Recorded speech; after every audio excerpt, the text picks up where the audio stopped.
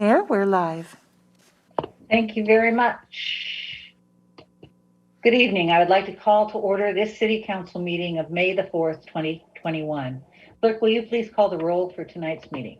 Councilmember Nixon, Here. Councilmember Black, Here. Councilmember Curtis, Here. Councilmember Falcone, Here. Councilmember Pascal, Here. Deputy Mayor Arnold, Here. Mayor Sweet. Here. Thank you. Our study session tonight is for, that's right. Our study session tonight is for a comprehensive emergency management plan update, draft review, and a resolution R 5434 equity gap analysis update. We expect to reconvene our regular meeting at approximately 7:30 p.m. We'll start with our comprehensive emergency management plan update draft review and welcome Heather Kelly and Carissa, City Manager. Well, thank you, Madam Mayor. You did a fabulous introduction. Heather Kelly, our emergency manager, is going to walk us through the presentation. Chris, our emergency preparedness coordinator, is with us, and also Joe Sanford, who's the fire chief and also the head of the emergency management team. So all three are available to answer questions, and we're just looking for council feedback on this EMP. So anytime in the presentation, please feel free to chime in. So, excellent. Take it away, Heather. Thank you. Madam Mayor, Deputy Mayor, council members, thank you so much for making some time for us and for all of your engagement so far. And I'm looking forward to even more of it this evening and in the next few months on updating our comprehensive emergency management plan. I'm going to bring up a short presentation. Share my screen.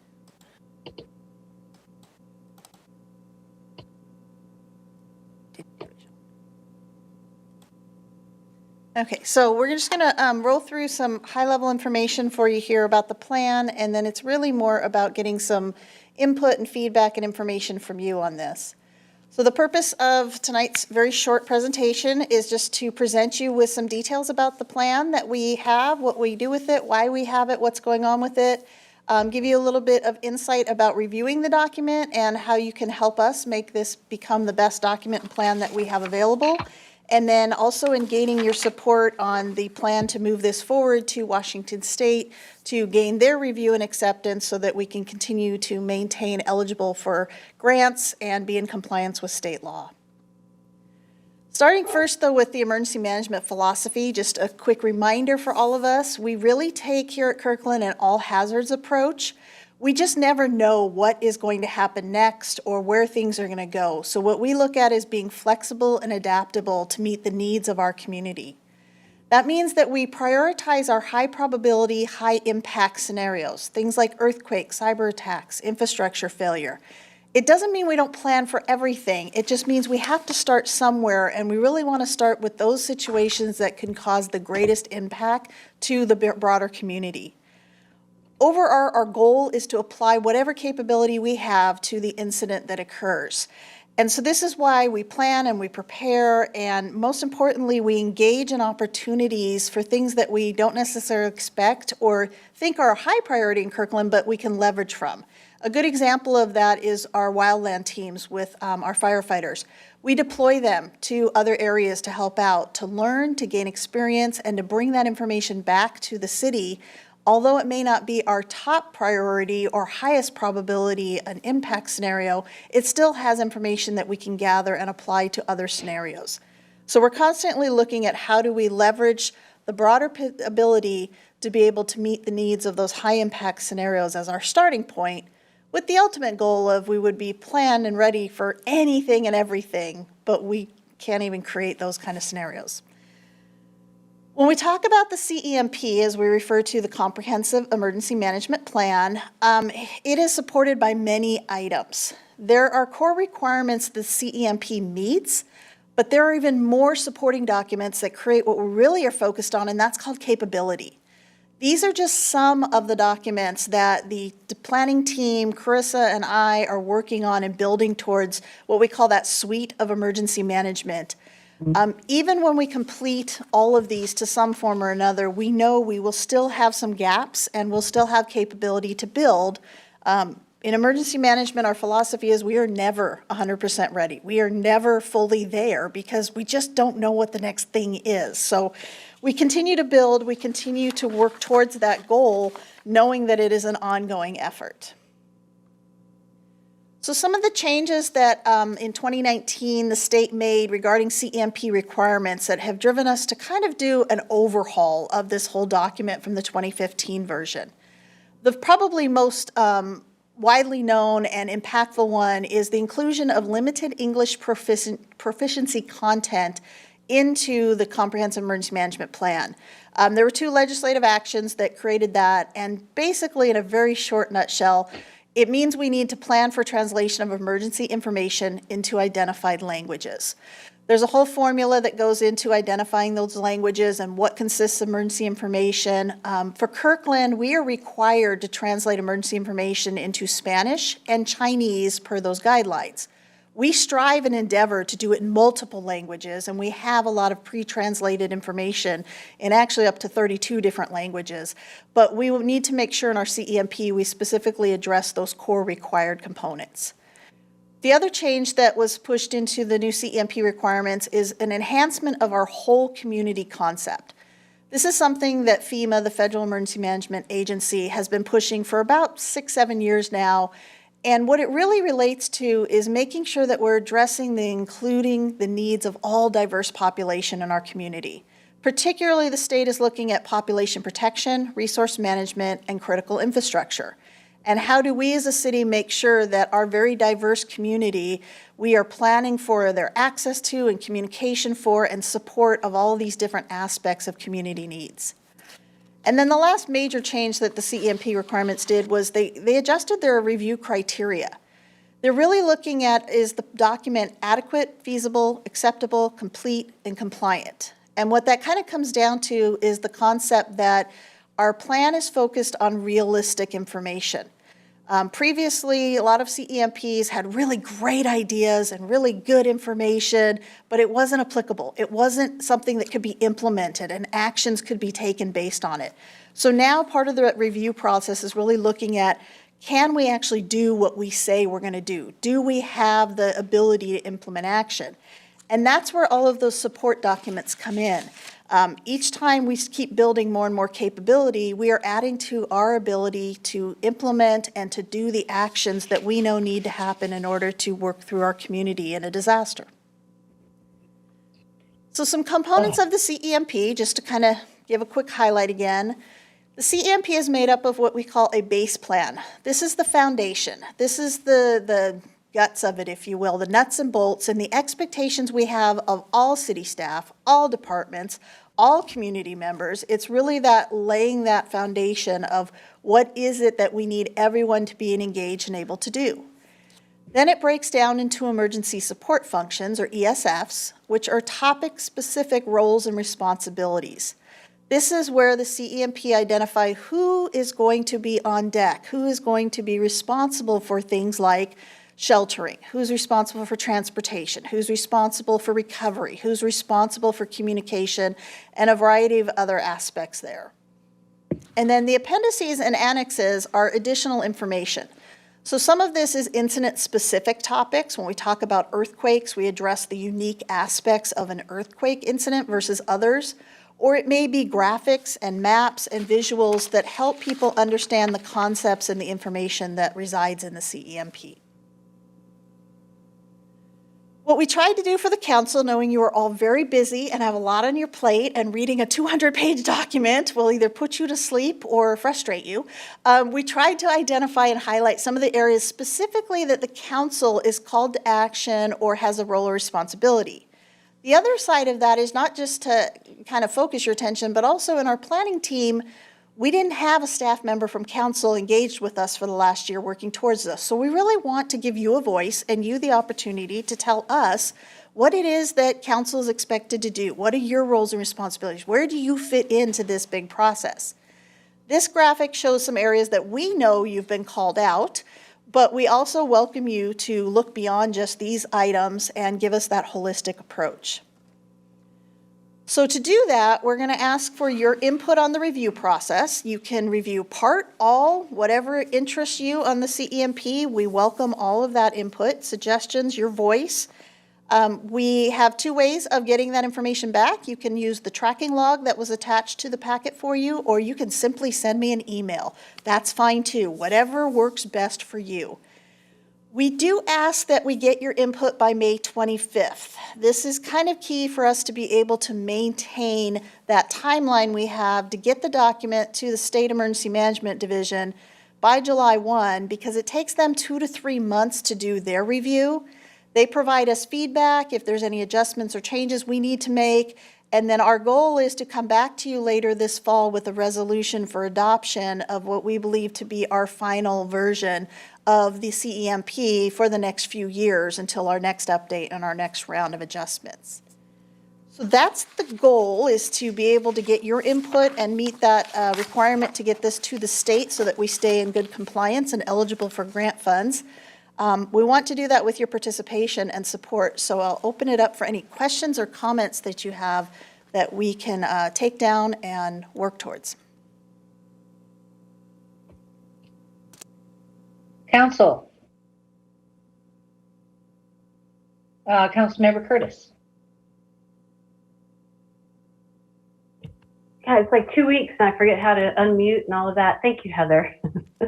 I always read this and think, if I am ever in an emergency, I want to take Heather camping with me, backpacking with me, river rafting with me. No, this is really well done. You both did a great job. You know, of course I read it and I said, what did we learn after COVID and what has changed? So I would be interested to hear some of your thoughts on that. And there's two things that I noticed in it. In the hazard ranking, active shooter is this new ranking compared to the hazard mitigation phase. Active shooter has moved up. As we've seen, you know, an outbreak of shootings across the nation recently, which is heartbreaking. But we didn't really talk about active shooter in the plan at all. And I realized that's strictly a KPD function, but it's not even mentioned. When I did a quick search, it wasn't in there. So we may want to add that. And the other thing that I was thinking about, and you mentioned it when you're talking about wildland fires, we really saw last year that wildfires are getting worse, and we're seeing them on the wet side of the Cascades. We can no longer say that they're happening in eastern Washington. And the legislation just put more money into wildfire mitigation. So I think we need to go a little deeper in that. And what occurred to me in that thought process was, when we talked about the urban forestry 6-year plan, we didn't talk about firewising our stands of timber anywhere in the city. I think I was so focused on counting trees and data on trees that we didn't really talk about that. So I'm not suggesting that we go back and revisit the forestry plan, but I think that's a gap in there that we need to take a good look at. Climate change is getting hotter. Our forests are getting hotter, so we need to look at that more closely. And then I'm just going to give you a little bit of feedback on the council role. You know, coming from our current or recent emergency or current emergency, I thought that the roles and responsibilities that was very clear for council. Receiving the EOC reports were very helpful for me personally, just to see what was happening and answer my questions. I would love to see all of council take CERT training, because I think that would benefit all of us, and maybe everybody has but me. But when you redo those, sign me up. And this is just a personal request. You know, we all take these roles because we want to help people, because we want to serve. And I needed a job. So I don't care if that's like distributing PPE or you know, directing traffic or something that just, you know, I know when you're in an emergency, the last thing you want to think about is council member needs. So think about it now, you know, just where you can fit us in. So thank you. Excellent. We'll be happy to address those. Councilmember Black. Thank you, Madam Mayor. So Heather, thank you for this. My first thought when I was reviewing this was just what an incredible piece of work it is. So I really appreciate it. I'm sure a lot of work went into it, and it's incredibly comprehensive. I appreciate really all of the suggestions that Councilmember Curtis made. In addition to those, I'm probably going to provide you with just a small handful of edits, suggestions around the council role. And my concern here was just when you read the council role, it's very prescriptive with respect to our authority and and it's not as permissive as I think it should be. And I think as a manual for an emergency manager addressing an emergency, it reads just fine. But if it were to be read by the public and maybe interpreted legally, it would sound, there's at least a couple of instances. A great example is actually on page 101, if some of my council members want to know what I'm talking about. But there on page E101 under proclamation of emergency, it says the proclamation of emergency must be ratified by the city council as soon as feasible during or following the incident. And that's not technically true from a legal standpoint. And I wouldn't want the public to read that and think that we were, abdicating our authority as their elected body. So I'll have a couple of suggestions on how we can reword that so that it's just clear that it is permissive and not prescriptive. In addition to that, I did want to turn our attention really briefly to page 176. And I'm just getting there myself. That's the function 13 law enforcement. And Heather, I just wanted to ask you, I didn't see anything in this section concerning what I'm about to ask you, but I just wanted to confirm with you, there is nothing in function 13 where we are granting the city manager or the Kirkland Police Department any authority to take any extrajudicial actions to take criminal enforcement beyond what is allowed in existing law, or suspend constitutional rights such as habeas corpus. I didn't read anything like that in there. I want to make sure that's not in there, and that's really not a part of any emergency proclamation. Would not extend so far as to grant that abdication of authority. Is that fair to say? Yes, that is fair to say. The proclamation, and I'll let Kevin Raymond weigh in as well on this, it works within the rules and the legal authorities of Washington State as granted to us by that. Yeah. Yeah, I'll just jump in and add very quickly, Councilmember Black, that the code does, our municipal code does anticipate that the city will exercise broad authority in addressing an emergency or a disaster, but very explicitly says in the municipal code that it's must be consistent with state law and the constitutions, of course, too. So the answer to your concern is no, that's not an issue and isn't authority that the city could exercise. Okay, great. Thank you for that. That's really all I had. And I'll send my more detailed comments really on the subjects I already talked about. I'll send those to you, Heather, by email. Thank you. Thank you. Deputy Mayor Arnold. Thank you, Madam Mayor. Heather and Carissa, excellent work on this, not just in this document, but all the work you do in having the city be prepared. We can look through the experience we've had of the past year and say that we were lucky, but no, it was really because we were prepared, and that was because of you. A wise man once said, in my experience, there's no such thing as luck, and it's your preparation that got us here. As we think about COVID-19 experience and the city council role here, I want to call out a couple of things that I thought were critical for us and could be emphasized or stated specifically in talking about the council role. Number one, we do talk about communicating to the community. And I think that, to Councilmember Curtis's point, was one of the things that we did jump in and do. And just to set expectations that's on what that that being a primary role, because it goes both ways. You know, it was the videos that we cut, but it's also when we were volunteering to pass out supplies, we were talking to people and asking them how things were going and other opportunities, and got valuable input. Secondly, the emergency special council meetings that we had at the beginning of the COVID-19 pandemic were really, really important for the council, both to be able to provide some policy feedback to the city manager, but also for us to get information that we could share with the community and answer our questions. And so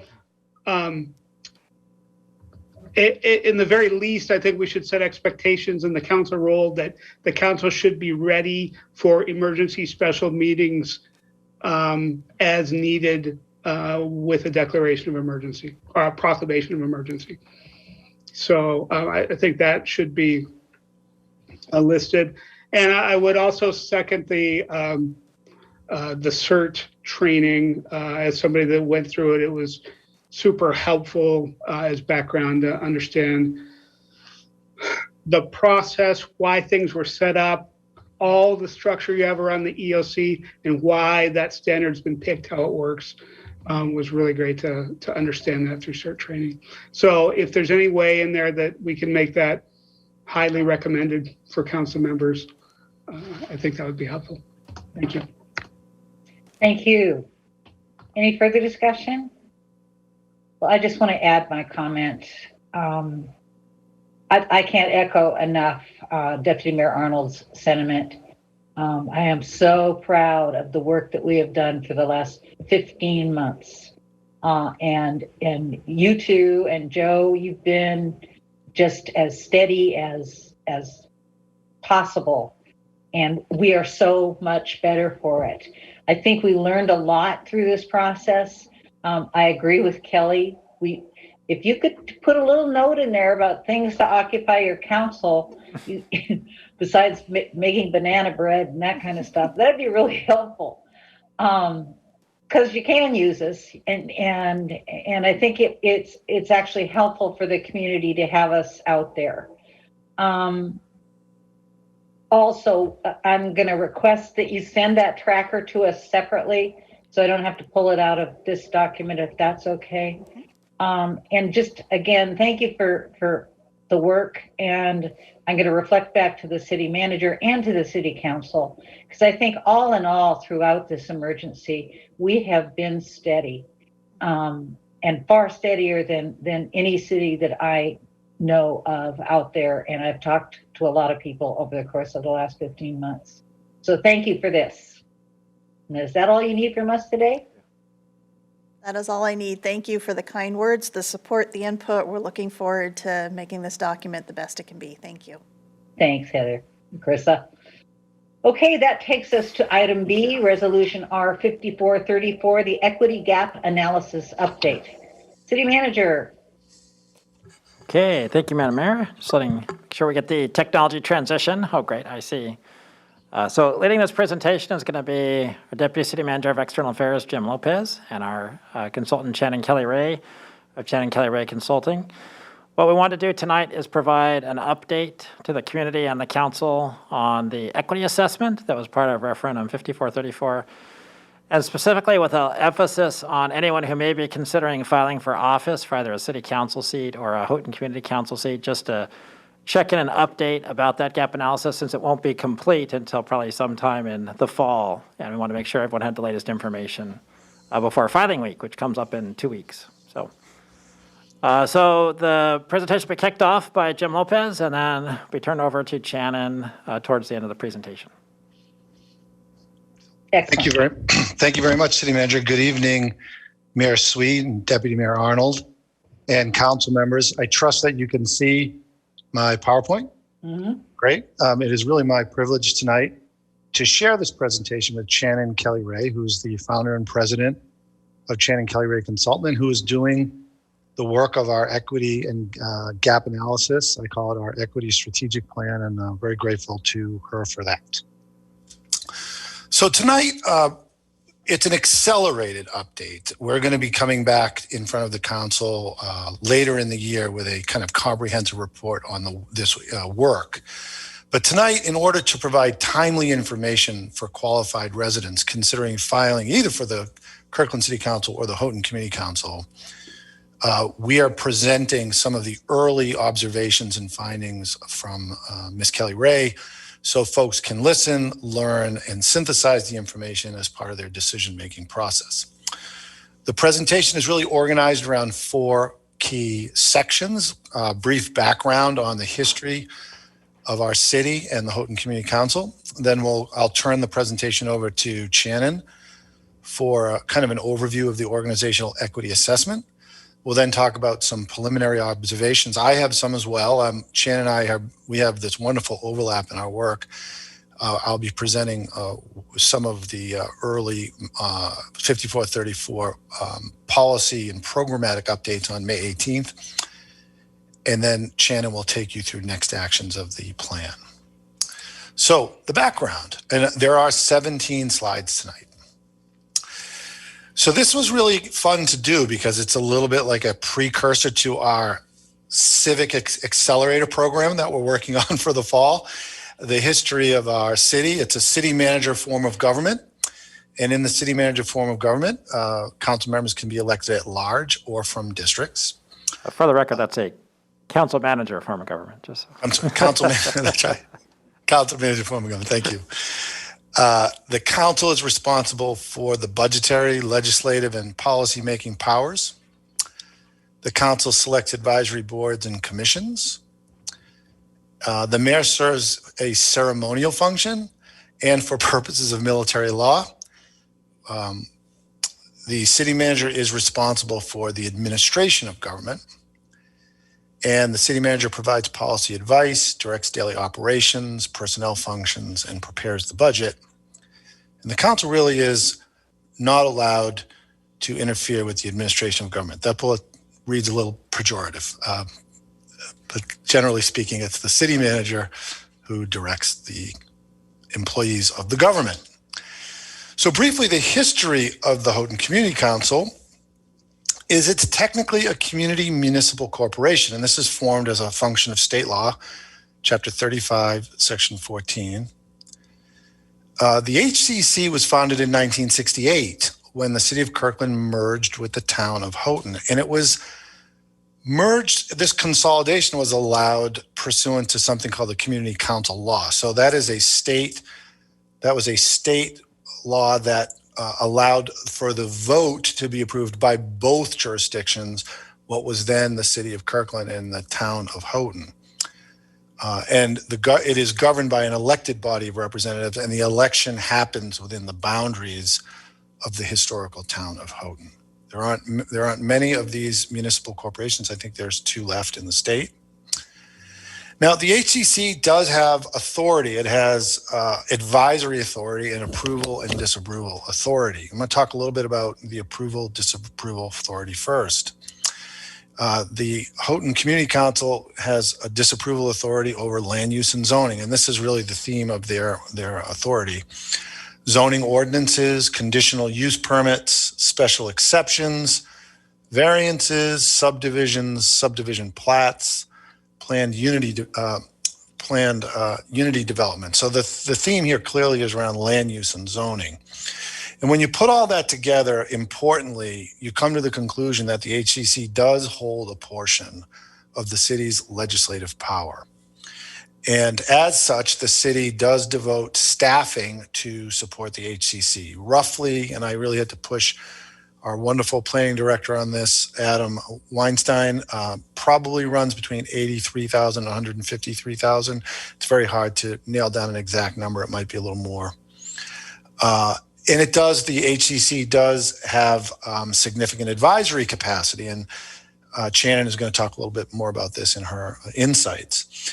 The HCC sits in joint sessions with the Plan Commission.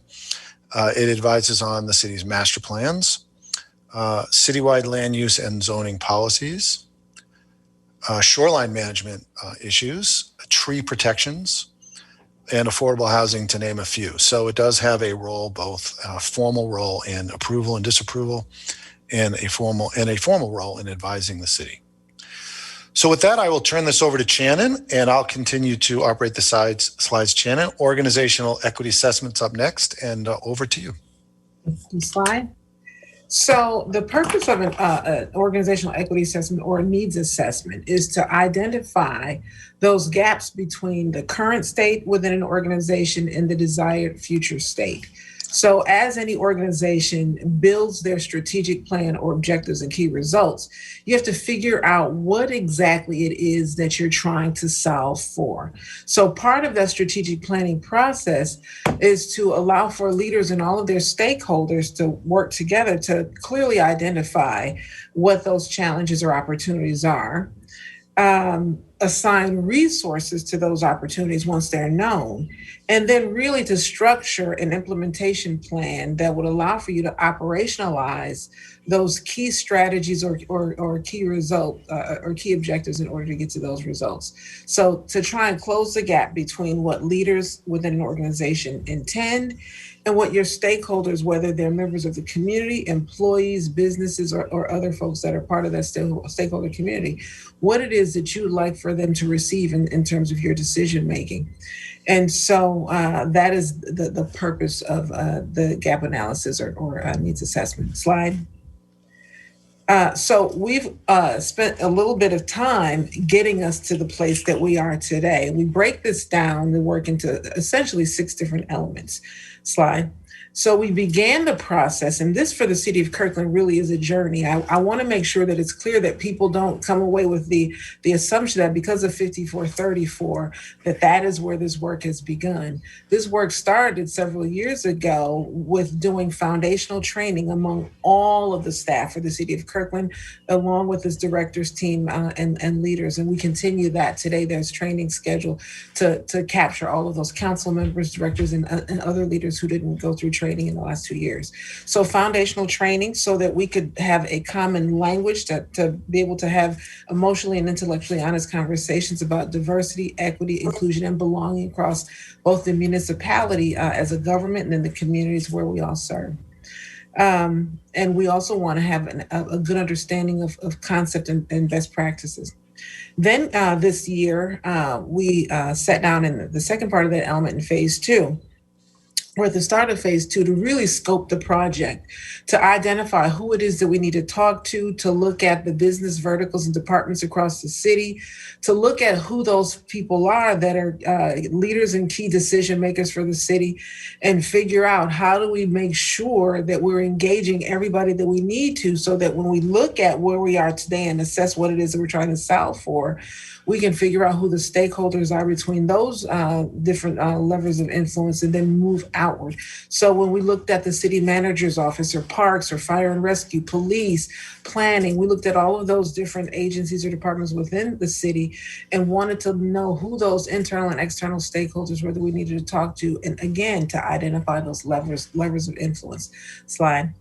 Then we moved to the assessing, the phase where we assess the organization, and that's where we are today. That involved, as you know, council members, one-on-one interviews with you. That involved one-on-one interviews with the directors team, and then ultimately with members of the Houghton Community Council. We're also in the process of conducting listening sessions with staff.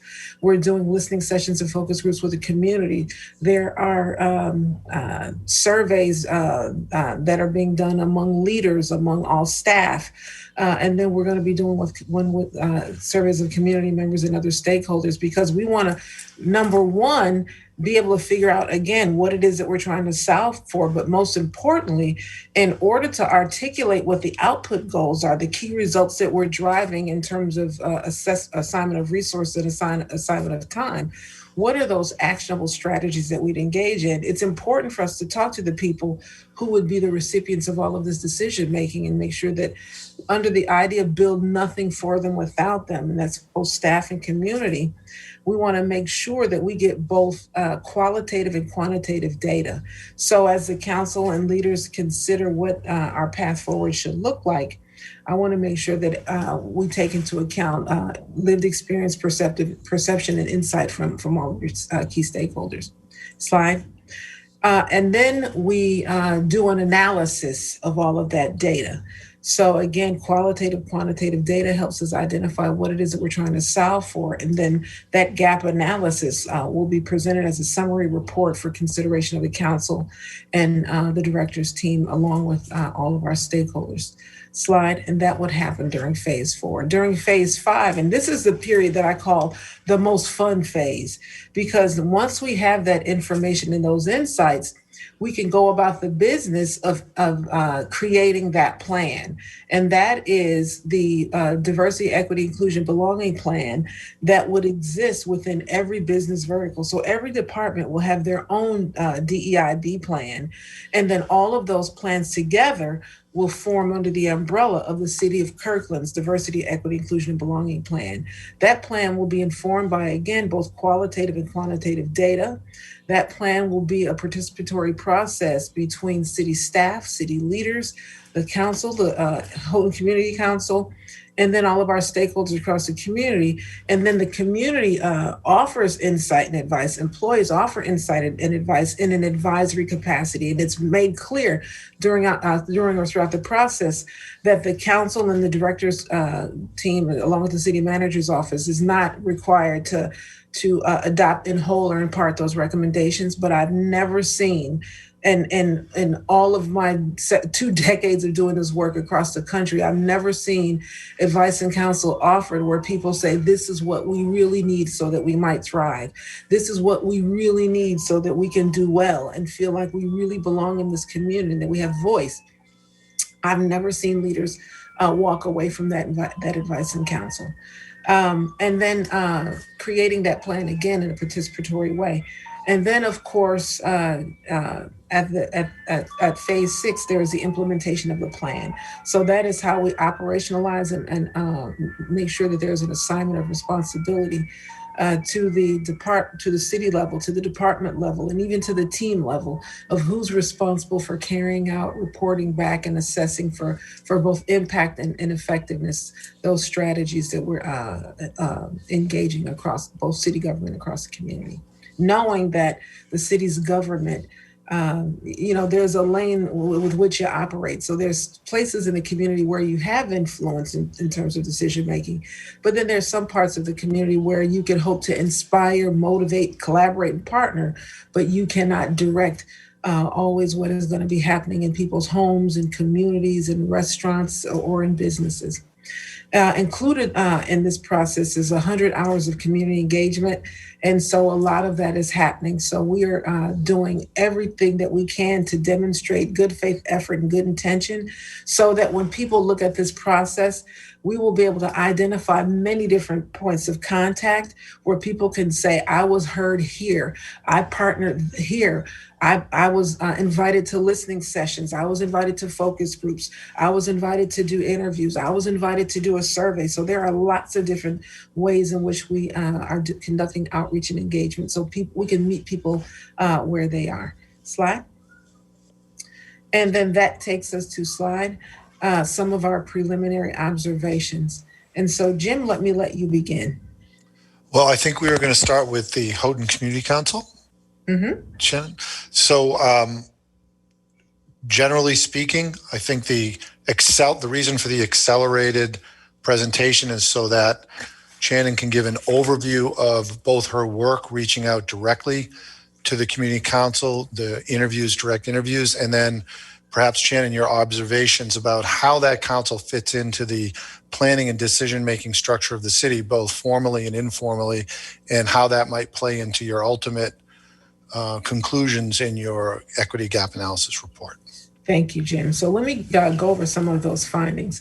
So I have offered the city manager's office that our process needed to slow a little bit at this stage because the city of Kirkland is not like many other municipalities. Most municipalities will have people that are in elected leadership that are a city council, and then you'll have those people who are hired or appointed as leaders of different departments or agencies.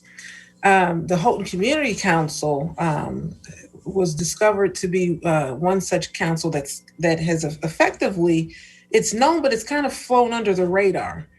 And they are unique in their existence that separate them from boards and commissions, because boards and commissions are appointed and do not have veto authority or decision-making authority over the council or other bodies. And so because of their unique relationship and decision-making authority, it was necessary for us to take a step back and get a better understanding, or for me to be able to get a better understanding of both the scope of their influence and what the impact of their decision-making is broadly in the community. Because while in conversations with leaders of the Houghton Community Council and others, it is represented that they have, to borrow the phrase, a very slim sliver of decision-making authority or influence. That very slim decision-making or authority that they do have, I've found to impact more than just their 3 neighborhoods among the 13. And so at this point, I'll be meeting with the Chamber of Commerce. I will be meeting with Northwest University, and I'll be meeting with Lake Washington School District to talk more about what that influence looks like. Because in their seating with the Planning Commission, for example, it's been shared by HCC that while they understand that their influences for their 3 neighborhoods, seated with that body, they are able to convene, meet with, collaborate, and partner, but more importantly, they're able to influence decision-making by introducing that they would like to not have to exercise a veto, but in early deliberations to say we wouldn't be amenable or agreeable to certain actions early, that is able to influence the deliberation of that body. In exercising their deliberation or in deliberating or exercising their control, they're able to make decisions, of course, about their 3 neighborhoods in terms of business, building height, subdivision of a lot where triplexes, duplexes, accessory dwelling units, or other things may or may not be allowed in their 3 neighborhoods. Those decisions have ripple effects across other neighborhoods. In not allowing for the development of multiple units on single lots, they're able to then influence the availability, for example, of affordable housing that is part of the inventory for all of the city, but where it impacts their 3 neighborhoods, the ripple effect is that now it impacts all of the inventory of the city. So there are places where they are more restrictive or less restrictive. So there isn't a consistency and alignment. I think interestingly also, I think most interesting in my preliminary findings is when I discuss with anyone, the Houghton Community Council, but specifically members of the Houghton Community Council, when I ask about,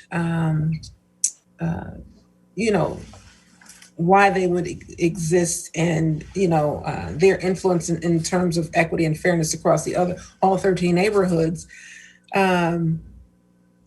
it was the general opinion when asked directly, should all 13 neighborhoods have the same veto power or decision-making authority in the way that Houghton Community Council does? I talked to 5 of 7.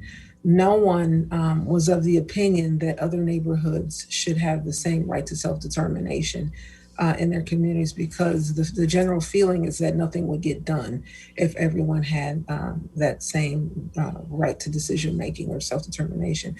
But it was interesting that when I asked, when the question is asked, and let me stop for a second and say this. And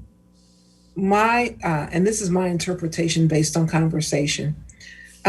I believe that members of the Houghton Community Council have the best interests of not just their 3 neighborhoods in mind, but all of the 13 neighborhoods for the city of Kirkland. I think based on information and finding that they have a genuine desire to represent their neighborhood well, with the understanding or belief that their influence impacts only their neighborhood. When asked directly why they were unique and different, they talked about the fact that they did exist as a town of Houghton and the other neighborhoods did not. But we talked about how long ago that was and whether or not people perceive them to be just 3 neighborhoods in Kirkland or this legacy organization that is Houghton that exists alongside the city of Kirkland. And I say that because in conversation, when asked if it was right to have this sort of decision-making and authority, alongside the fact that they were a legacy town, one of the examples used was in the same way that, the federal government should not have the ultimate authority to come into a state and exact their will. And in the same way that the state shouldn't come into a city and be able to exact 100% their will, no city should be able to come into neighborhoods and 100% exact their will. So given that setup that was shared, I said, okay, so if that's the example, that you should have this right of refusal or self-determination, then okay, I guess that it would make sense that you should be able to start to decide what happens in your three neighborhoods. And I said, given that logic, don't you think that the other 10 neighborhoods should be able to have the same decision-making authority? And I didn't find any of them, any member that was willing to say that other neighborhoods should. But more explicitly, it was shared several, the general consensus seems to be that nothing would get done if communities had that ability of self-determination or the right of refusal, or especially veto power. So I think that given the fact that this is a very unique power, and I think that, when presented to other neighborhoods, there are homeowners associations, groups across all of the neighborhoods. And it's been shared that other HOAs would love to have the same power that the HCC has. And so I think that the challenge for the city of Kirkland is, now that you are no longer have the town of Houghton, now you have 13 neighborhoods that are city of Kirkland. You have to face your constituents and decide, because that is a when you talk about fairness and balance, having 3 of 13 neighborhoods with that ability to shape and inform and decide the future direction, both now and forever, for their community, I think that all of your communities will either all of your communities will want that same right of self-determination and right of refusal in terms of what happens so intimately in the place that they live. So I think that that's going to be a challenge and a question. How do you exercise equity across all of your communities so that everyone enjoys the right to decide how their communities are planned, how their communities grow, what comes in or out of their community, and what should be done within the 4 walls, so to speak, of their neighborhoods. So we're going to have to take a little more time to look at what that influence looks like outside of those 13 communities, especially that their decision making seems to have a little bit of a ripple effect across all 13, where others don't get to participate or influence in the same way. Slide. So here we move into citywide data, Shannon. Yes. So, go ahead, Jim. Let me pivot to you. Well, part of the process that is underway, that we're working very closely together, because our teams are kind of joined in both the very specific directions of 5434, as well as the broader accumulation of data to drive future decisions. And here, some of the preliminary findings are there's no single repository easy for us to aggregate that delineates all the strategic plans and focuses of the departments, the specific goals that drill down into the government. And part of the work that we're working on together is to kind of take all those plans together and communicate where we're going as a government in a way that we can create a pretty easy to read and follow roadmap or framework that we're going to use as the baseline to determine where we are and where we need to be, which is the gap that we need to fill. And I really do agree with Shannon that the fun part, or the really energetic part, is once you see that gap, designing the strategies and the plan to reduce the gap. We're going to talk a little bit about in the next section some of the gaps that we've begun to see, but we're really working hard now to synthesize the key objective documents, strategic documents in each department. And it's really good in terms of just strategic management generally, but just to try to bring it all together into one kind of body of work by which we can use as the foundation for the data collection and then ultimately the strategic plan. Yeah. And so what I've found preliminarily at this point or at this phase is that when working with different directors, team members, and folks who are leading business verticals, there is no one place to be able to capture data. There is no singular place or repository, so that if I ask Parks, what exactly is it that you're doing? So that if we wanted to look at and assess current state and look at data in terms of the impact and efficacy of programming, to look at what those strategies are to inform or make decisions today, there's no singular place to look at all of those things that are happening that are in flight for the city of Kirkland today. So if any of you wanted to know, well, what is the data that informs our current strategy and where are we in terms of implementation planning, there is no one place to be able to capture or download the city of Kirkland's strategic plan alongside data that represents objectives and key results. And so right now we're in the process, or we will be in the coming months, of building both that framework for reporting and then that roadmap, so that when we look at, or when you look at what 2022, 23, and 24 looks like, not only will you be able to see the data that informs our decision-making and those dashboards, but you'll also be able to see what those actionable strategies are, or the things that are being done in order to move the needle. You'll also be able to look at what those assessment points are, so that along the way we can stop and decide whether or not those actions are moving us in the direction that we hope to move, so that if they're not, we can pivot and not wait a whole year to determine what we knew in the first 2 or 3 months. And that may be that a strategy is not giving us the return that we'd hoped in terms of both investment of funds or an employee as a resource.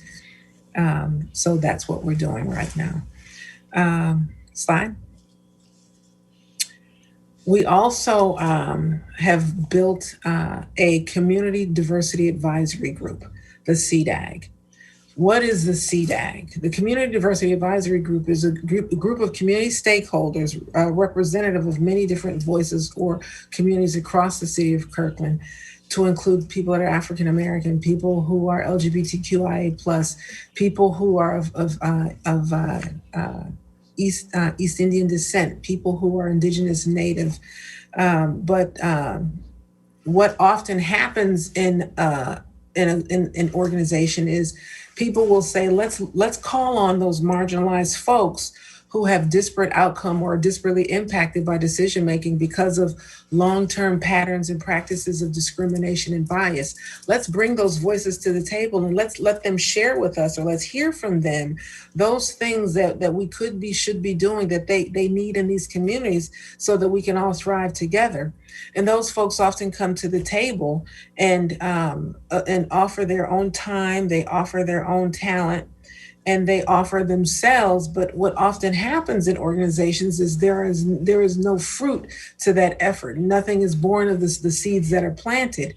And those are some of the same groups that continue to be called back. And what ends up happening is people give of themselves, but the most important or most valuable commodity we have as humans is the gift of our time. And so we wanted to have the city of Kirkland stand up as an example in Washington state and lead the way in our region and begin to compensate people for that time. Because if you ask someone to take time off during their workday, if you ask someone to take time away from their family and attend these meetings and really do something that all of us are being compensated for, and that is to do the work of the city of Kirkland, to build an equity plan, to assess, to make sure that we're meeting a community where they are, but having people do more than just emotional capital, but to be offering essentially professional services in terms of their insight and helping us and guide us to know what we do next. So having no good way or good process for us to engage the community, we've had to create a special process to be able to both build a structure for us to put that group together, but also to be able to compensate members of the Community Diversity Advisory Group. And because the city of Kirkland today requires for someone that is going to be compensated to have both a business license, professional and general liability insurance as a business, to be recognized as a business by the federal government, by the state of Washington and the city of Kirkland. So that's a lot, you don't have to pay the federal government for a license to do business as a sole proprietor. But the state of Washington certainly requires a fee. The city of Kirkland certainly requires a fee. And depending on where they live, if they are in an unincorporated part or someplace else, they may have to pay even a county. So that, along with sometimes $750 to $2,000 for business insurance, there is no easy way to present yourself then as someone that can be compensated by the municipality.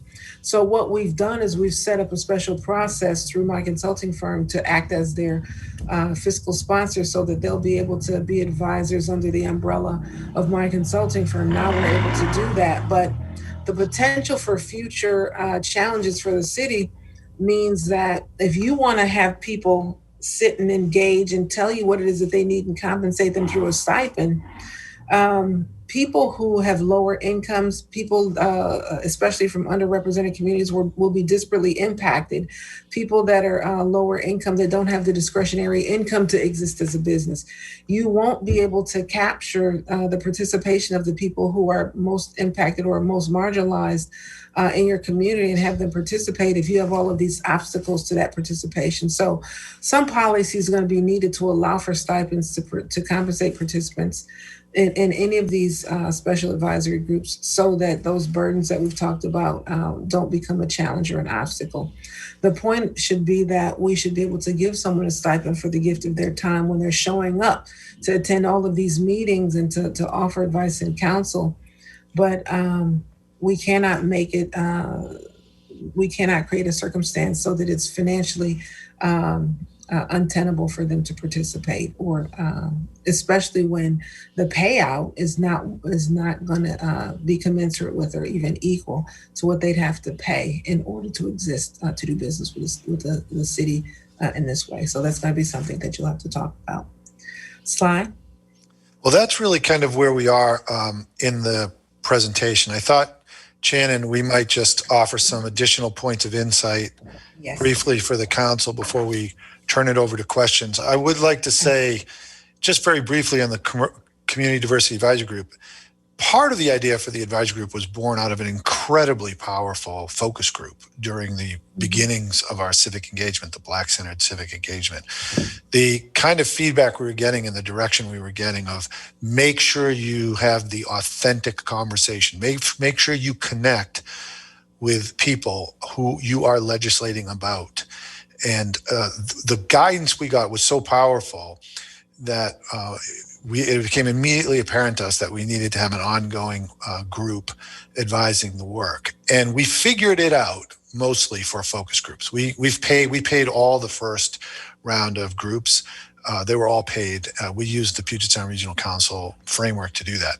So I think we're getting close, but Shannon does raise some really powerful issues for the gap analysis for us to solve, which we're working on as we speak. So very briefly, Shannon, I was wondering if we could just drop a few points of additional insight before we move into questions. I do. So let me, so Jim and I are both going to share a little bit so you get a snapshot of some of the findings or learnings that we have to date. Now, this is not a comprehensive list. This is just kind of high level, some examples of some of the things that we found.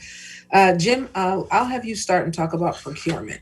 Yeah, I mean, I think there's a theme. We're not waiting to implement strategies for immediate gaps that we see. And there's a theme across art, procurement, general hiring practices, even the recruitment of boards and commissions, where on the one hand, we have to be very deliberate in how we market and do outreach and the language that we use in marketing and outreach. And Shannon has been extremely helpful in that regard.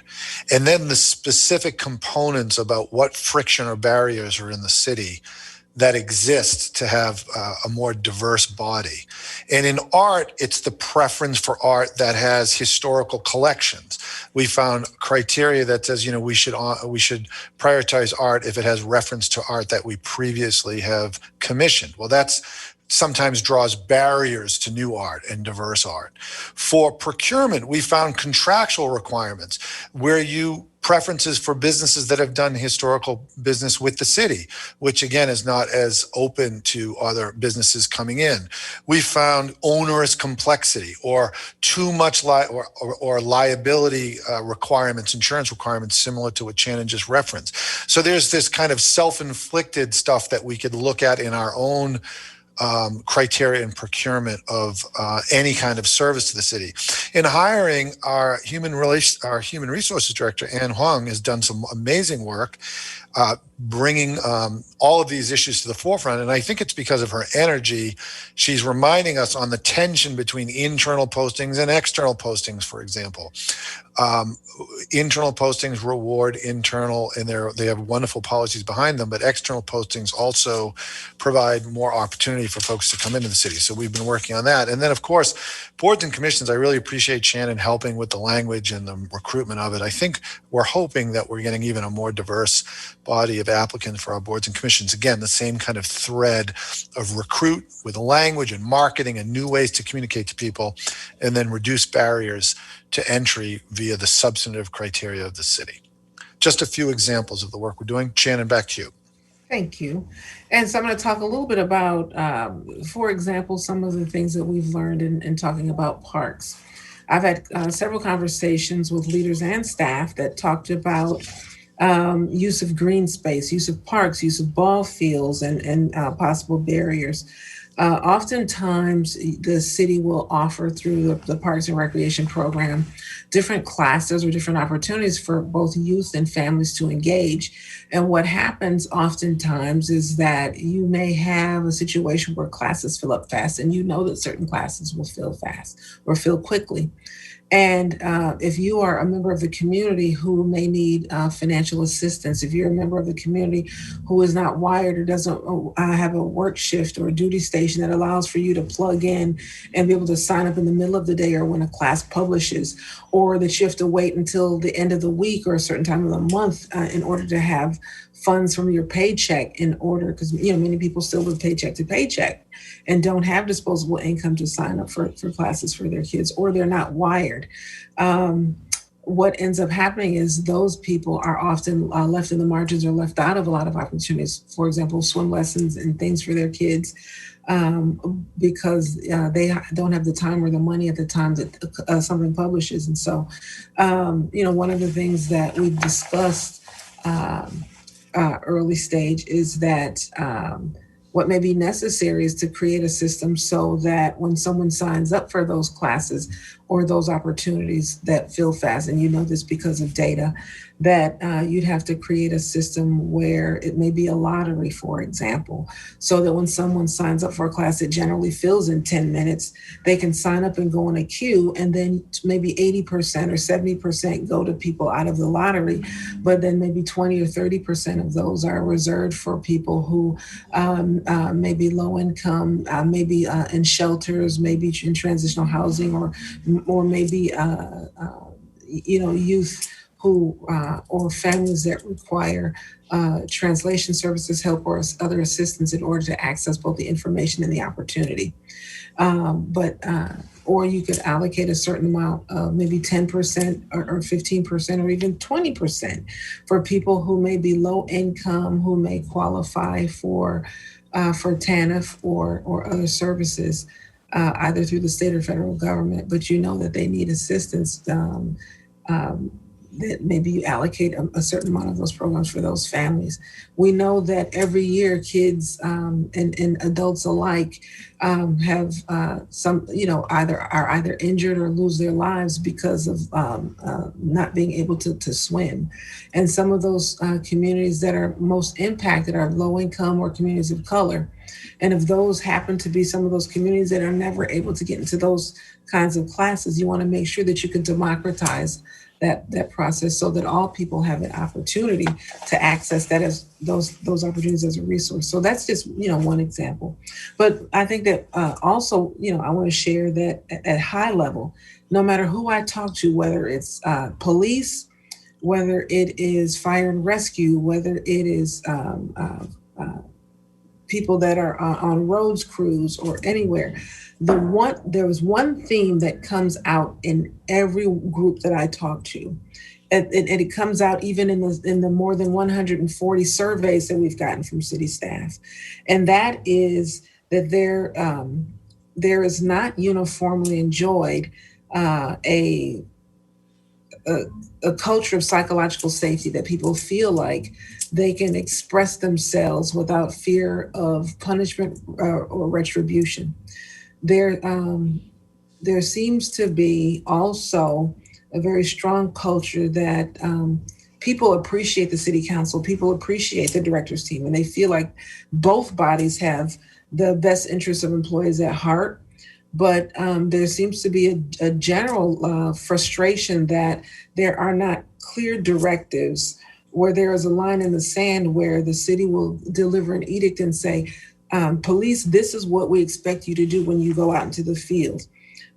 This is how we want you to enforce, for example, open alcohol where kids are drinking in the park, even though they may be from communities of color, or even though they may not be charged. But there needs to be a clear edict so that when they go out and do something, they want to feel like or know that they have the support of the director's team and the city council. And again, this is not true of just police. There seems to be a very strong will and desire by I wouldn't even say many, I'd say most city employees that I've talked to that feel like in order to feel like they have the real support and backing of leaders in the city, that they want to make sure that there are clear directives so that if something doesn't go as planned, they don't feel that they're sacrificial lambs that are out and have to be made an example because of a shortcoming of the city that they have to bear the brunt of, because they feel like maybe sometimes leaders don't. So I think that in terms of listening and hearing what staff say, listening and hearing when there's a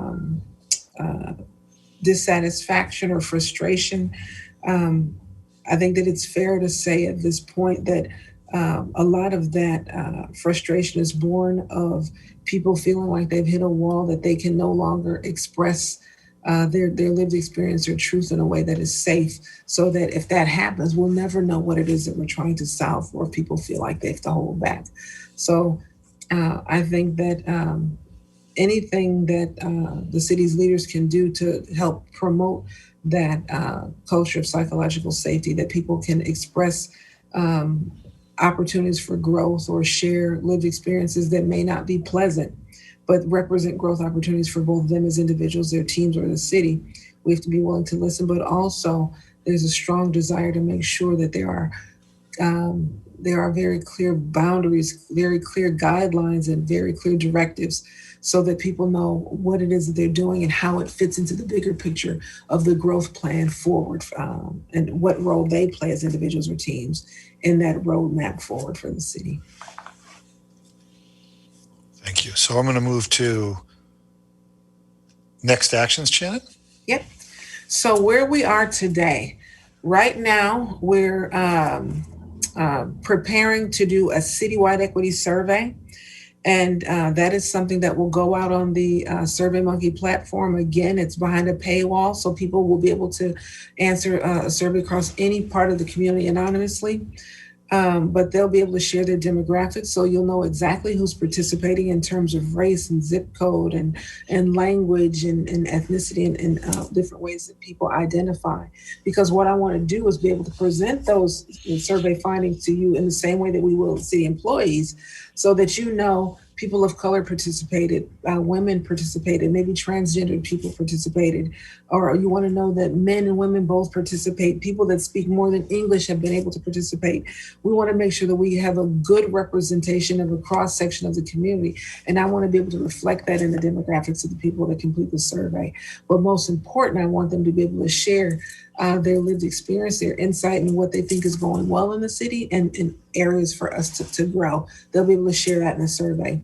We're going to do some expanded outreach and engagement regarding the Houghton Community Council. Again, conversations have to continue with, and the Houghton community will also be doing a citywide survey, because one of the things that we want to know is, do people across the city know that there is a thing called the Houghton Community Council?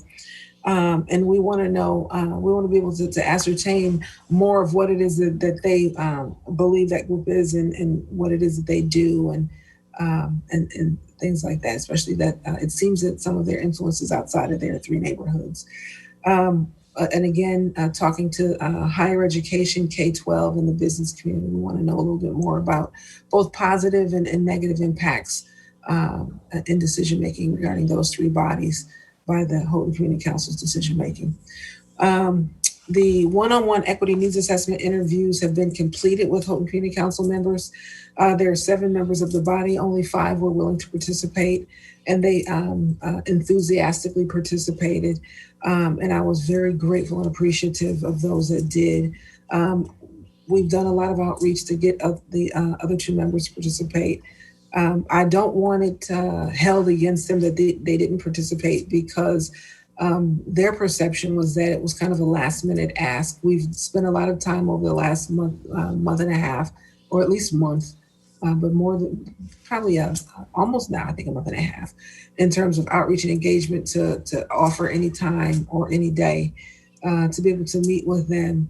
But I think that there's a little bit of apprehension and I don't know that it's fear or confusion, but we've not been able to get every member to participate. So I won't interpret or read into what that means, but we have asked many times and offered, but we've not gotten 100% participation.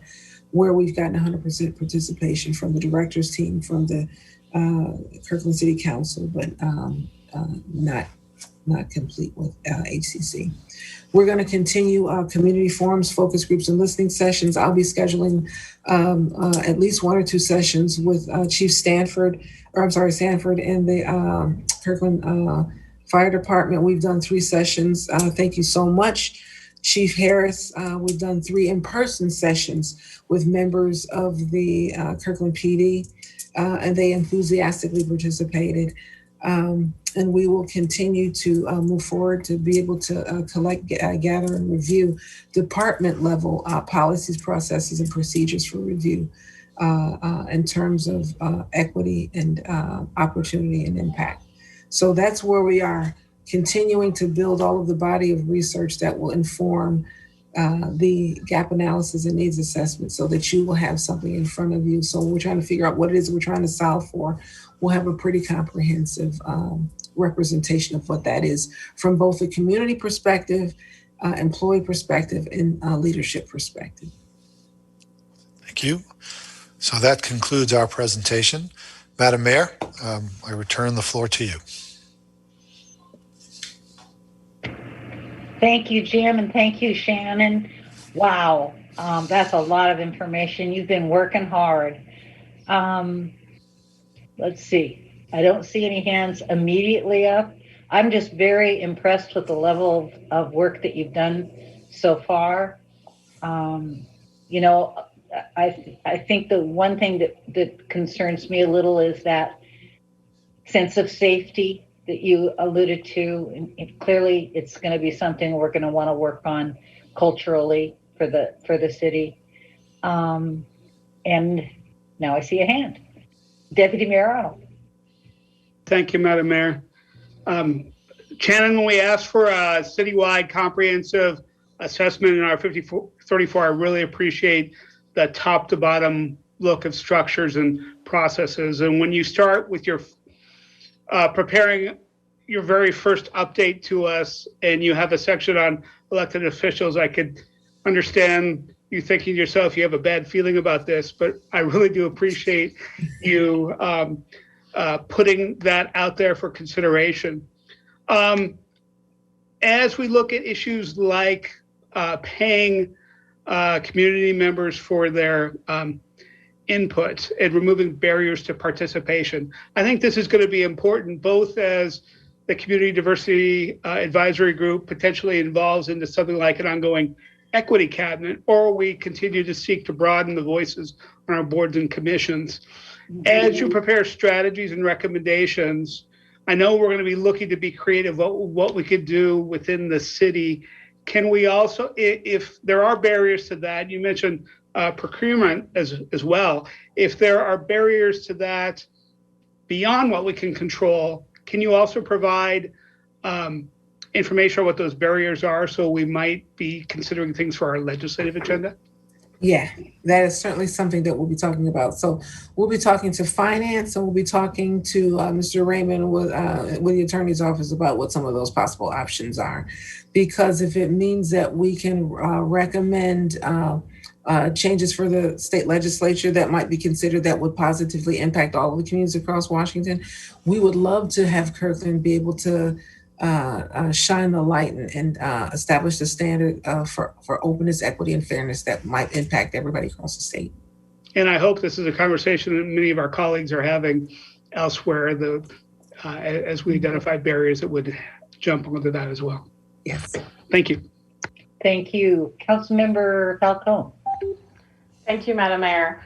Wow, Deputy City Manager and Shannon, well done. I am, as all of my fellow council members, I know, very excited about this process, really engaged and really appreciative of all your hard work and all the community's hard work in giving their input. I mean, this is something that I know I've been wanting the city to do since I was on the Human Services Commission, and one of the first conversations I had with the city manager about this. So I'm really, really excited. And I understand the intent and the necessity to really take our time and be very thoughtful and make sure that we're being as inclusive as we can about this process. So I appreciate you wanting to take the time to do it well. I think this is a really important moment in history for our country, for the world, but also for our city. And we want to do this well. At the same time, we also hear from the community wanting us to take action on a lot of things, right? And so one of my questions is, what are some of the, or what is the plan as far as during the duration of this year while this process is still going on? I'm sure there are some opportunities for us to make some progress in the meantime and for us to make some decisions, policy decisions in the meantime. So I just want to express that, you know, the community desire for us to do that as well. So if we can come back with some interim policy considerations so that we can take meaningful action and also demonstrate to the community that we are both listening, but also there may be enough that we've gathered enough information on that we can start to take action. I think that would be great. I agree with Deputy Mayor Arnold. You know, I'm on board with looking at policy to help with the stipends and to help make that cut through all that red tape and really make it, because the whole intent, right, is to be as inclusive as possible. So of course we want that to be as smooth as possible, that process. So let's go ahead and do that. I appreciated the comments on art and procurement and boards and commissions. I would add events to that as well. I'm sure that's something you're looking at. I know we have language around events that have taken place in the city before getting preferential treatment. That needs to change. We need to have more diverse events. I love seeing in the memo we're going to hear later tonight about how we can be more inclusive with some of our holiday events and other things. So that's something that I know that I've noticed that I want to see us change. I know that those were just some examples and there's tons more, but so thank you for that. Also wanted to add just a layer of considering neurodiversity and other disabilities as well to all of this. I didn't hear that come up a lot tonight, and that's something that we know My council members know I like to talk about intersectional identities and talking about that under 5434. I think that's a really important piece of it. And you mentioned that there are particular populations, children of color in particular, who are more susceptible to drowning. The same is true of autistic children as leading cause of death of autistic children. So, and we all know that services that Black autistic children in particular are least likely to receive the services that they need and the training that they need to be successful in our system. So I'd like to add that to the survey as a demographic question to ask about neurodiversity and also other types of disability diversity as well there, diversity of abilities. Consideration for CDAG as well, participation to make sure we have that type of diversity. And also just as a filter, looking at all that we do, thinking of the parks programming that you mentioned with inclusivity for not only registering, but for actual participation, right? As we know, there are children with developmental disabilities who may not be able to participate, for example, in a class that's meant for 2 to 3 year olds because they may not have the same skill set as other 2 to 3 year olds. So allowing maybe a 4 or 5 year old autistic children to participate in the class with 2 and 3 year olds, or allowing an adult or other advocate to be in the room with them to help them if there's speech and language delays so that they can fully participate, making sure that our instructors are, trained and aware of diversity of abilities so that they can really, anyway, we can go on and on about this, but I just want to make sure I didn't hear that mentioned as a layer here. And I think that's really, really important. So again, well done. Thank you so much. And I'm really excited to hear more. Let me just say really quickly, thank you so much, Councilmember Falcone, for that call out. And I'm so sorry we weren't more intentional to say that, but really part of what we are considering is not just neurodiversity. We're thinking of physical, social, emotional, and neurodiversity in all of our programs, all of our planning, and all of our thinking. And so those communities and those people that are disparately impacted, because there is an intersectionality in these communities, and that intersectionality is at the very forefront of what we're thinking. And I don't want anyone to think for a minute that we're going to wait until the end of the year or next year to be able to act on these things. So as you've listened to people present earlier tonight, and as you'll continue to hear people present, all of them are talking about equity, increasing access, and improving outcomes in everything that we're doing.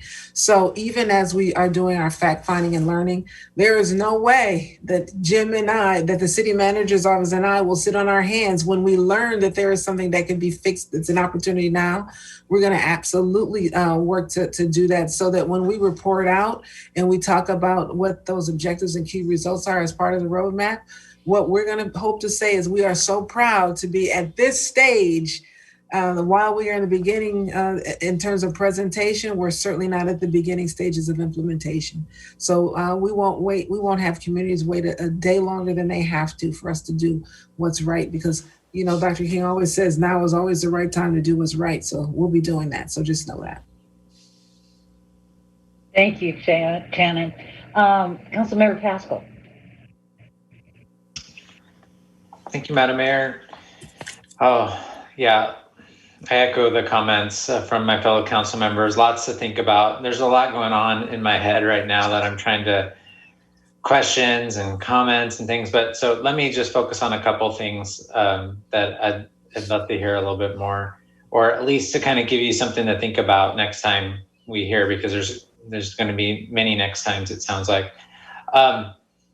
In terms of the advisory group stipends and things, I'd be really interested to understand how other agencies, if there's other agencies that have found success with that, and how they've overcome some of the regulatory issues, I think would be helpful. And this isn't probably agencies necessarily in Washington State, but it could be elsewhere.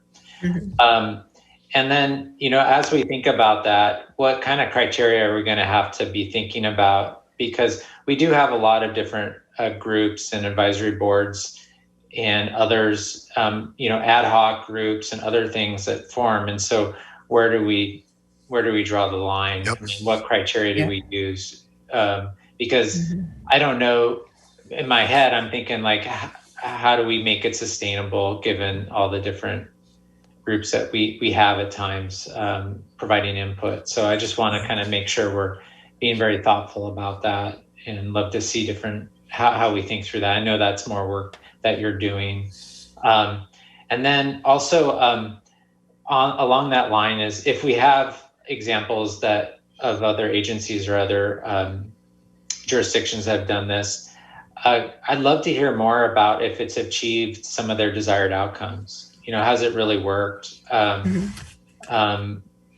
Because ultimately we want to be successful here, right? So we want to do things that promote that. And so seeing that would be helpful. Are we going to be the leading edge, or I'm thinking that we will, but I want to see what's worked and what hasn't. And then as we consider different things, like regulatory things, it's always good to kind of provide a little bit of background and perspective of why those regulations were put forth in the first place. Because at one point there was maybe a good reason, hopefully, that you require liability insurance, for example, why you require a license, things like that, and why this case doesn't fit that. I think we just have to make sure we document that and we're very clear about that. So that's kind of my thoughts on the advisory groups. And then just one final thought, I'm thinking through this, and you really presented a lot of really good information, a lot of things that we have to think about. And so it kind of got me strategizing a little bit about how do you actually present this to the public too, right? We can digest this. We live and breathe policy and regulations and things, but the public has a short attention span at times. And so how can we present this so that it's in a manner that they can consume as well and understand? Because ultimately we want them to be introspective as well and think about these things. And so how do we do that? And just something to think about as all of this comes together, because it's going to be a lot of information, and how do you dial it down a little bit so others can consume it as well. Thank you. Thank you, Councilmember Pascal. And we are very much in that space too, how to think broadly across the enterprise. If we were to make these changes, how would it affect other types of boards and commissions? I think it was Councilmember Curtis that came up with an idea of which we see the CDAG might be an evolution of incorporating their work right into the city. And I think Councilmember Falcone had mentioned that too. So we're thinking about all of the next steps for these. So I really appreciate you bringing that up. And to your point, Councilmember Pascal, I have these euphemisms, so you have to forgive me, but when you're trying to put information, especially regarding data and strategy, and you have this business way of presenting it.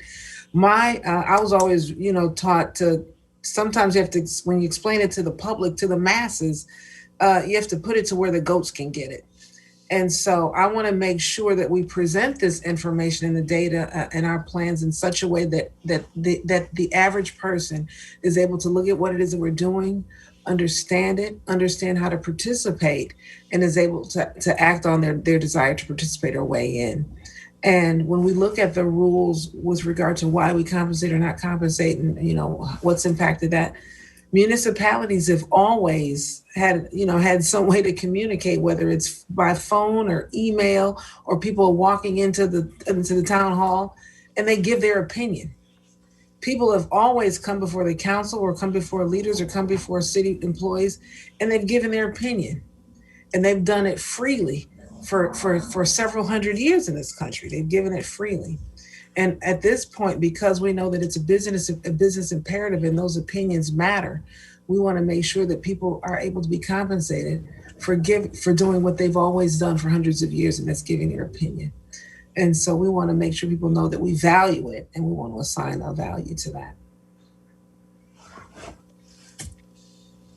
Okay. Any other follow-up, council, before we shut down? That was a great presentation. Shannon, it's so good to see you. Thank you. And looking forward to all the times that we're going to see you again, and maybe even in person. Yeah. And with that, I think we will now adjourn until 7:30 6:25 when we come back for our 7:30 meeting. Thank you so much.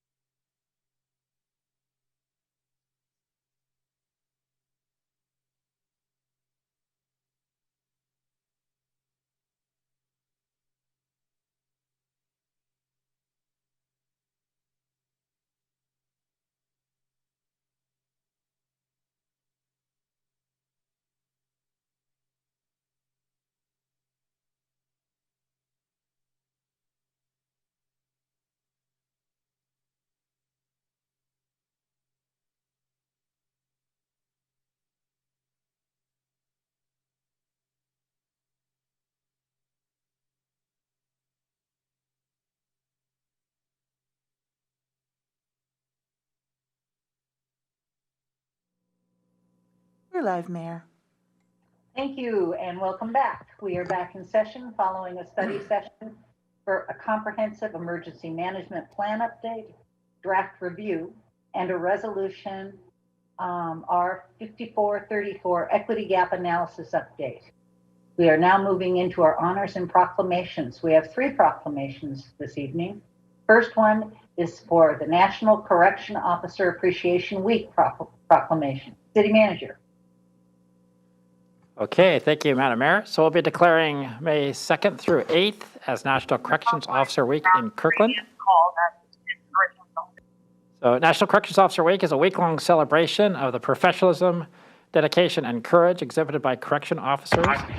And these Kirkland staff play an important role in safeguarding our community by providing safe, secure, and humane incarceration for those in their custody. And here to receive the proclamation is our Police Chief, Sherry Harris. Thank you very much. And thank you for the special backgrounds. I am sure that our corrections officers will be very honored and touched. That's a big deal to them to be honored by the City Council and recognized. They are, it is a profession being a corrections officer, and they have had quite the trials and tribulations in the last year, but have continued to maintain a very safe facility. And so just thank you very much for honoring them tonight. Super, Sherry. Toby, you want to read the proclamation? I will. Thank you, Madam Mayor. A proclamation of the City of Kirkland proclaiming May 2nd through 8th, 2021 as National Correctional Officers Week in Kirkland. Whereas the professionalism, courage, and dedication of correctional officers are deserving of recognition for their valuable role in supporting public safety. And whereas in 1984, Congress, by Senate Joint Resolution 132, designated the week beginning May 6, 1984 as National Correctional Officers Week and authorized the President to issue an appropriate proclamation. And whereas in 1984, President Ronald Reagan signed a proclamation creating National Correctional Officers Week, which would fall on the first full week of May each year. And whereas the City of Kirkland operates a correctional facility housed at the Kirkland Justice Center, a state-of-the-art LEED Silver designated center for court, police, and corrections that opened in May 2014 and represents an investment of approximately $35 million by the city. And whereas National Correctional Officers Week in the City of Kirkland recognizes employees of the Kirkland Police Department Correctional Facility for their role in safeguarding the community by providing safe, secure, and humane incarceration of those within their custody. And whereas the Kirkland Police Department currently employs 18 well-trained, educated, and highly skilled correctional officers who work in a demanding environment with great responsibility in carrying out the mandates of the court while assisting those who are experiencing incarceration in developing social and life skills to reduce recidivism. Now, therefore, Penny Sweet, Mayor of Kirkland, Washington, proclaims the week of May 2nd through 8th, 2021 as National Correctional Officers Week in Kirkland, and calls upon the people of Kirkland to express their gratitude and appreciation for the professionalism, courage, dedication, and valuable contributions made to public safety by Kirkland correctional officers. Thank you, Madam Mayor. Thank you. Thank you very much. Okay, let's change our outfits.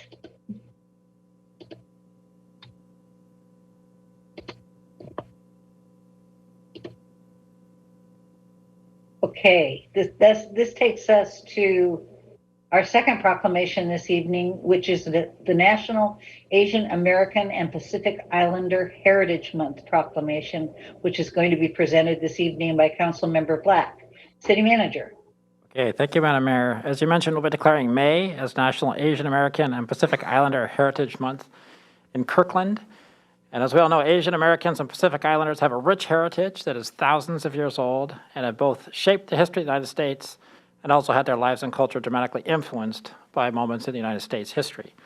And there's many links and more background for anyone who wants to learn more about the rich Asian history, both in the memo and in the resolution itself. Great. Thank you, City Manager. And I want to thank the mayor for selecting me to read this proclamation. There's a decent chance I won't get through it without getting emotional, so just be prepared. I do have many family members. I do have many family members who are Asian and Asian American, and so this proclamation is very special to me. It's also an important time given the rise in reported violence against AAPI community members. So now, as best I can, I will now read a proclamation of the City of Kirkland proclaiming May 2021 as Asian American and Pacific Islander Heritage Month in Kirkland. Mayor, you may have chosen the wrong person to read this. All right. Whereas on February 21st, 2017, the City of Kirkland adopted Resolution R5240, declaring Kirkland as a safe, inclusive, and welcoming city for all people. And whereas all residents deserve to be treated with dignity, respect, compassion, and justice, regardless of race, religion, color, national origin, sex, age, income, or economic status, political affiliation, military status, sexual orientation, or physical, mental, or sensory ability. And whereas on March 16, 2021, the City Council issued a statement condemning recent and continuing acts of violence against Asian Americans across the country, and reaffirming that racism in any form and against any group has no place in Kirkland. And this statement is available on the city's website, along with other resources curated to support the safety of our Asian American and Pacific Islander community. And whereas the origin of Asian American Pacific Islander Heritage Month in the United States dates back to 1978, when a joint congressional resolution established Asian Pacific American Heritage Week in early May to coincide with two important milestones in Asian Pacific and American history: the arrival in the United States of the first Japanese immigrants on May 7th, 1843, and contributions of Chinese workers to the building of the Transcontinental Railroad, completed May 10th, 1869. And whereas in 1990, the first Asian Pacific American Heritage Month was designated by presidential proclamation, and in 1992, Congress permanently designated May of each year as a month-long celebration that is now known as Asian American and Pacific Islander Heritage Month. And whereas additional Asian American and Pacific Islander Heritage Month information and resources can be found at asianpacificheritage.gov, and Asian and Pacific Islander Americans continue to enrich our region's economy, culture, education, politics, arts, literature, science, and technological developments, despite institutional and systemic injustices designed to prevent and limit these achievements and contributions.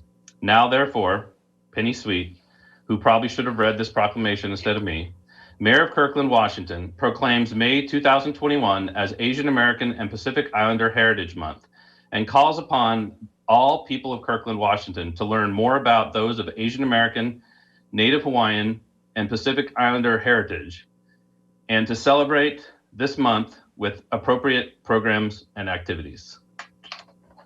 Woo. Thank you, Council Member. Okay, that takes us to our third proclamation this evening. These are great proclamations, by the way, and so deserving. This one is our Affordable Housing Week proclamation, which will be read by Councilmember Curtis, City Manager. Okay, thank you, Madam Mayor. So we're proclaiming May 9th through May 15th as Affordable Housing Week in Kirkland. Affordable Housing Week is an annual initiative sponsored by the Housing Development Consortium to highlight the need for affordable housing in King County. And Kirkland's had a long history, as you'll hear from the resolution, of advocating and accomplishing affordable housing. On April 21st, 2021, the Housing Development Consortium awarded Kirkland with the 2020 Municipal Champion Award for our efforts.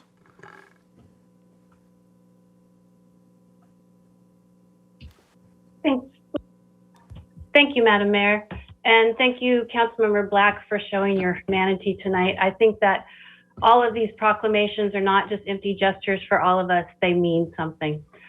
A proclamation of the City of Kirkland proclaiming May 9th through 15th, 2021 as Affordable Housing Week in the Kirkland, Washington. Whereas all people should have access to safe, healthy, and affordable homes within communities that provide opportunity. And whereas housing stability and staying physically distant from those outside of one's household has become the state's core public health strategy during the COVID-19 pandemic. Whereas Governor Inslee has recognized the correlation between housing access and vulnerability and has extended a residential eviction moratorium through June 30th, 2021 to prevent families and individuals from losing their housing. And whereas the Centers for Disease Control and Prevention recognizes safe, healthy, and affordable housing within communities as key social determinants of health.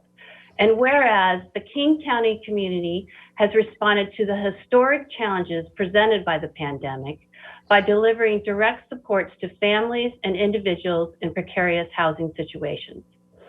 But the need for affordable homes across King County prior to the COVID-19 pandemic and the number of people experiencing homelessness has remained at crisis levels. Whereas the City of Kirkland, recognizing the multiple public health benefits of community members remaining housed, has provided extra funding during the COVID-19 pandemic to services supporting housing stability, including rental, mortgage, and utility assistance, food and other basic needs support, and day camps for children. And whereas the City of Kirkland has a long history of commitment to the preservation and creation of affordable housing, resulting in significant numbers of affordable units throughout the city, including as a founding and current member of a regional coalition for housing, ARCH, and through legislative and zoning actions and investing of millions of dollars in housing in the ARCH Housing Trust Fund. And whereas everyone benefits from affordable housing, including the people who reside in these properties, their neighbors, schools, businesses, employers, and the community as a whole. And whereas united to raise public awareness, people, organizations, and communities throughout King County are participating in local Affordable Housing Week activities to elevate the critical need to create healthy communities with ample affordable housing. And whereas on April 21, 2021, the Housing Development Consortium of Seattle-King County awarded Kirkland the 2020 Municipal Champion Award, which recognizes the bold actions Kirkland has taken to increase missing middle housing types across the city in order to promote greater housing affordability. And whereas the City of Kirkland endorses the goals, objectives, and the purposes of Affordable Housing Week, and in doing so firmly recommits itself to ensuring that our community's recovery from the crisis at hand is equitable, and that all people in Kirkland live with dignity and safe, healthy, and affordable homes. Now, therefore, I, Penny Sweet, Mayor of Kirkland, do hereby proclaim May 9th through 15th, 2021 as Affordable Housing Week in Kirkland. Thank you, council members. That was fabulous. That takes us to item number 5 on our agenda, communications. This is the time in our meeting when we normally hear from the public on matters which are not quasi-judicial or scheduled for a public hearing, of which there are none scheduled this evening. Because of the current social distancing requirements related to COVID-19, members of the public cannot participate in person at tonight's meeting. However, the public may still comment by Zoom or by telephone. For those members of the public who are joining us by phone or on Zoom, please limit your remarks to 3 minutes, and the council will receive up to 3 comments, each on both sides of each issue. If you are participating by Zoom, please click in the participants box to raise your hand to be recognized. For those participating by phone, please dial *9 to be recognized to speak. In addition, if you are participating by Zoom but do not wish to speak, you're encouraged to watch the rest of the council meeting by live stream through the city's website. Thank you. City Manager, have we got a list started? We do have a list started, and we have a few folks who have requested to speak consecutively. So I'll mention that periodically throughout the. So the first two people we have signed up to speak are Jen from Houghton and Samantha St. John with the Kirkland Chamber of Commerce. Okay. Welcome, Jen from Houghton.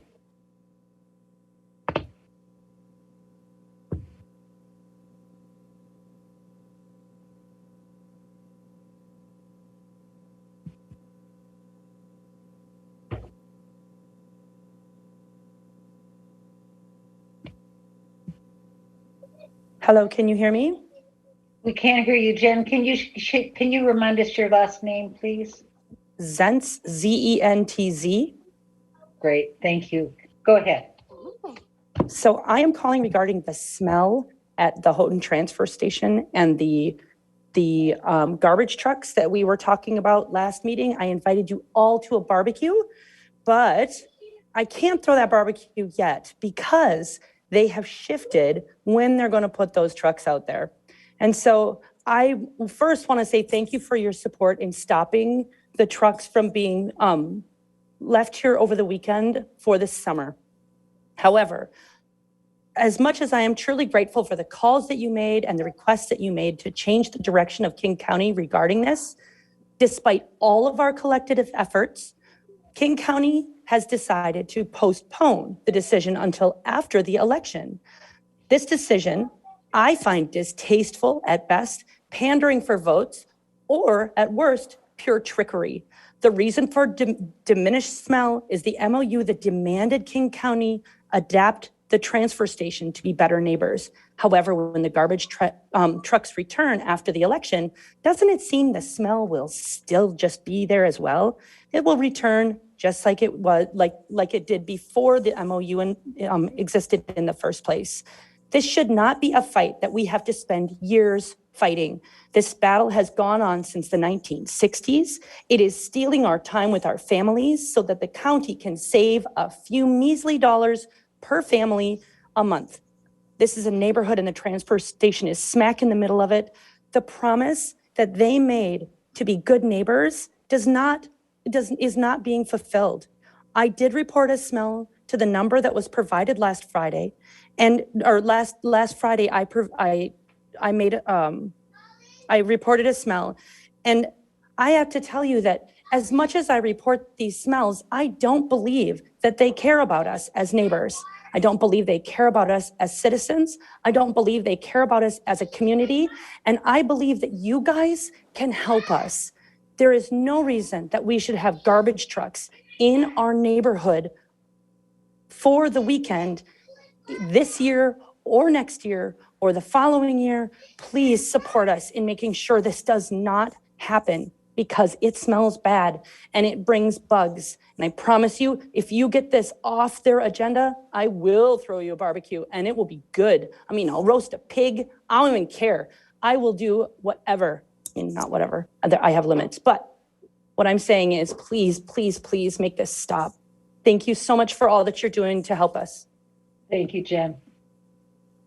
Okay, that takes us to Samantha St. Jean.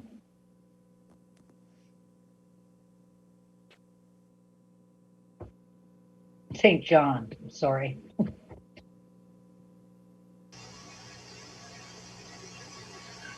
Okay. Samantha, are you there? I'm here. Sorry, it kicks me out and makes me rejoin.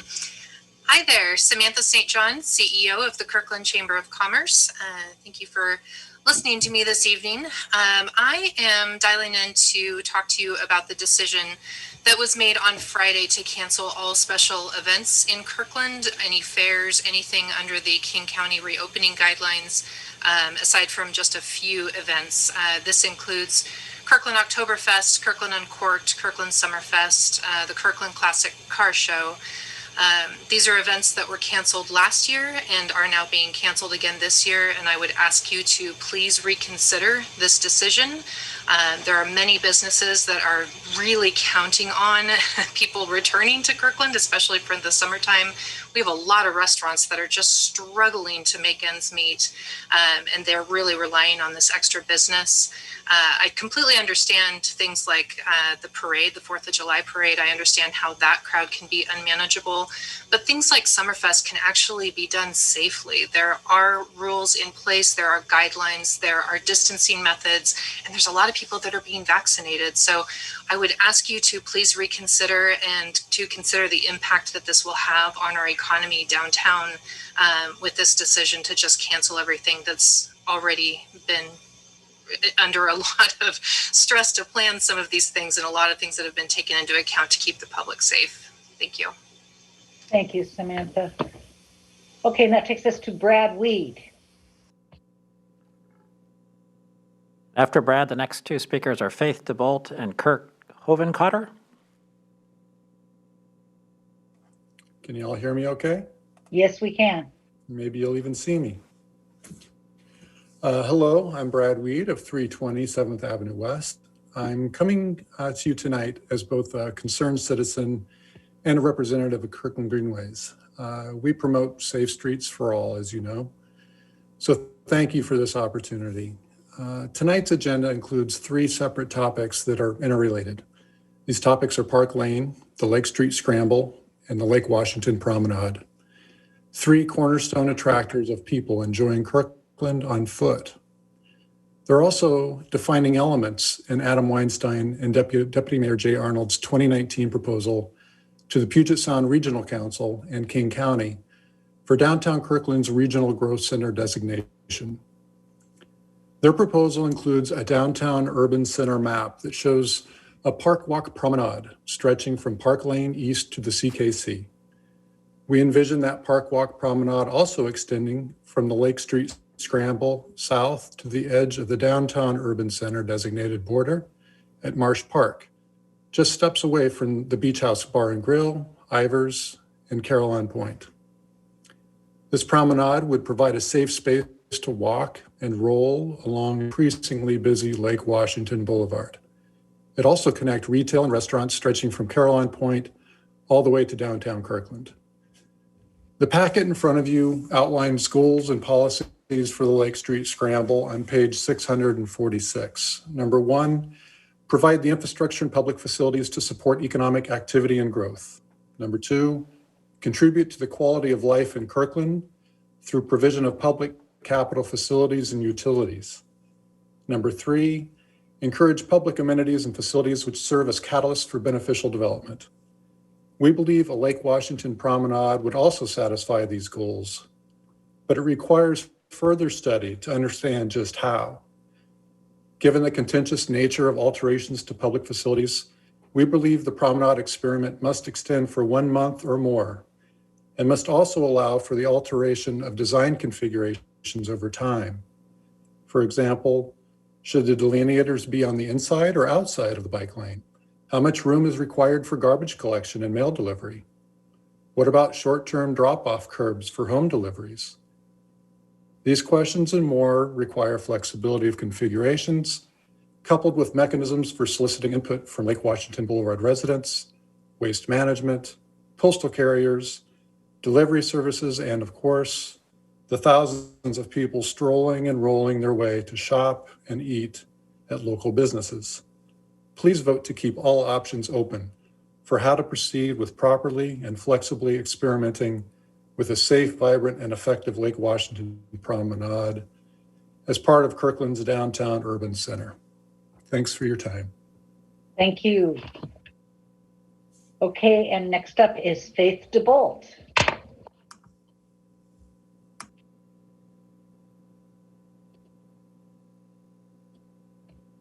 Welcome, Faith. Hi there. Can you hear me? Yes, we can. Okay, good evening. So this is Faith DeBolt. I've lived in Kirkland on Finn Hill for over 10 years now. I love living here. One of my favorite parts of living here is riding and walking and even driving along the waterfront. And I'm really grateful the city is looking to conduct a pilot of a promenade connecting the lakefront parks along Lake Washington Boulevard from downtown to close to Caroline Point. In my 10 years of biking along this corridor, I've frequently found myself counting my blessings for getting to live and bike in such a beautiful place. I've also lost count of the number of near misses I've had or witnessed between cars parked along the road and myself or other people walking or biking. This promenade pilot is an excellent opportunity to test ways to make the popular corridor safe, comfortable, and accessible to all people. A 1-month-long pilot is the minimum needed to gather enough data in different weather, time of day, day of week, and activity conditions. I'm confused by the large price jump from $10,000 for a 2-week pilot to $100,000 to $500,000 for a month-long pilot. Why does the city consider 2 weeks short-term and 1 month long-term? A better apples to apples comparison would be to use the same temporary divider solution that's proposed for options 1 and 2 to the month-long option. And furthermore, fixing the post to the pavement for a month-long pilot seems overkill and limits flexibility to try placing the post in different locations. As Brad Weed mentioned, for example, including the bike lane in the protected area, which would be great for kids and slower riders, but maybe not so great for faster riders, or excluding the bike lane in the protected area, which would be great for faster riders, but bad for slower riders and kids that would have to share a smaller space with people walking. So I ask, as you discuss the options proposed by staff later on this evening, that you will consider directing staff to provide a more reasonable cost estimate for the month-long option. In closing, I just want to say I'm looking forward to what the community members do with this expanded public space. Maybe with the city's permission, we'll see some pop-up planters or art from local artists, or small like sandwich board signs advertising our local businesses along the promenade. Then people from all over the region will be flocking to our promenade and be the next Green Lake or Alki Beach. So yeah, thank you for listening and for your service. Thank you very much. And next up is Kirk Hovenkotter.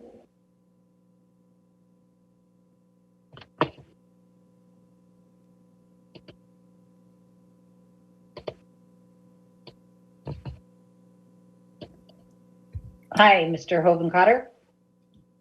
Hi, thank you for this opportunity. I'm Kirk Hovenkotter, a member of the Feet First Board. Feet First is a nonprofit statewide advocate for walkable and accessible communities in Washington State. Our organization strongly supports the 4-week opening of the west side parking lane of Lake Washington Boulevard from downtown Kirkland to Caroline Point to people walking and rolling. Walking and biking remain some of the safest outdoor activities possible at this time, and we believe cities should make spaces that prioritize them. Communities across the state, from Edmonds to Enumclaw, have opened their streets to people. Kirkland has done a tremendous job already in promoting walkable spaces with the closure of Park Lane to car traffic last summer. The closure of the west side parking lane would enable even more foot traffic in the area while promoting safety, social distancing, and healthy activity. The sidewalks along Lake Washington Boulevard do not include enough space to support all of the people walking and rolling in the area during our peak seasons. This is a key opportunity for Kirkland to fulfill one of its capital improvement projects for a future permanent pedestrian promenade, which will draw people from across the region. Through community input and on-the-ground surveying of the public street use during the pilot, this project will help set up the city for fully funding that permanent project moving forward. In conclusion, Feet First encourages the council to improve the entire 4-week opening of Lake Washington Boulevard this summer. Thank you for your time. Thank you. Okay, So next- and that, oops. So next up, we have Katja Allen and Emily Brown, followed by Tina Moody. Great. Katja Allen.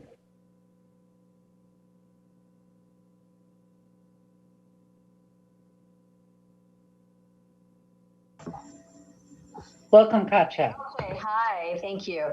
Yeah, for some reason it logs people out before you can get started. So, so first of all, is this what you see? Does that make sense? Or this one? First one or two? One's written. Okay. Well, that might be backwards for you. I don't know because I can't ever tell what I'm doing on here. So anyway, I'm here today to share with you a new community challenge for May. May is Bike Everywhere Month. And while I embrace the everywhere theme, I wanted to do something that would directly help our local Kirkland businesses. I've created a month-long challenge called Bike to Kirkland Businesses in May. I know it's a bit long. Every day I'll be writing to a new Kirkland business and encourage others to join me in visiting a specific business or another one of their choosing. I partnered with the city staff from Shop Local Kirkland and have agreed to narrow my visits to its members. I've also partnered with the staff from Explore Kirkland and will be helping create some bike routes that are also supporting local businesses. I've also partnered with, my Shop Local mission is likewise supported by Kirkland Greenways.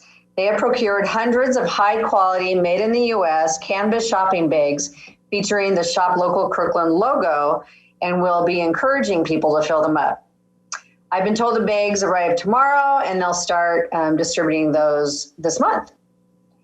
For my communications, I'll be using the Be Neighborly Facebook group, the official group, to post my adventures. Every morning, I'll be posting where I plan to go and asking what others where they're going to go. And then in the evenings, I'll go ahead and post the adventure that I've had at whichever business and ask for suggestions on where I should go the next day. I also suggest walking from time to time, even though it's bike month, because I do want people to just get out and do exercise and make a trip in lieu of a single occupancy vehicle. We had our first COVID-friendly meetup on Saturday at Chain Line. And the next meetup is tomorrow at JV Bungalow for their Cinco de Mayo happy hour from 3 to 5:30. They're going to have mariachis. I invite you guys to attend, and you don't have to get there by bike. And you can identify me because I'll be wearing my Bike Princess tiara. So thanks very much. And if you do want to go on Facebook and check things out, that's the tag. Anyway. Thank you, Katja. Absolutely. Okay, that brings up Emily Brown.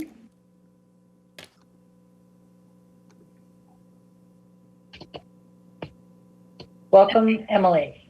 All right, thank you. Can you hear me okay? Yes, we can. Okay, so I am also speaking on the matter of the postponement of trash trailers being left overnight at the Houghton transfer station. And I understand this matter has been postponed until 2022, but truthfully, that is not good enough. I know that solid waste thinks we should be grateful, but keep in mind that every person in this neighborhood has been told multiple times by the county that the transfer station is closing. Since the 1970s, we've been told this. So for decades, the county has outlined it in their comprehensive plans. They have sent us mailers. They have told some of us to our faces. They have told the city. They have told potential homeowners looking to purchase a home close by just not to worry because they're going to close the Houghton transfer station and relocate it somewhere else. So after being lied to for decades, we now find out that not only is it not closing anytime soon, but now they are looking to possibly expand it. And they'll be storing trash there again overnight at some point in 2022. And it is beyond infuriating. It seems very logical that a transfer station does not belong in a residential area. And no matter what state-of-the-art building they want to build there, it will not keep the loud trucks from constantly driving past homes. It will not make it easier for the trucks to make that tight corner at 60th and 116th. It will not fix the traffic issue. It will not ensure that people will start securing their loads as they're driving through. And it will not change the fact that an industrial transfer station is smack dab in the middle of a residential area. It does not matter how green they make the building and the process, it will not make them a good neighbor. It will not make a square peg fit through a round hole. They need to find an industrial zone location for it. And I know you all have got to be getting tired of hearing from us, but until that transfer station is closed and relocated out of this neighborhood, like the county has promised us for over 40 years, you guys will continue to hear from us. We're not going away. We are just gaining more members, more signatures, and more momentum. And we do truly appreciate every time we hear from you all and the help we know you are giving us. And believe me, we're not just calling you guys. We're calling the county. We're talking to Houghton Community Council. But we just want to keep this top of mind for everyone because it is just infuriating. So thank you very much for listening. Thanks, Emily. And that takes us to Tina Moody. And after Tina will be Nicole Parkhill and then Jovan Rodriguez.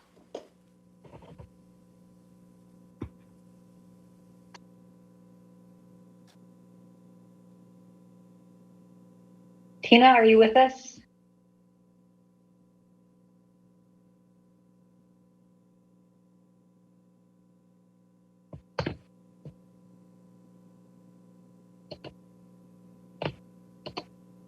Tina,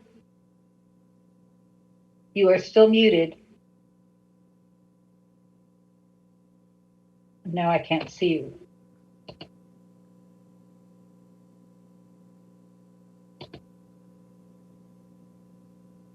Did we lose Tina? We're promoting her again. Okay. Here we go. Can you hear me now? Yes, we can. Okay, yeah, the system does log you out and I have to go all the way back in and log in, so it gets a little confusing. Good evening, my name is Tina Moody. I'm the owner of Absolutely Fabulous, located at 138 Park Lane. I've been doing business in the city of Kirkland for over 20 years now.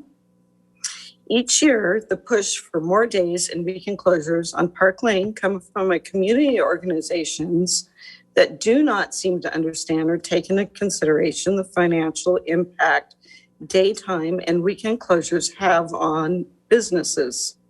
Many seem to view the closure as an opportunity to extend bike paths through town or a place for their children to play while they have coffee or cocktails.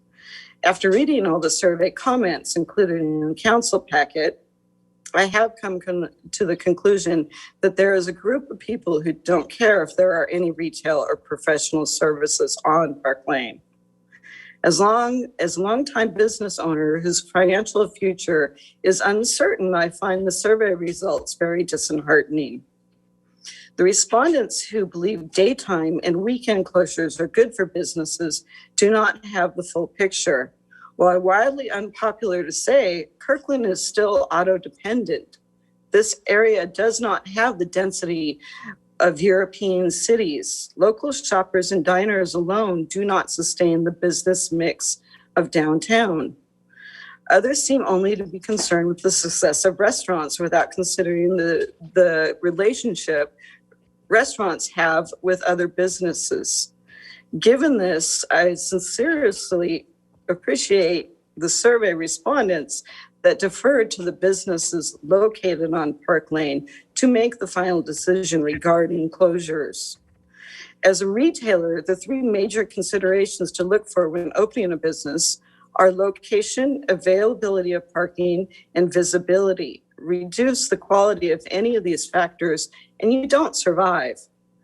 The city survey did not take into consideration a major stakeholder group, the customers who patronize retail and professional services between the hours of 10 and 6 p.m. I personally have customers that drive from Vancouver, Bellingham, Gig Harbor, and Spokane to shop at my store. At least 70% of my customer base is from outside the city of Kirkland. My out-of-town customers are more important than ever now for the survival of my business.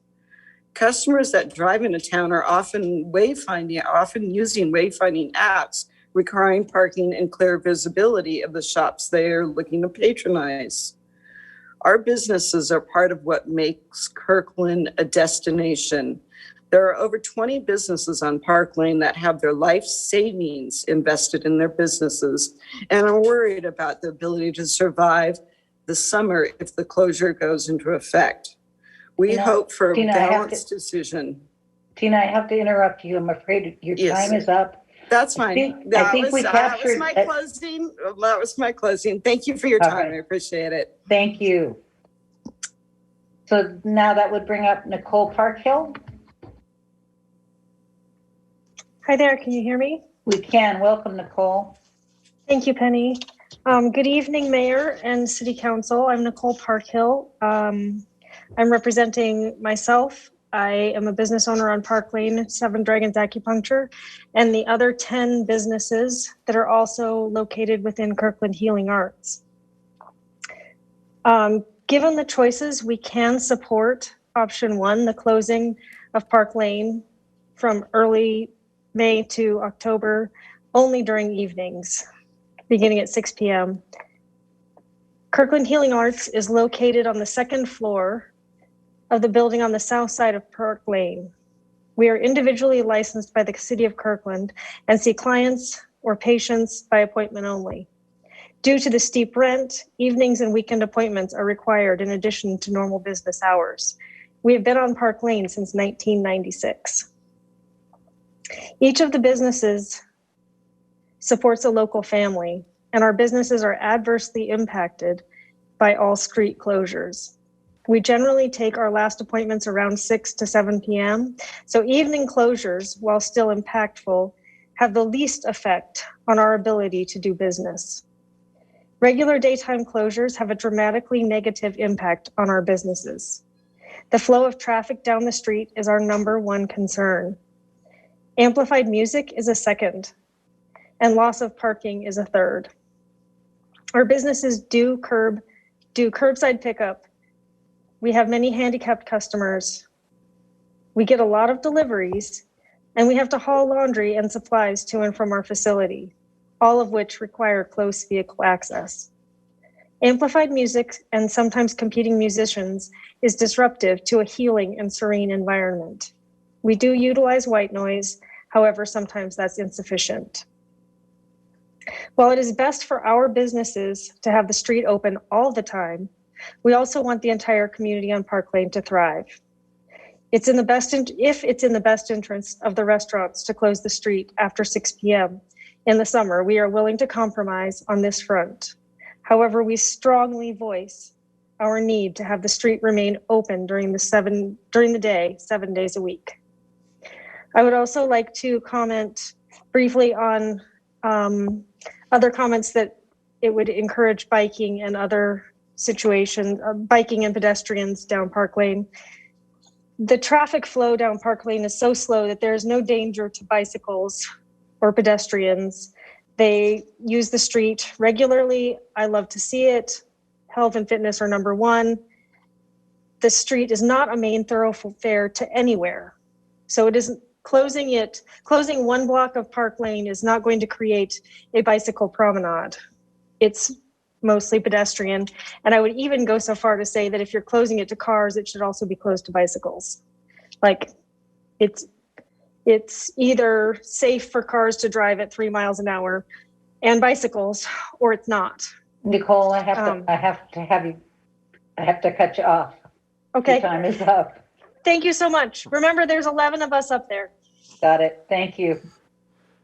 So our next three speakers are Yvonne Rodriguez, Kristen, and Stacy Duffy. Thank you. Yvonne Rodriguez. Hi, can you hear me? Yes.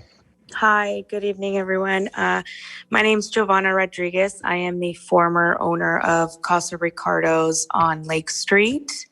I did unfortunately close my business a month and a half ago. So I am speaking in continuance to this same topic as Samantha, the cancellation of the events. I just wanted to say I can't express how important those summer events are in Kirkland. Some of those businesses downtown depend on it because the parking is difficult, so the foot traffic is a lot less than other places. Having those events will also bring hope and life to the downtown area. I truly don't wish anyone to go through the heartache that I went through closing my restaurant. I'm extremely saddened by it, and I miss it so much. And it was all because of the traffic and the events that I'd never had anyone really there. Last summer was difficult. I know the shutdowns obviously had a lot to do with it, but the foot traffic is so helpful. Those events will help keep those businesses full throughout the day versus just one dinner rush or one lunch rush. I truly think that those events will help our neighbors and the businesses in the downtown area. It is extremely sad to see those empty spaces down there. And I just think it'll help the community as well and just give everyone high spirits. And it's difficult to explain, but being in that position and having to close my business, it's crucial to those restaurants and stores and retail for that traffic. Yeah, thank you for your time. Thanks, Giovanna. So is Kristen with Stacy or is it Kristen? Just Kristen. It's Kristen. And then Stacy. Hi. Kristen, what is your last name, please? My last name is Dixon, Dickson. Welcome. Hi, council. I am here to talk about the Northeast Transfer Station siting process. As you know, King County has been promising to close the existing Houghton Transfer Station for decades. Public communications calling for its closure have been issued as far back as 1992. That's almost 30 years of documentation, postcards, web content, and even official plans as recent as the 2019 King County Comprehensive Solid Waste Plan. As Emily already stated, neighbors have purchased their home, started their families, all based on promises of closing this unsightly and unhealthy nuisance. The current site of the Houghton Transfer Station is situated in the middle of a residential neighborhood. Single-family homes border three sides and a state park borders the fourth. There's an elementary school less than half a mile away, 2 early childcare centers bordering the area. I think we can all agree this is not a suitable place for a new and expanded transfer station, no matter how modern and state-of-the-art it promises to be. Houghton is already familiar with King County's promises. There is not general public support for this, as has been stated in previous SAG meetings. In fact, it's quite the contrary. There are sub 2,000 signatures on the petition that's been circulated opposing the extension and expansion of the Houghton Transfer Station. The public has spoken. The transfer station is not wanted in the area. A new one is not wanted in the area, nor is it needed, given that a modern transfer facility is already located 5.5 miles away. There is no reason the Houghton Transfer Station and surrounding area should be in consideration for King County's new Northeast Recycling and Transfer Station. This is not a fair and transparent process by any means. In fact, the first 3 SAG meetings had no public comments. And in last month's meeting, the comment period was 1 minute each. I believe King County is controlling the narrative around the siting process to maneuver the decision back to Houghton. Houghton's a residence. It's not an appropriate place for a transfer station. I ask that the council petition King County to add a 4th site to the EIS review. I know the request has been made. I would like to request again. Or ask King County halt the EIS process altogether until suitable sites that meet the stated criteria are identified and communicated to the public. Thank you. Thank you. And next up we have Stacy Duffy.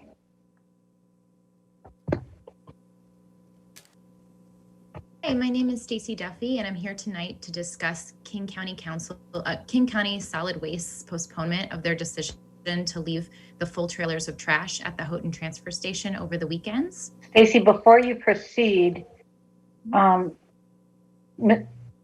Manager, how many people have we had speak with regard to? Yeah, I was just about to say that we've had three people speak against the transfer station site at Houghton. Okay. Oh, I'm calling regarding the trash specifically.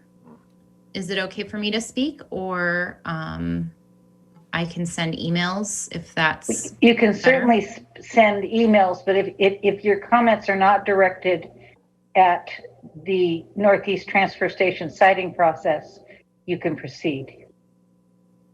Yes, they're specifically about the postponement of the decision to leave the trailers of trash on site. Go ahead and proceed. Thank you so much. So I'd like to begin by thanking council members Nixon, Pascal, Black, and Curtis for responding to my email concerns last week. I was so happy to hear that the county had decided not to leave trash at the station over the weekends, because I know that this has been an issue in our neighborhood for a very long time. Unfortunately, after some clarification, I learned that the decision was only a postponement until next year. The Houghton Transfer Station is unique among most of the county's transfer stations in that it is located within a residential neighborhood. What may be acceptable practice in an industrial zone is not okay in a residential neighborhood. In 2005, an MOU was created between the City of Kirkland and King County Solid Waste to support members of our neighborhood who have been dealing with odor, traffic, noise, rodents, toxins, and litter for decades. The addendum of this document explicitly states that the county would be prohibited from any overnight parking of full or partially full trailers. As long as the Houghton Transfer Station stays in a residential neighborhood, residents in Kirkland will continue to have problems with the county maintaining this site. For decades, the county has broken their promises and neglected the site, and this is well documented. Mentions of the county's plan to close the Houghton Transfer Station go back for decades. Neighbors have been trying to get the county to properly maintain the site and relocate the station since the Vietnam War. I would like to urge my city council representatives to support the citizens in our neighborhood and continue to enforce the MOU. Transfer stations do not belong in residential neighborhoods. I want to thank all of you for your advocacy, which led to the postponement of this decision, and ask you to continue to advocate for the citizens of Kirkland. Thank you. Thank you, Stacy. Okay, City Manager, is there anyone else? So I have two new speakers, B. Nahan and Ivy on Park Lane, and that is now the third speaker about trailers. Some comments were both about the transfer station and trailers, Correct. so I think Yeah. we've now had three on both transfer station and trailers combined. Thank you. So welcome, B. Nahan. Hi. Hear me. So good evening. I've attended a lot of city council meetings, and I can't remember any where there were so many opportunities for us to utilize the outdoors for the good of the city. A summer action plan for parks, public improvement on the CKC, a pedestrian scramble on Lake Street, a proposed pedestrian and bicycle pilot on Lake Washington Boulevard, and of course, my personal favorite, the options for expanding the pedestrian friendliness of Park Lane. I think someone's trying to tell you something here, and we all need to pay attention because it's important. It's important, first of all, because you asked the community to tell you what they wanted for Park Lane for the summer. Overwhelmingly, their first choice was option 3, pedestrian only, both day and night, followed by option 2 for pedestrian only for evening and weekends. And that wasn't just from the residents. A full 56% of Park Lane employees and owners also preferred option 3. And of course, my first choice is also option 3, followed by option 2. It's also important because of the shift we are experiencing in business trends. You see, as a result of the pandemic, things changed in how business operates. And some of those changes are actually good things, which will be with us for years to come. Last year, we learned something we actually already knew. The outdoors is good for the community. It's good for the city, it's good for business, and it's so good for the people who live here. It opens up options for goods and services. It's healthier. It uses space more effectively. We see more when we walk more, and we spend more money when we see more, walk more, and connect more. The outdoors allows businesses to innovate and be more nimble, and when they do, they are more profitable. Leveraging the outdoors for commerce and connectivity is just plain smart. The cities that leverage the outdoors will be the ones who will have a speedier and more sustainable economic recovery. Shopping local is so critically important, and what a terrible shame it would be for Kirkland not to take full advantage of this incredible outdoors that we are blessed with. So City Council, let's do this. Let's leverage the outdoors. Let's use that community input you asked for and receive. Let's work with those business owners like Tina and Nicole and the people from Ivy to find solutions to help them too. And let's allow Park Lane to be a focal and integral part of a very smart strategy. Thank you. Thank you. So that takes us to Ivy on Park Lane.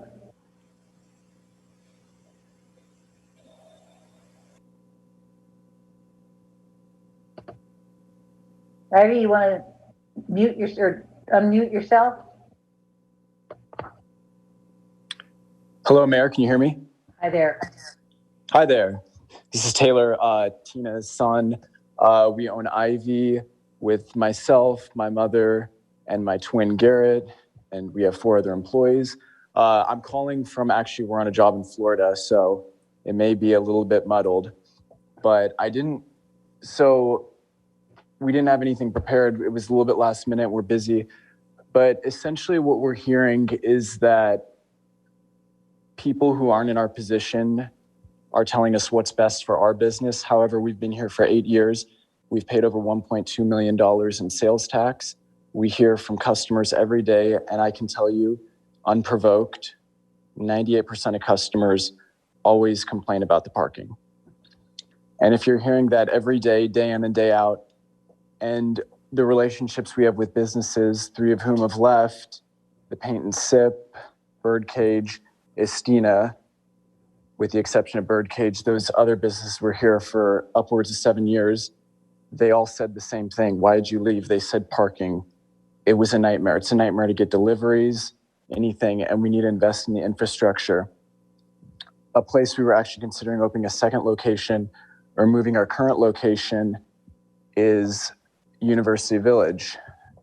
We have become really friendly with the leasing agent in the last 3 years, and we had heard from similar things with their customers. They all complained about parking and infrastructure. And in fact, 4 of their anchor tenants all signed an agreement that they would all voluntarily leave if the city didn't do anything about it or the owner of the establishment.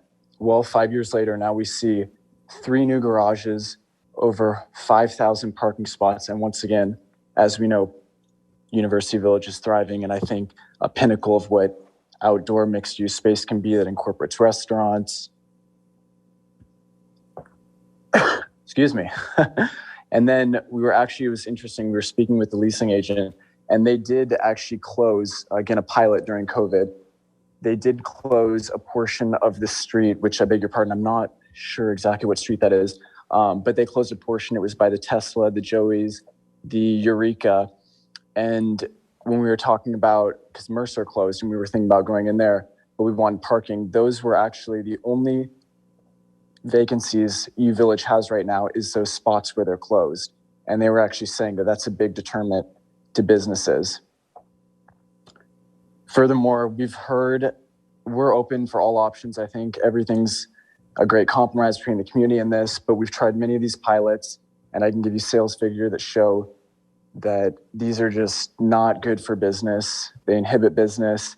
And in fact, usually on the nights like the pilot we did last year, which we were happy to compromise as long as it meant everybody in the community gets a little bit of what they want, especially the restaurants, because as we know, they've faced a lot of burdens. However, the restaurants do have billions of dollars Silicon Valley apps to assist them. we actually ended up closing. Normally we'd be open till 7. We actually closed at 6 because, in fact, it wasn't better for business. It was actually worse. And we saw a lot more theft in that time. It just wasn't the crowd you want. Tony, I'm going to have to cut you off. Oh, no worries. Okay, The one please. other thing I'd just say is about the outdoor area. I mean, Kirkland, we have 23 parks within a 2-mile radius, which is actually one of the most in the country. So, but thank you so much for the opportunity. Thank you for commenting. Yeah, y'all have a great night. Okay, I think our final person. Sorry. Our Is final who? speaker is Matthew from Houghton, if it's not about the transfer station. Correct. So calling Matthew from Houghton. Hi, this is Matthew Gelser. Can you guys hear me? Yes, Matthew, we have heard from 3 people opposed to the transfer station process and 3 people complaining about the garbage trucks. Are you calling about anything different? I'm actually calling about transit-oriented development and affordable housing, if that's okay. Super. Go ahead. So, it's obviously a really hot topic with the entire state and the community right now, making sure we have affordable housing. It was great to hear that Kirkland got that recognition last month. Super exciting to know that that's a primary focus, and excited for the Affordable Housing Week being proclaimed for next week. That tied to transit-oriented development is clearly something we need to be looking for as we move into the future. We've had a lot of conversations recently with King County Metro. On my side, I'm sure you guys have as well, related to the new East Side Rapid Transit line. I know the 85th station is something that the council is really passionate about. Also understand that there's an $11 billion affordability gap with our project currently. Like to lift up a potential site for that and for consideration in the current Houghton Park and Ride. Understand that we're looking at that as a potential temporary fire station for when we redevelop station, I believe it's station 22. So there'll be some changes to that site, some different looks at how we might use that site moving forward. It'd be a great location to really look at how we can get affordable housing into that neighborhood. Make good use of the transit that's already there, maintain what we can as far as a connectivity and a potential rapid transit stop for our community. It's a great location for access to Central Houghton, to Met Market. It's also a great thoroughfare to get out to Totem Bowl and to the Bridal Trail Shopping Center that's in that area. Obviously part of the plans the city has there is the development of that shopping center as a gateway to Kirkland. Also consider the Houghton Park and Ride as a great gateway. It's a connector. It's where people are going to come in and out of Houghton, in and out of that new development out at Bridal Trails. So really, it's a great location, fantastic place. If we tie that transit-oriented location to affordable housing and really encourage development there, it could be a really, really solid win for the city of Kirkland. So I'd like us to consider that. I know it's currently zoned LDR and it's currently in the neighborhood plan as cited for transit-oriented development. Really would love to see some conversations around how we make that happen. Thank you. Thank you for calling. Okay, city manager, do we have anybody else raising hands? One final person has raised their hand, Phil Meganhart. Oh, great. Mr. Meganhart.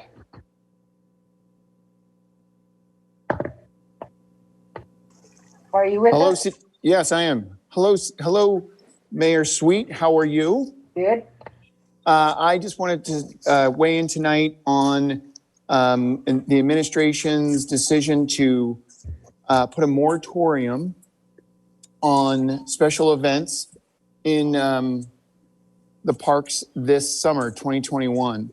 A lot of the events are slated for late August, September. The moratorium goes to September 30th. With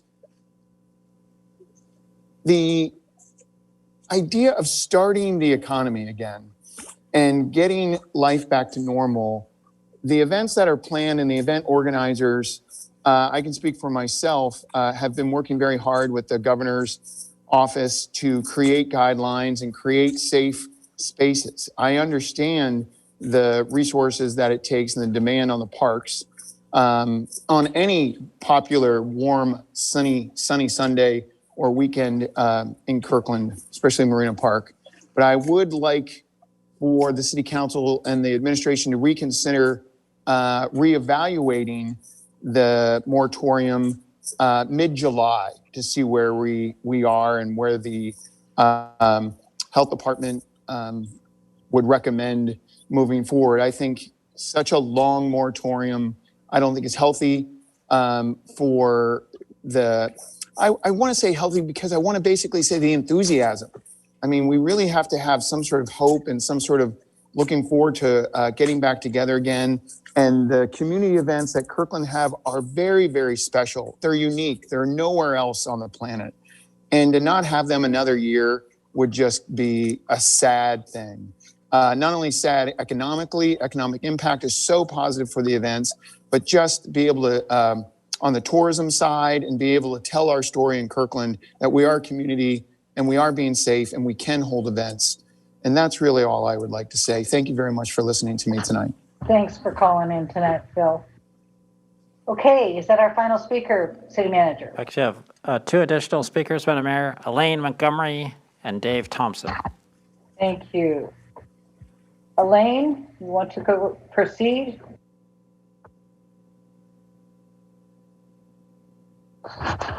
Are you with us, Elaine?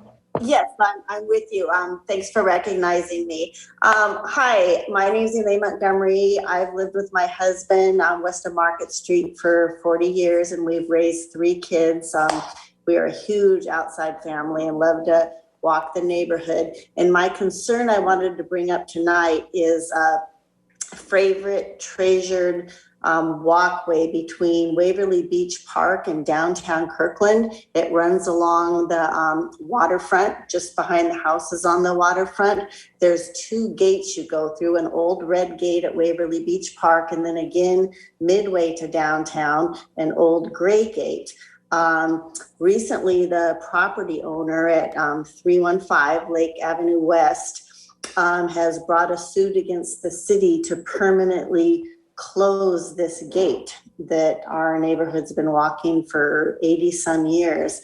I am very frustrated and upset about a property owner that would would buy a property without understanding what it means to live on that street and not having done any research on the neighborhood. There's been quite an outcry. I know the city attorney has received dozens of emails, and I understand that the city council, I believe, cannot comment on current lawsuits, but I'm really looking for your help. And I don't know if pressure is the word, but communicating to any and all departments at the city on behalf of our neighborhood. Thank you so much. Good night. Thank you for calling in. Dave Thompson.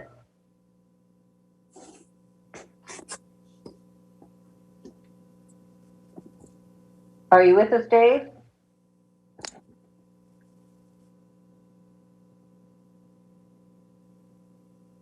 I am here. Can you hear me? We can. Can you see me? If I go to another screen. Hold on. I got it here. There we go. Welcome. So I'm kind of with Phil about community events, and barring COVID issues, we are hoping to have a fun event in September and to introduce a new extension to our park at the Google campus in Kirkland. So I wanted to just share a little bit of that park with you guys tonight, and any updates that we have to share with you about our Google project. So I just wanted to say some nice things about what's happening over there. And if you guys haven't been by there recently, there's a lot of construction activity going on 6th Street and on 5th Place now. We have now officially started with the park, and we're hoping to have that project done in mid-September and have a post-COVID event, barring any, restrictions that we might have. So that's really all I have to say. It's going to be an exciting park, and we're excited to introduce it to the community and to the city, and just super excited about it. As are we, Dave. So looking forward to it. Awesome. Thanks for calling in. Mm-hmm. City Manager. Okay, that is all we have signed up to speak, Madam Mayor. Okay, with that, I will declare this items from the audience period closed. This takes us to item 7, special presentations, and we'll jump right into the Park Lane Summer 2021 options. City Manager. Okay, thank you, Madam Mayor. So to give you our civic engagement results and look for final direction, here is our Deputy City Manager for External Affairs, Jim Lopez. Who is on mute.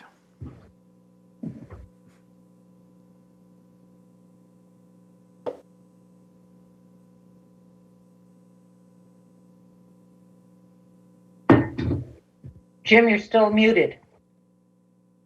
How's that? That's better. Thank you. Good evening, Mayor Sweet, Deputy Mayor Arnold, and council members. It's a pleasure to be before you tonight. I guess my timing is well placed, being after the items for the audience. So we'll talk a little bit about the Park Lane closure and what we've learned from our civic engagement. I really would like to say a big thank you to the CMO outreach team. When the council has a big decision and asks us to do engagement, we have a very specific method we use, and they're just also really good at it, and I'm very appreciative. I'd also like to say a big thanks to the subject matter experts at Public Works. They jumped right in and devoted a lot of time to this, so very appreciative. And finally, a special thanks to Martha Chaudhry in the CMO, who really went down to Park Lane a lot and did a lot of great work, and I'm really, really appreciative of that. So jumping right into what we've learned, well, tonight we're asking the council to give us some guidance. First, to receive the information that I'm going to present on the civic engagement process, but to give us some guidance first as to whether or not they want to move forward, whether or not you want to move forward. We did allow more time in this process if needed, but if you do want to move forward, to give direction on the preferred option. There are 4, as you know, and what we're looking for tonight is guidance on that or some combination of the options. As is our practice, I've divided the presentation into 4 sections. I'll talk a little bit about the background or history to Park Lane briefly. I'll go into the outreach engagement process, how we did what we did. Then I'll talk more detail about the findings. Some of the callers talked a little bit about the findings, the survey tonight. We have a lot more than that too. And then of course, the next actions are really just turning it over to you, council, for a decision moving forward. So in terms of the background. Oh, and there are 17 slides tonight, which is the exact same number of slides in my previous presentation. I did double check, it wasn't an error. So the timeline for Park Lane. Back in 2008, the council funded a plan, a strategic plan for Park Lane. So even way back then, it was a very deliberative effort by the council to get some strategic focus for this really jewel of a spot in the city. And in February 2nd, the council adopted this notion of a flexible street for Park Lane. And you'll see how that all manifested it in the design of the street, which had a very significant renovation in 2015. A significant amount of funding, time was placed on Park Lane to create the beautiful space that it is. I think award-winning, one of the best cities in America. On April 16th in 2019, we started Summer Sundays, which was a program, a pilot program to see how the street would do if we closed it on Sundays. And that happened through a period of time over the summer. There was not a lot of street activation specifically. There were some attempts to do various programs during the summer, but it wasn't particularly coordinated to the street. All really, really well intentioned. But that differentiated from evenings on Park Lane, which was last year in June, we started in response to COVID, the COVID crisis, closing Park Lane in the evenings, which was a compromise with the local businesses, some of whom have talked about it tonight. The fundamental difference was the way the street was activated. Because of the emergency order from the city manager, we allowed parklets and streeteries to form.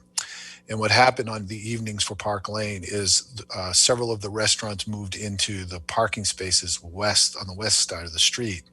So in the evenings, the sidewalks essentially became extensions of the restaurants, and people started walking in the street as the sidewalk. So the street was activated much differently during evenings on Park Lane. On April 6th, the council directed staff to go back out and get feedback on what we might do this year, as we still are in the recovery, phase 3 of the recovery, to see what direction we would go for Park Lane this year, if any direction at all. So that's a very brief timeline for Park Lane. There are 4 options. Option 1, similar to last year, closing from early May to October. And as you know, we didn't close, I think, till July last year, but very similar in structure. This is evenings only. One of the businesses did ask me, so I pass it on to you.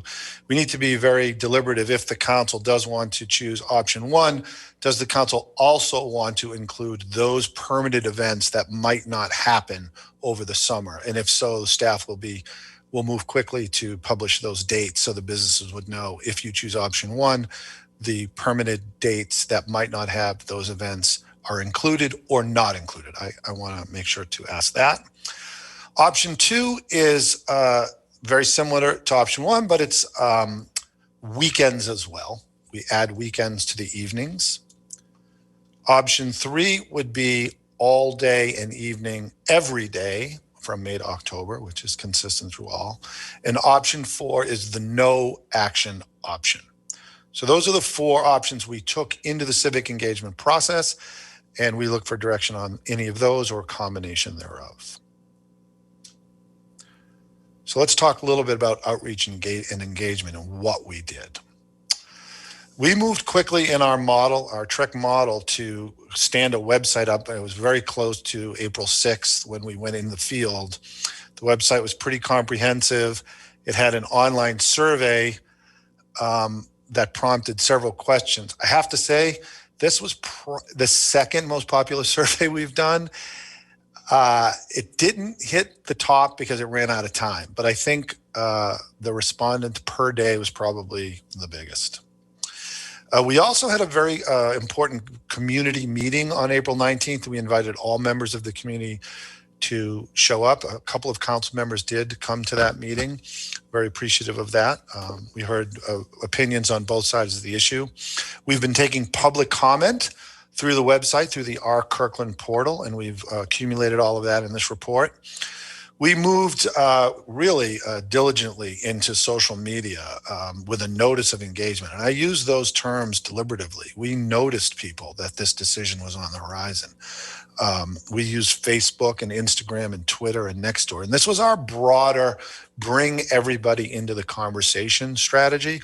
We also had a very targeted strategy using listservs and, again, using notice of engagement. We put it in This Week in Kirkland and the Kirkland Business News here, and you even see the word alert. We want to make sure everybody was involved in this conversation early on, and we thank the council very much for giving us the time to do that. And this is really where I leaned a lot on Martha, and very grateful, went door to door with a flyer to Park Lane. We did the good old fashioned hand out a paper copy of what we're doing to make sure everybody was engaged. And the merchants did respond, and we're very grateful to that. The merchants came together. They formed a meeting on their own. That meeting was attended by Mayor Sweet, Deputy Mayor Arnold, and Councilmember Curtis. We were allowed to attend as staff. We took notes, and we included our notes and our learnings in the memorandum that accompanies this presentation. So the council really has a lot of information from that side of the question. So what were our key findings? The survey went from April 8th to the 23rd. There were over 1,200 respondents, over 358 open-ended comments. That's a lot of open-ended comments. What we learned, Not really a surprise. The general public really likes option 3. I would summarize that it was based on the success of evenings on Park Lane. There was a lot of energy around option 2 as well for the general public, not so much for options 1 and option 4. We also asked Park Lane stakeholders, and we identified Park Lane stakeholders as business owners, and I would include real estate owners as well, and employees. We included employees in this cadre, and there were self-identified 34 folks identified that way. Again, a strong majority for option 3. But please note, we did the work of pulling out and working qualitatively with the retail businesses who you've heard from tonight, who strongly opposed, many of which strongly opposed, not all, but many of which strongly opposed options 2 and 3. And as the retailers note, they have a lot of stake in the game. They are the folks, the proprietors down there, creating the jobs and creating revenues. The retail businesses. Restaurant businesses generally do support the closure as it is very conducive, the open space, to more business. So what are the retail business concerns? And again, I defer council obviously to the paper, the memorandums we supported and all the paperwork we submitted with our presentation. Essentially, I would say loss of proximate parking for customers and delivery. I think Taylor talked about this tonight. Tina did as well, as did Nicole. We're talking about here, I think, not just proximate parking. I think there was a reoccurring theme of general availability of parking as well, but definitely proximate parking was part of this concern. We have heard loss of visibility from lack of vehicular traffic. I remember back on Summer Sundays talking to one of the merchants, and she told me that she had out-of-state customers drive by and say, hey, I like that shop, and become customers of her business. So there's this notion that cars driving by are very good for retail business, and of course they cite loss of sales if the proximate parking spaces are taken away. Just about everybody cites noise from unregulated music. I personally went down there twice during evenings on Park Lane. I have to say it did turn into a little bit of a concert-like atmosphere at times. And I think you'll see as a reoccurring theme, the city needs to do something about unregulated music, really particularly the volume. The retail businesses talked about the atmosphere not being conducive to shopping. I think some of the qualitative feedback we got about designing strategies towards kids wasn't conducive towards some of the retail businesses. And a sense of unfairness to retail versus restaurant businesses. I think restaurants do tend to thrive in these atmospheres, particularly when they're allowed to build parklets and streeteries. So the restaurants had concerns too. The restaurants really have been working hard to build their takeout business. So this idea of needing proximate spaces for pickup and delivery. And again, noise from unregulated music. In fact, the 2 calls that I went down on came from restaurants complaining about a restaurant complaining from the unregulated music. So what are some mitigation strategies?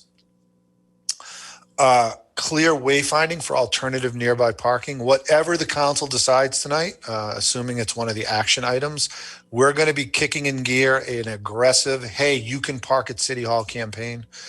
Come up to City Hall, come up to the parking lot right next to City Hall, the annex parking lot. That seems to be the aggregate increase of parking needs to be looked at.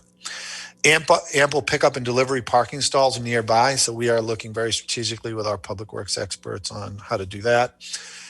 ADA is a big concern. I know the council members, several of you council members have raised ADA as a big concern. So we're going to be looking very strategically about parking stalls for the mobility impaired and making sure that it fits into a system of making sure they can enjoy the space as well. One idea came from, I think, a couple of council members. Consider offering free parking for street closures. We've reached out to some downtown businesses who might have parking spaces available to rent during this period. We've been trying to be dynamic and reaching out to different potential stakeholders there.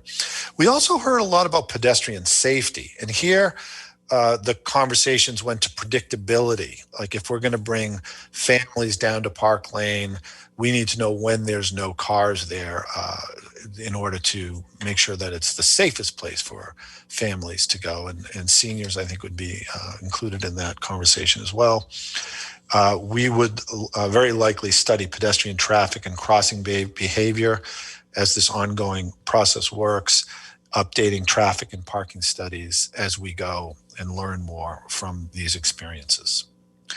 Street activation really is, the ball game here. I think the difference between summer Sundays and evenings on Park Lane really can be boiled down to street activation, how people are interacting on the street. It also includes pedestrian safety, but it's very much about placemaking. We could make investments in public furniture and shade, aesthetic attention to signage, how to make it welcoming, inclusive, professional. I know the Arts Commission's moving forward on a call for the plinths. So there's going to be really cool new art coming to Park Lane. All of this is part of a holistic approach to building this space for our community. Music buskers and vendors with appropriate volume are really, really super important. I say that with affection. My daughters did a lot of busking when they were before heading off to college, and we enjoyed that experience. We have this really cool idea about bicycle parking, using it as a gate. Generally speaking, I think we need to think very strategically about bicycling parking. There is also folks that would like to consider early evening closure. For the option one folks, the retail folks, this might be an issue because they do, many of them have their businesses open through till 6 o'clock. But earlier evening closures might be easier for seniors and young families. So there's those considerations as well. So those were the key findings, and I've gone through that reasonably quickly, which really takes us to recommended actions. And it's really, first and foremost, do you need more time as a council? We can continue the outreach and engagement. Second, if not, which of the options would you like us to pursue? And if it's one of the 3 action options, very specifically, which one? Are there any amendments to them? And some specific guidance if you want to include pre-permanent events for option 1. And that's my presentation. Questions? Thank you. Jim, could we turn it back to the gallery? Unless anybody is going to have questions about particular slides, we can go back, but who wants to kick this off? Did I see a raised hand? Oh, Councilmember Nixon. Thank you, Madam Mayor.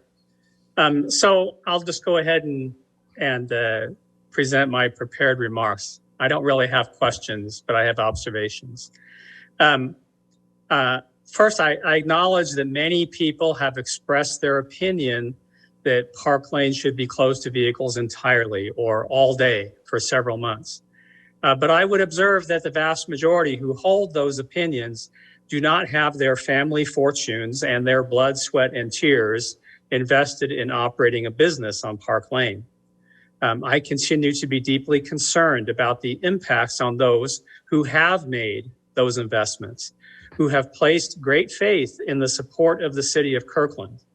Those merchants on Park Lane, several of whom we heard from tonight. Regardless of how many people support the idea of closing the street, it isn't fair to the merchants to fundamentally change the conditions under which they made the decision to locate on Park Lane. It feels to me like with frequent or permanent all-day closures, the city, us, we, would be taking away something they depend on.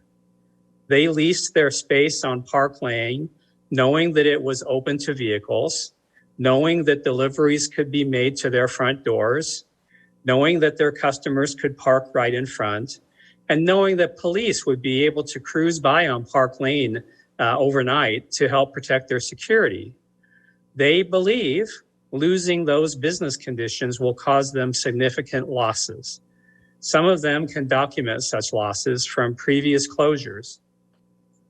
In my opinion, we should not close Park Lane all day unless we have a plan to make these merchants whole.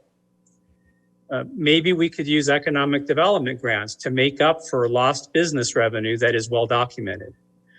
Maybe we could provide relocation assistance so impacted merchants could afford to move off Park Lane and into another storefront downtown with the business conditions they expect. And we should also make whole the property owners on Park Lane who will lose their incomes because of city actions. I thus oppose any permanent closure, any extended seasonal closure, any all-day closures, and until we have the ability to make people whole who suffer losses due to city actions. I would support closing Park Lane for occasional special events, which was the stated intention when it was rebuilt as a festival street. It was designed to be flexible, not to simply be converted to prohibiting cars. I could also support closures in the evenings only, but only if the merchants confirm that it won't adversely affect their businesses because it is after their business hours. And if the roadway is reopened after the restaurants close so that police can patrol Park Lane and so that the roadway is open for early morning deliveries to businesses. I just don't think we should abandon our Park Lane merchants in this time of extreme risk to their livelihoods. Thank you. Thank you, Mr. Nixon. Who's next? Councilmember Cruz. Thank you. So I want to thank you, Jim, for that presentation. And thank you to you and Martha for all that you've done to pull this together. I know that you've spent a lot of time and energy on it, and I appreciate it. And I want to say thank you to everyone who has filled out the survey. I can't believe that this is one of the most popular surveys we had, but I want everybody to know that we read the surveys and we read every single comment. So your time is not wasted. But I appreciate your input. But on this topic, I am with Councilmember Nixon, and that we're coming out of a COVID recovery, and we need to make sure that we don't do anything that will harm the businesses on Park Lane. And if this even hints to a moment where we force them to close their doors, then I cannot support that. I understand that the community is looking for an activated space and a town square. I think that as a council and as a city, we need to take a step back and decide, what do we want our downtown to look like? And this is in conjunction with the scramble and the possibility of doing a promenade. Let's don't do this as individual things. Let's go backwards and say, I understand there's a downtown action plan. I've never seen it, but maybe we start there and we review it. Maybe, and I'm going to say this out loud and I'm going to get mean emails, but maybe the central parking lot becomes a town square. You know, I know that's getting rid of parking, but there might be other choices and other alternatives to this. So I support option one. It worked last year. It's a compromise between the retail and the restaurants. On option one, I would not close it if we do not have special events. So if we have a special event, then I would close it. A couple things. Back to I agree with Councilmember Nixon in that we cannot keep the ground unstable for these retailers. So whatever decision we make tonight, I would like to codify it so that next year we're not making the same decision again, because that's not fair to the retailers. And frankly, it's a lot of time for staff to go out and keep revisiting this issue. So whatever we decide, let's move forward and let's decide this is where we're sticking for the next 2 or 3 years. If we as a council truly want this to be closed, then let's say we're going to close it by 2023 so that the retailers and the professional service providers can make a decision with information, and they can decide if they want to renew their lease and move forward, or whether they're going to stay on a closed street and see how that's going to work for them. So that's where I stand. As far as the specifics, I think that Jim, you've covered all of them. In the meeting that we had with the retailers, as you know, the buskers were a huge issue, and they were pulling power from buildings, and people were tripping over cords and so forth. So we really need to look at that. I would look at where they're located, number of people busking, time, length of time. You know, maybe they have to turn over an hour so that other people can have an opportunity, and maybe no electrification so that we don't have that amplification. I really love the idea about the bike racks. I like the idea, you know, Councilmember Pascal talked about lowering speeds on our roads. Again, as we looked at that downtown core, we might want to look at lowering speeds. We might want to look at that left turn going east onto Park Lane that blocks up the traffic on Central. And that was it. The last thing I also support, excuse me, is opening the lane back up after the restaurants close so that KPD has access to it. So thank you. Thank you. Additional comments? Councilmember Pascal, are we not using the chat box anymore? You know, Mayor, I put my name in there, so I'm not sure if you're seeing it, but. Okay, I guess it's because I didn't see Park Lane. That's why I put Park Lane in. Okay. Well, thank you, Madam Mayor. Yeah, this is a really tough decision here. I'll be honest that kind of walking into this discussion and into this week and reading the packet, my choice was similar to what we're hearing from the community, which was a closure for the summer and trying to make a way for option 3 to work. And that's kind of where I was coming from. But I also recognize the fact that I'm not a business owner. I don't have a financial stake in the outcomes. And so I think what some of the Councilmember Nixon said is very true. And so we really have to be thoughtful to that, and we can't discount that. And it's a difficult period, like everyone said. We're trying to lift up small business, not to drive them into the ground. So we can't dismiss those issues. I think what makes this tough is we're caught in this dilemma zone that Councilmember Curtis spoke to too, is we're talking about a temporary closure perhaps, and then we're talking about, I think there's this huge desire to see a permanent closure over time. And so we're having kind of two separate discussions and trying to bring them all together, and it's making it really difficult.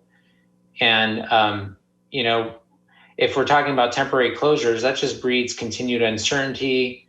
How's a business owner supposed to react? How do they know what's going to happen next year? How does a property owner know what to do with their property? Maybe they want to reinvest to make it more oriented to a reimagined Park Lane. If it's just temporary, we don't see that ever happening. So either we need to make some future decision here. So I'd be supportive of coming back and really talking more holistically about this. But I really think this is going to take a higher commitment to make this work if it was to be a full closure. And I don't think we're there. I don't think we have the plans for it. But on the other hand, I think I'm more coming in the line with a hybrid of an option 2 of some sort that I kind of feel is a middle ground. I'm really interested in seeing it close a little bit earlier in the evening to promote families that have younger children, seniors, you know, a little bit different clientele, those that aren't out later at night. I would like to see that be an option. And so that's something that I'd be supportive of. But ultimately, I just want this to be successful. So those are my thoughts. Thank you. Thank you, Councilmember. Next up is Deputy Mayor Arnold. Thank you, Madam Mayor. I wasn't sure where this discussion was going to go, but I kind of see an outline as I hear all the input and great ideas here. When I think about Park Lane and closure as a pedestrian mall, it is its destiny. That's where we're headed with this. And I like Councilmember Curtis's idea of saying, let's make that declaration and set a date in the future so people can plan ahead. I like Councilmember Nixon's idea of saying that decision does impact some businesses. And can we offer relocation support for those that would want to choose to locate to a different location downtown? How do we get there? If that is if that is Park Lane's destiny, how do we get there? And the different options we talked about, as Jim had shown in his presentation, have been showing the benefits moving over the last several years of this pedestrian-oriented streetscape. And the community's responded as that's where they'd like us to go.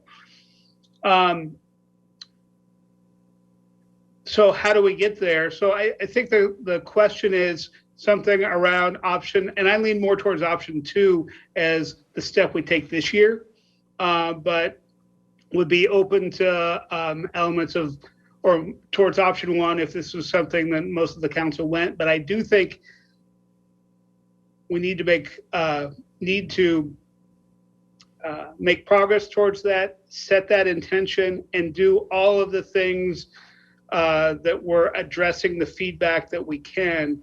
Jim, I heard that you recognize the concern about busking and music. I didn't hear specifically how we would go about dealing with that, preventing that, enforcing that. I hope we can come back with that.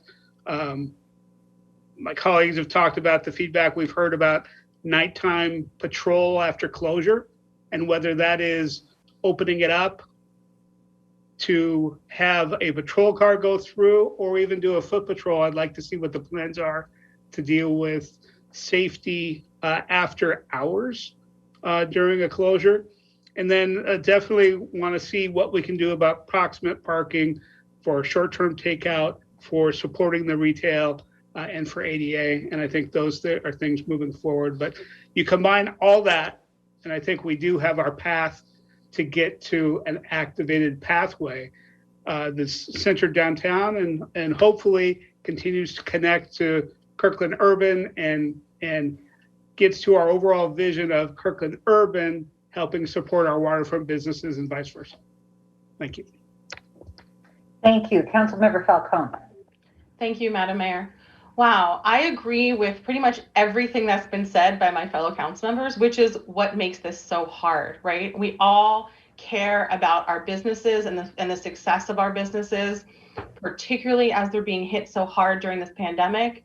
And we all care about the well-being of the community, right? And so this isn't an easy decision for us to make here tonight. So, but I really, really appreciate Deputy City Manager and your whole team and all the business community who's putting up with us time and time again, raising this. I think Councilmember Curtis raises a really good point. I really agree with you that it's not fair to the business community to keep raising this and keep moving the goal here of what we're doing. And so I fully support coming back. I agree with Councilmember Pascal and Deputy Mayor Arnold as well, that I think that we need to consider and be very clear that decisions we're making tonight are because we're considering the current pandemic climate, and that I'd like for us to come back and discuss at a future point in time the permanent plan moving forward, which is really what's most fair to our businesses. And I also appreciate your suggestion, Councilmember Nixon, of making sure that we're fair to the businesses, that we have some sort of plan to mitigate any negative financial consequences based on what we do. So I'd be really curious to know what our options are for that as part of a long-term strategy for, picking whether it's a year from now or 2 years from now, making that decision so that we can really be thoughtful, right? I think we all want this to be really thoughtfully designed and thoughtfully planned for. I really appreciated, Deputy City Manager, the slide that you had with the mitigation measures and the pedestrian safety.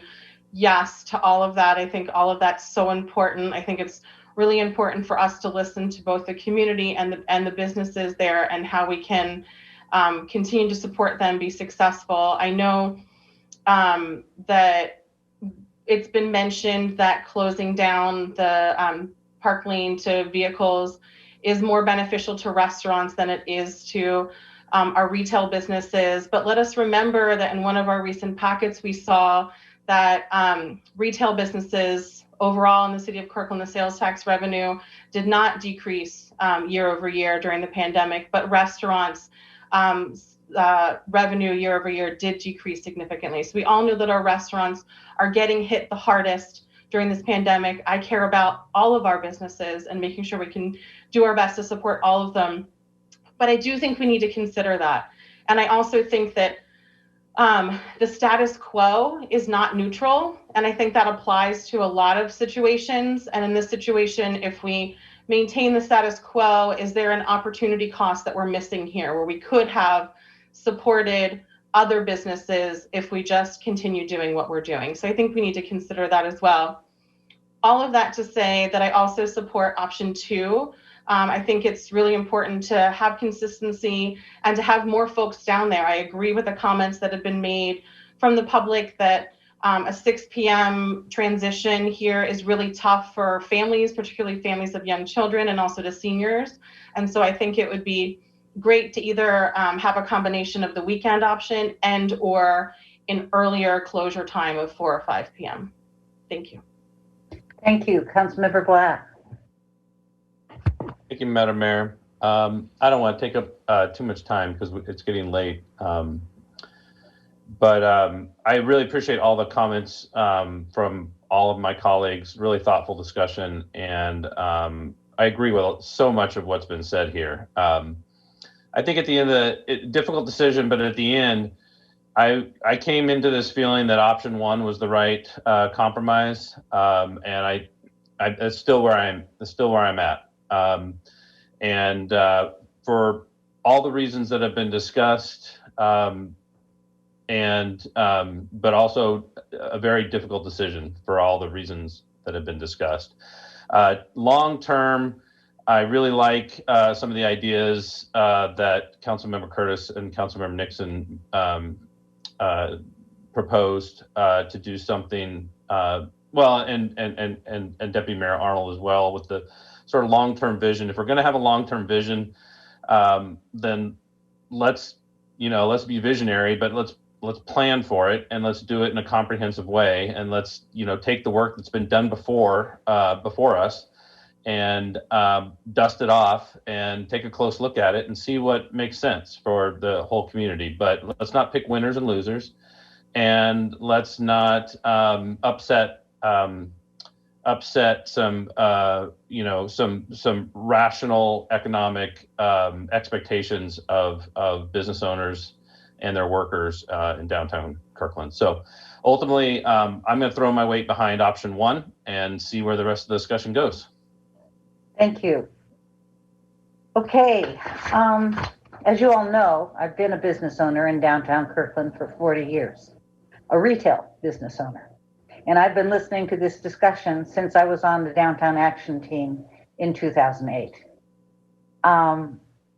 And following that, I listened to my co-neighbors on Park Lane as we talked to them in 2000, followed up to sell the Festival Street. And the Park Lane folks didn't want the Festival Street, but the council, in its wisdom at the time, decided to build the Festival Street. We built the Festival Street without considering that it would require water and electricity in order to put festivals on. And I think I was on council by the time that was revealed. And we didn't fix that. We have sort of played games with this group of retailers for a long time. And I get it. I get that the community wants to have these downtown gathering places. I loved that Councilmember Curtis mentioned the the optional plaza of the downtown Lakeshore parking lot, except if you go back far enough in history, you'll find out that that parking lot was purchased by the downtown business owners to put parking in. They taxed themselves to build the parking. So this whole parking issue has gone on forever and ever. And when Councilmember Nixon talks about possible options for retailers on Park Lane to move their locations to other locations, well, none of those locations have parking, which is why the central area businesses are always the first ones to get hit. There is a little bit of solace for those service industry folks upstairs on Park Lane, for their patients to be able to be dropped off, or things to be picked up.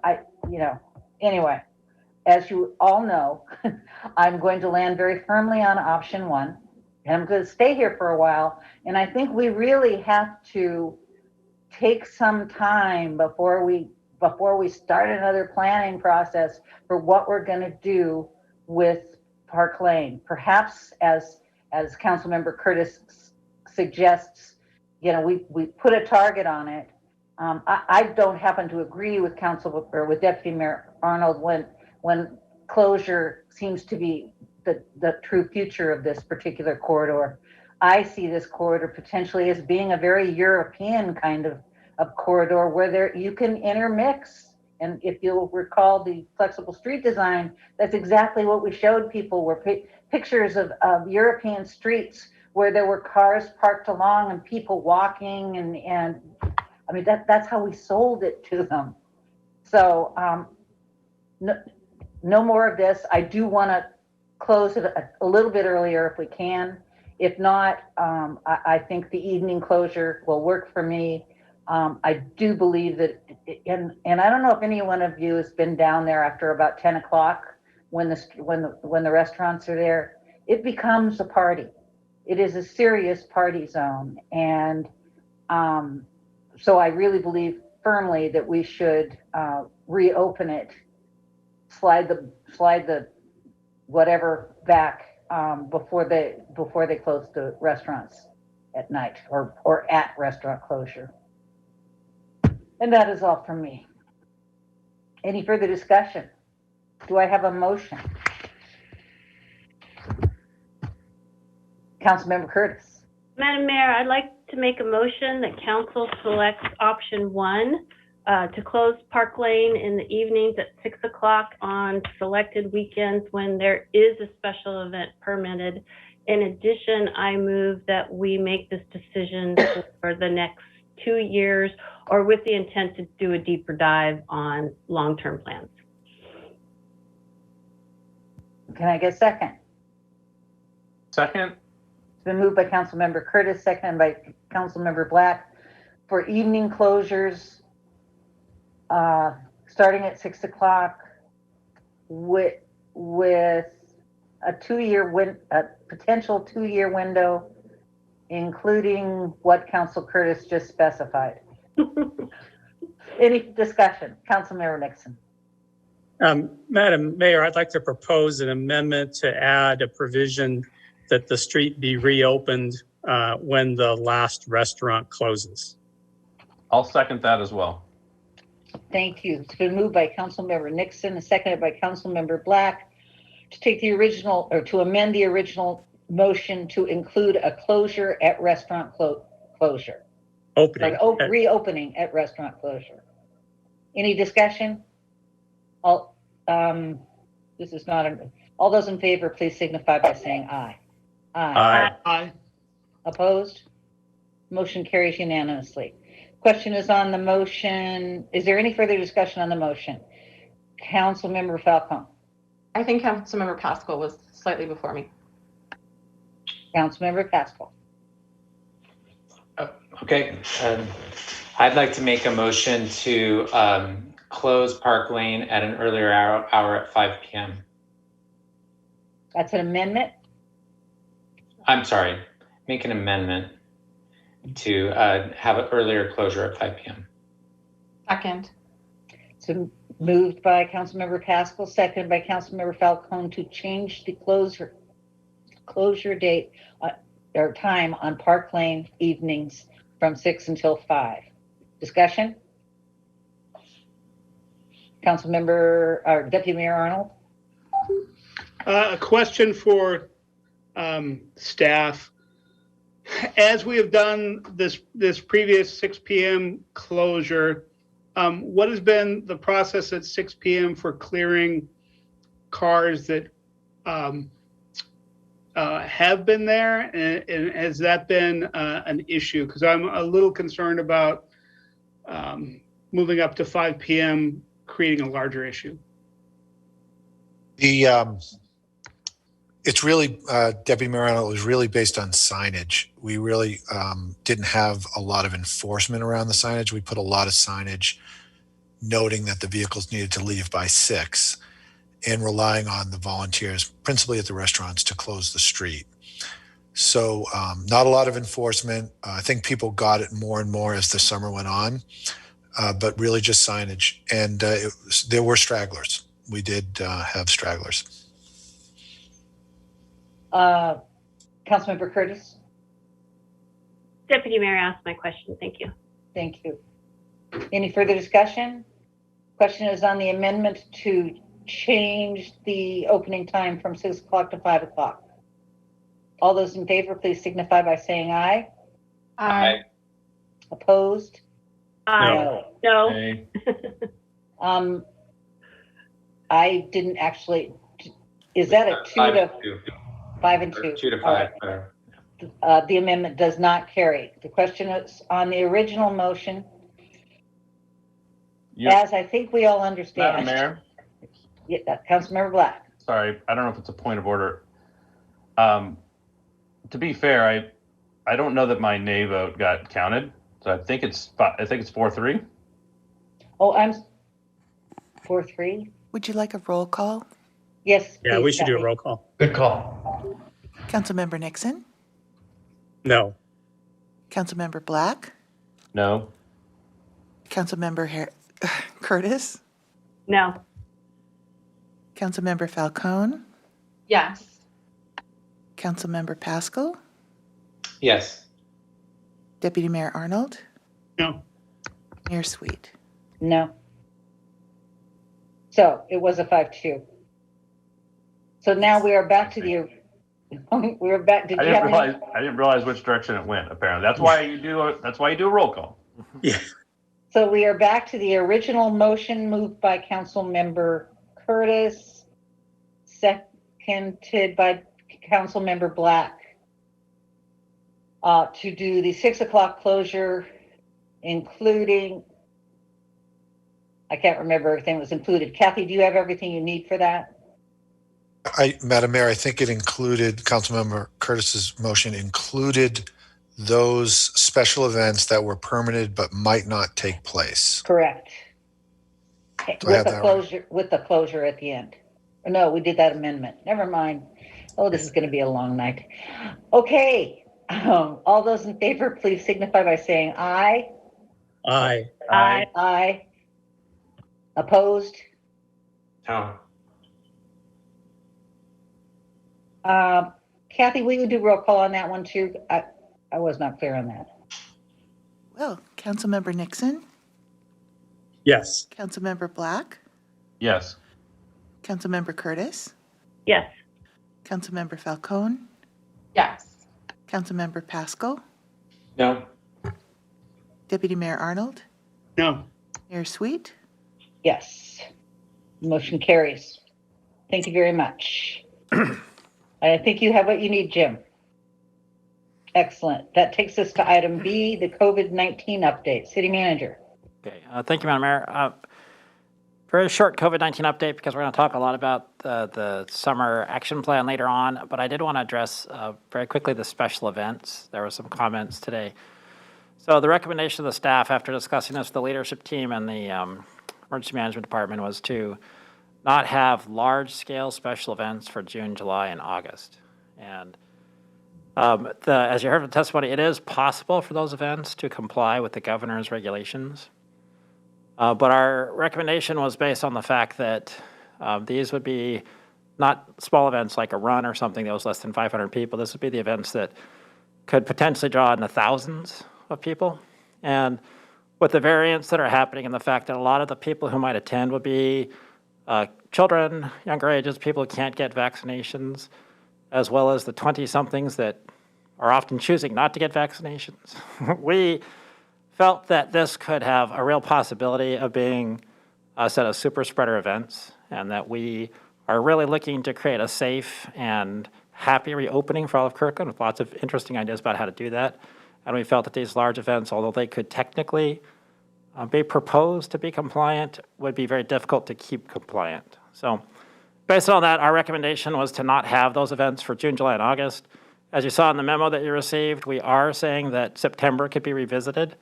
We'll learn a lot the next month or two, but I'm happy to answer any questions that this council might have on that. Council or City Manager, I'm wondering, Phil Meganhard made a request to reevaluate this in mid-July, which means that he is willing to continue planning and coordinating and sort of follow things along through July. I wonder if that is an option that is worth consideration. And I think we certainly, if anyone wants to go ahead and keep planning with the potential that it won't happen, I think we certainly wouldn't want to stop them.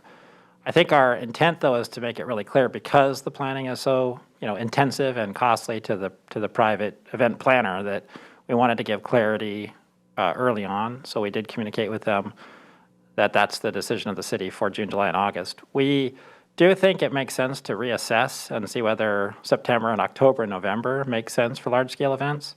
And in fact, as you're going to see in the proposal later, even maybe encouraging events in September, October, and November. But again, we just feel that the issue with how COVID continues to evolve and how the situation continues to evolve, it's just safer for the greater community to not have a large-scale event in Kirkland. Further discussion, Councilmember Nixon. Thank you, Madam Mayor. City Manager, I'm just curious if you specifically thought about ticketed events that have, gates and only admit a certain number of people. Perhaps if they were directed to have security to keep additional people from hanging around outside the fence or something like that, would that be feasible at all? There are certainly actions the events could take to limit. I mean, we acknowledge that people could be compliant with the current proposed restrictions of the governor. Our concern is that these, in many cases, will be large-scale events with families and people coming down, and it's going to be extremely interchangeable. One of our other big challenges is even just the CDC mask opening of, if you have vaccinations, you maybe don't have to have masks, whereas if you haven't had vaccinations, you're supposed to. So there's going to be a huge confusion on the part of the community about whether someone should have masks or not have masks, and children under 16 can't be vaccinated. So if the event itself was a small event that had a gate and had security, we would probably permit it. But the large-scale events that have large-scale and as a supplementary element, a drinking area that has a gate and stuff, you're going to see that same sort of intermingling and the chance of spreading. So we're not saying no to every event, and in fact, we do want to permit some of the smaller events and shelter rentals and so forth, but it's this large scale that can result in thousands of people that is what we're talking about. So I think there's actually only 3 or 4 events total that we're saying shouldn't happen in June, July, and August. The rest of the smaller events we're continuing to plan for as long as they're compliant. What if someone were to plan an event that was vaccinated people only? Gated. Well, I mean, that's an interesting idea. That we'll have to talk about that. So, Deputy Mayor Arnold. Thank you, Madam Mayor.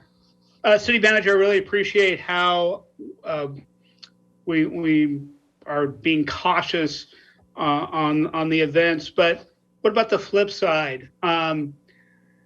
Let's say that in July, we are at a state where the governor is able to remove all restrictions and we're in phase 4. Is there any reason why we couldn't have events at that point? No, I think the goal was, as usual when we have conversations with the people who want to put on these events, they want months and months of lead time. Staff also needs a lot of lead time to plan things like, fire security and police security and those sorts of things. If restrictions were removed entirely when we were phase 4 and someone said, hey, I can put together a big event in 2 weeks, we would certainly be willing to talk about that. So I don't think we're trying to say you can't do it. We were trying to say it in order to give people time to plan that there wasn't going to be an event, right? So, and that's why we were saying maybe September, October, it could still happen. But I think we'd be open-minded if somebody came with an event they wanted to make happen quickly after all restrictions were removed. We would certainly want to help that person be successful. Just whether that's possible to pull off, I don't know. Councilmember Pascal. So are we? Maybe I didn't hear this, but are we being very specific with what that large scale event threshold is? Because I guess I hope that we are, that we just have it's more than 1,000 people or something like that. Yeah, each of the 4 events has drawn more than 1,000 people. So we're talking about the car show, the Kirkland Uncorked. Glenn can probably tell the 4, the Kirkland Summer Fest, and I believe there was one other event. The car show is the 4th one. So it's just 3. So. And Oktoberfest too. Yeah. So we did not decide Oktoberfest would be canceled. We decided that that's in September and that's still something we could evaluate as we learn more. Okay. So Lynn, I don't know if you want to speak to the threshold issue. Was there anything more you want to say about that? Sure, we didn't set a number. We went by the permit type. And so special event permits is what we were looking at. And special event permits are those bigger events. A lot of the smaller events over the summer are falling under different types of permits. So it was a pretty clear delineation just looking by type of permit.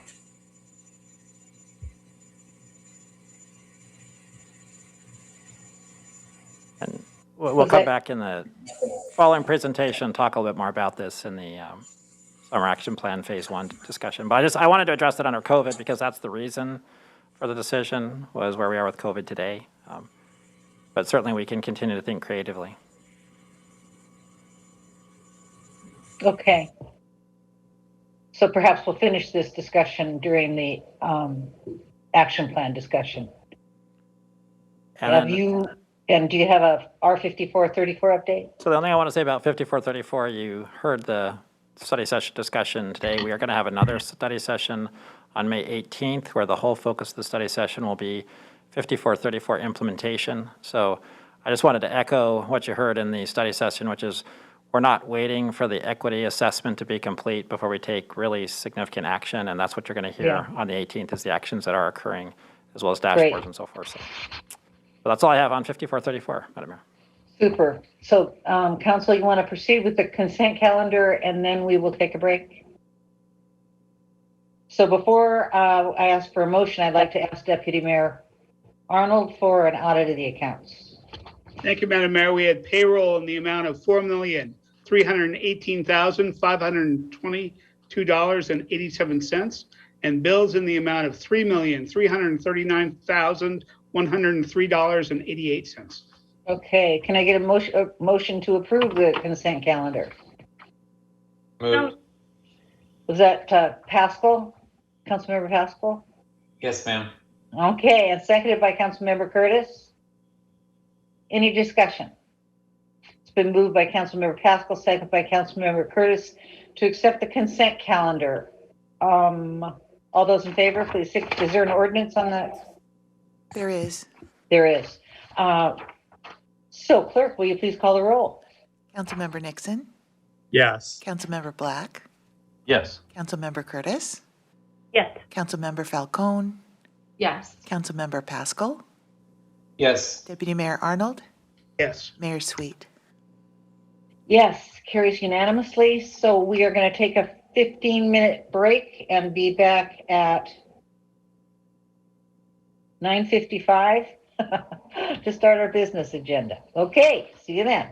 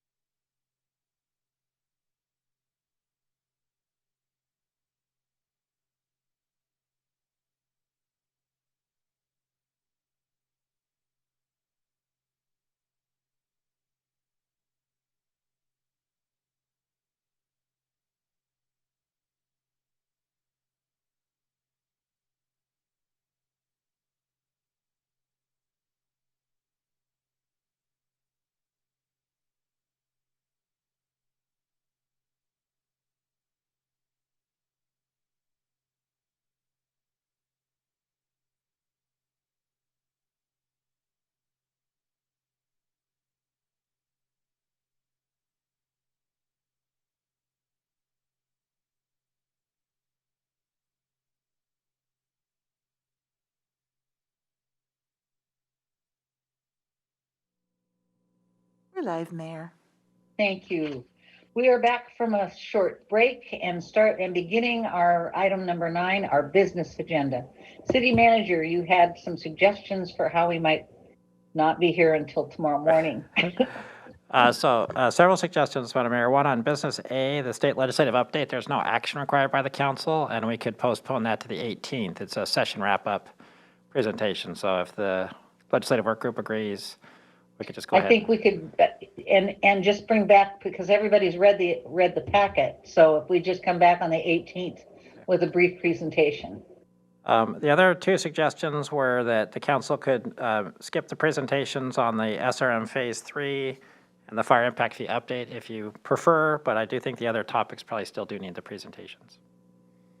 Council, are you good with skipping the SRMK? We all looked at the pictures. Do we have more questions for that one?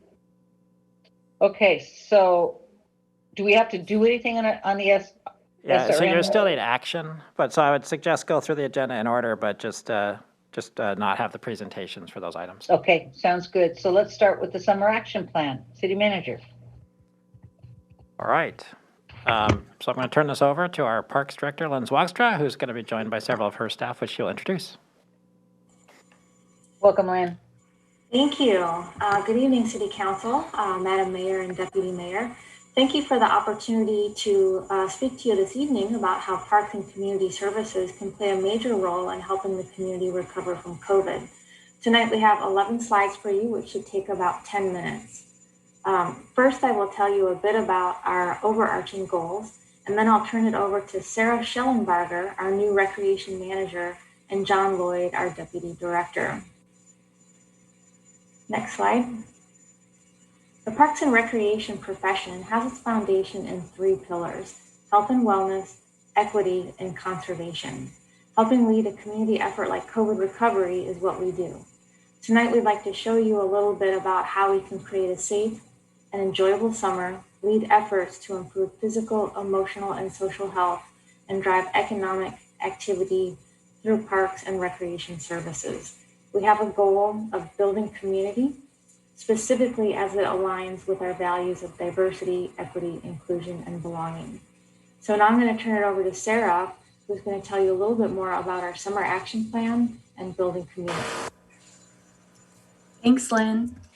We are expecting a high volume of visitors this summer to the downtown and waterfront parks.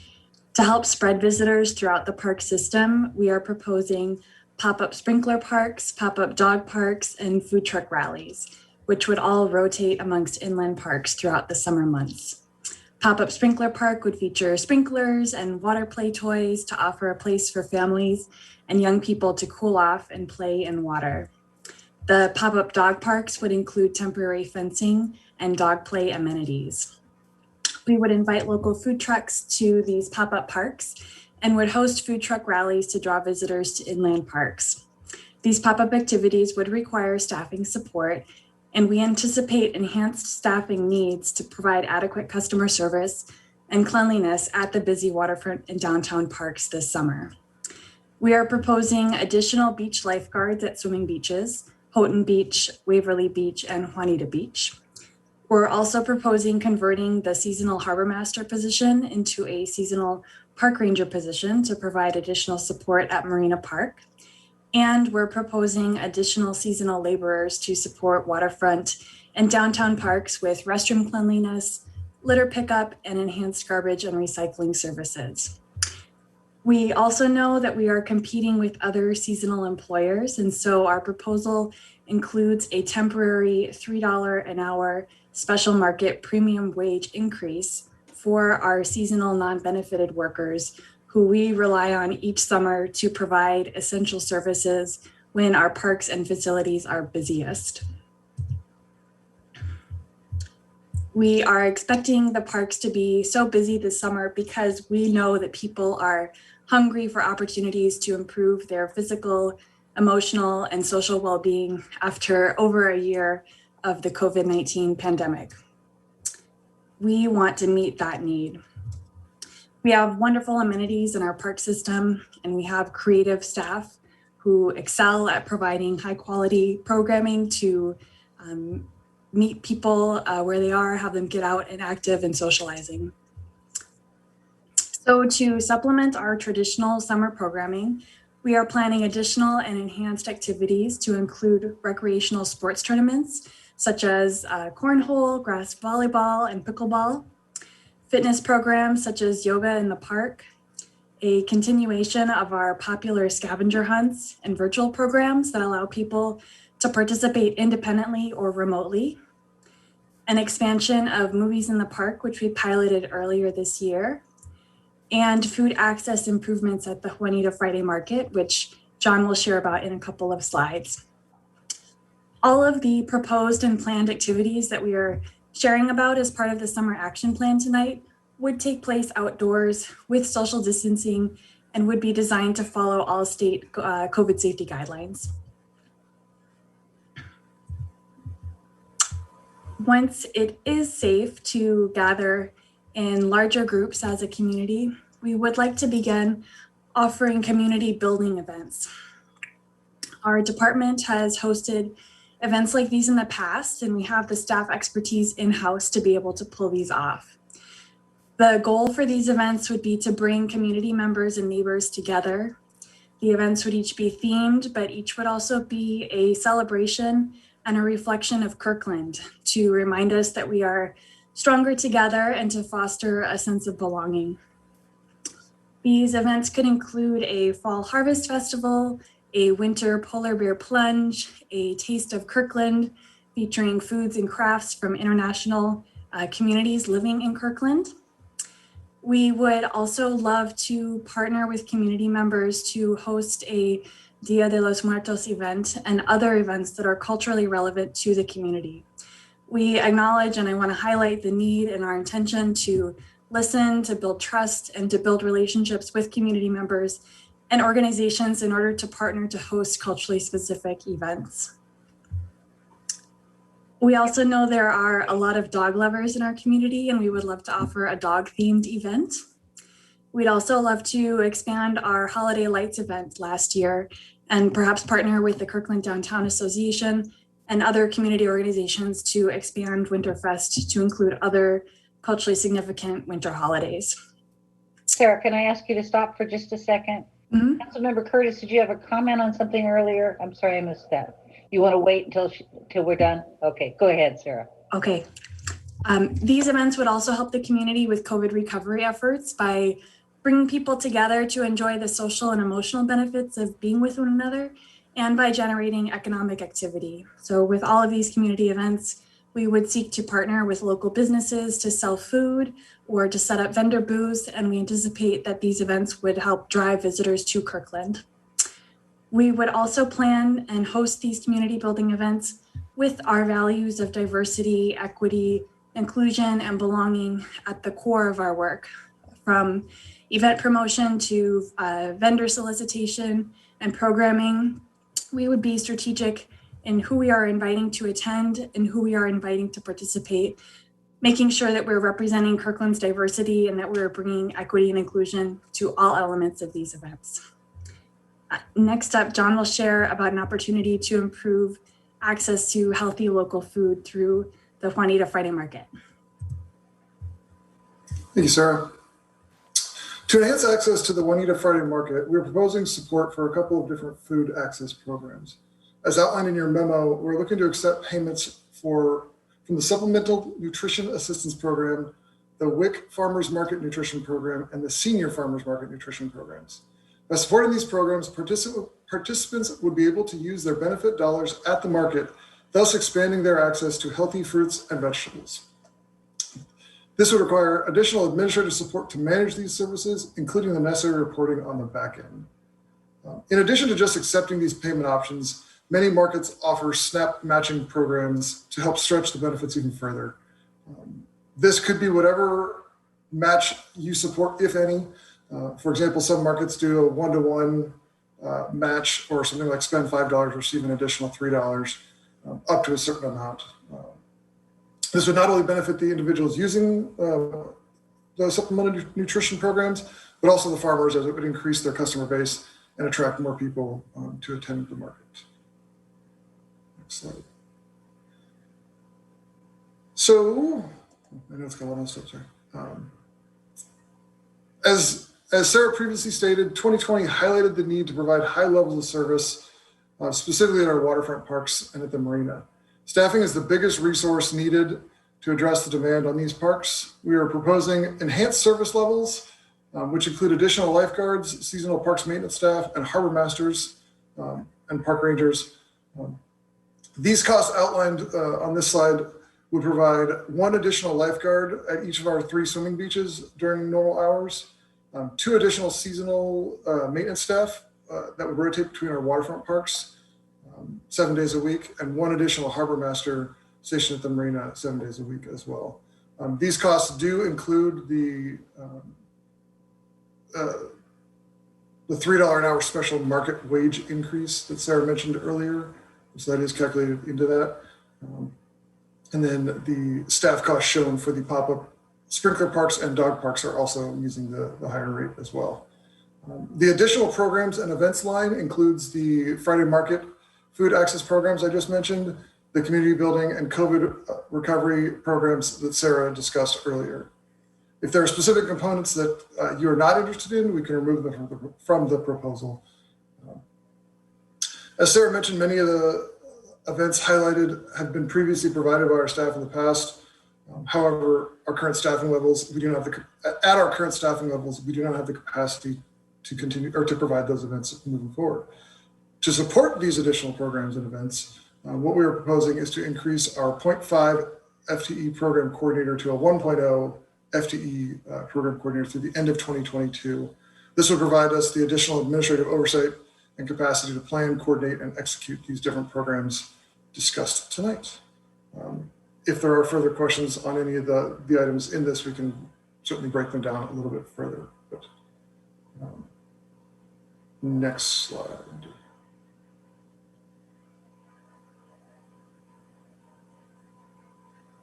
Not knowing what specific programs or elements you support, we have not worked out a detailed funding plan yet, but we have identified some possible funding sources which could be used to fund this investment. Depending on your interest and support, we will work with the city manager to determine the specific funding plan and come back with a fiscal note at a future meeting. To give you a better sense of the timeline of when we'd be able to provide these programs and events, Sarah will review a rough timeline over the next 1.5 years. As you can tell, there's a lot we want to do to support the community through recreation services. In order to get started with what we're proposing tonight, we would need to make a decision now on additional staffing service levels and the temporary $3 an hour special market premium wage increase so that we can hire sufficient staff to meet the anticipated crowds and needs. This summer, we would then begin offering events that we can get going quickly. In the fall, we would expand with a few select events, and we would dedicate this time to building relationships and partnerships with community organizations. We would solidify our event planning and develop a sponsorship package. In 2022, we would add on to our slate of community building events. This timeline is approximate as it will take time to sustainably build out these events, but it hopefully gives a taste of what it would look like. We thank you for the opportunity to share this proposal with you, and we acknowledge that the timing is tight. Summer is just about here, and we would need your quick approval to be able to execute quickly. So with that in mind, here are the questions that we have of council, and we would love to hear any questions that you have for us.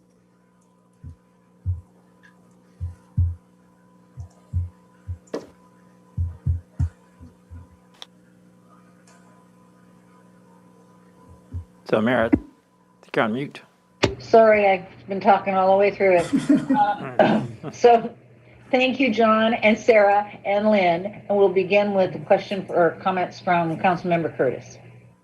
Thank you, Madam Mayor. I put my name down early because you know I was so excited about this agenda item.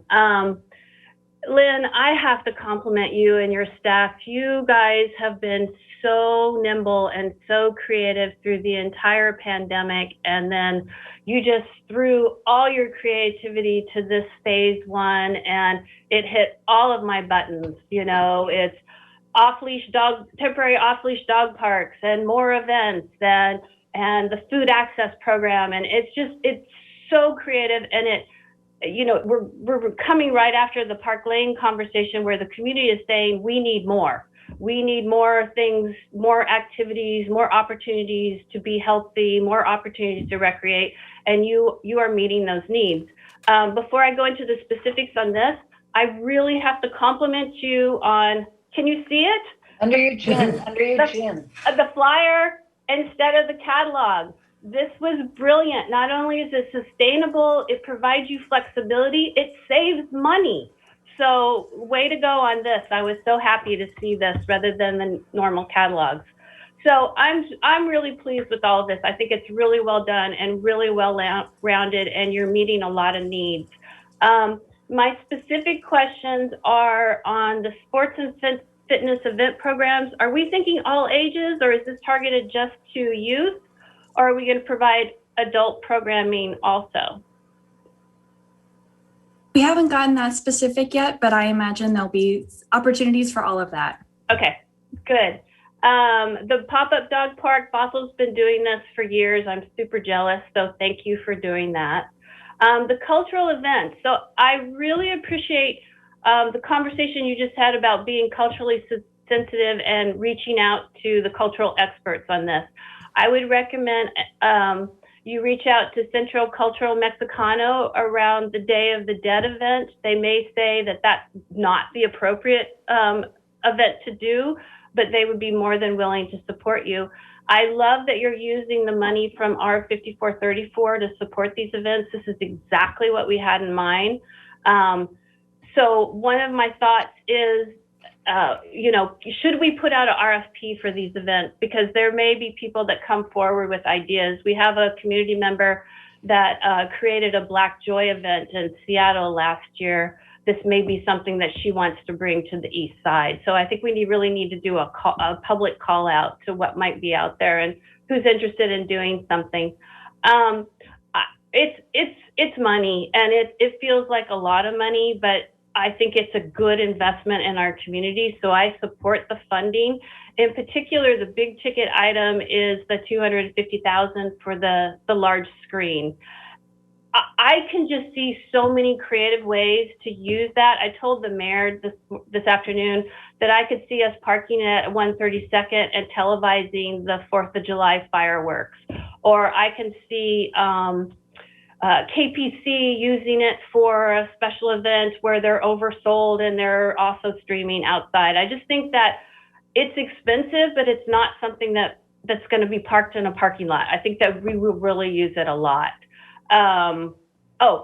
I lost my train of thought for a second. One of the things I'm concerned about is we're talking about one-time funding, but once we do all of this, the community is not going to want us to stop.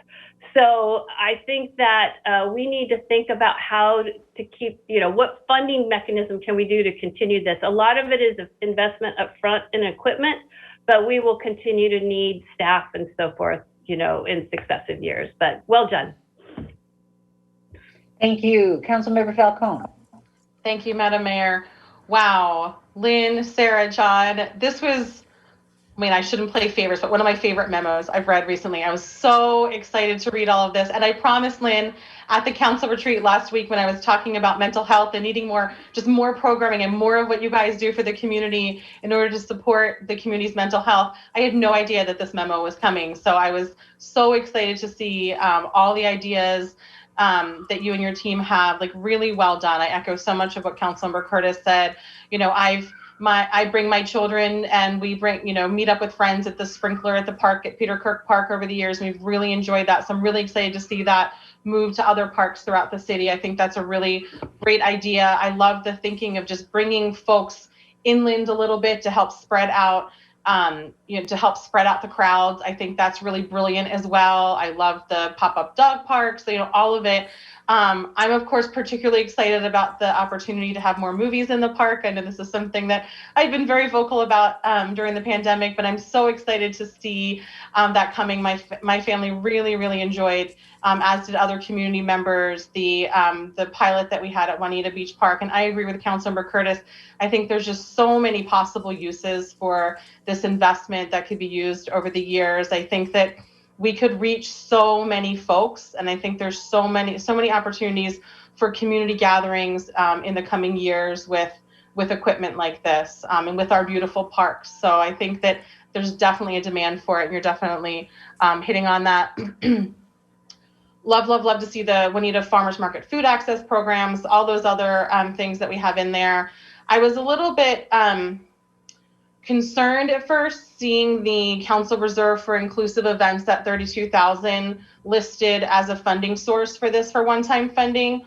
But I do like Councilmember Curtis's idea of putting out an RFP. The reason I was concerned is that I really, at least my intention with proposing that and voting on that was to support grassroots organizers in the community who wanted to hold events that were culturally specific, that they've identified that they feel like is missing, and that we would help support that. But I do love the idea of putting out an RFP and seeing what else is out there. I agree. I love the idea of the Winterfest being more inclusive with a whole bunch of winter holidays. I think that's awesome. I'd be so proud to see that happen and to see the city of Kirkland be a part of that and partner with the Downtown Association and many other organizations in the community. So thank you. Really well done.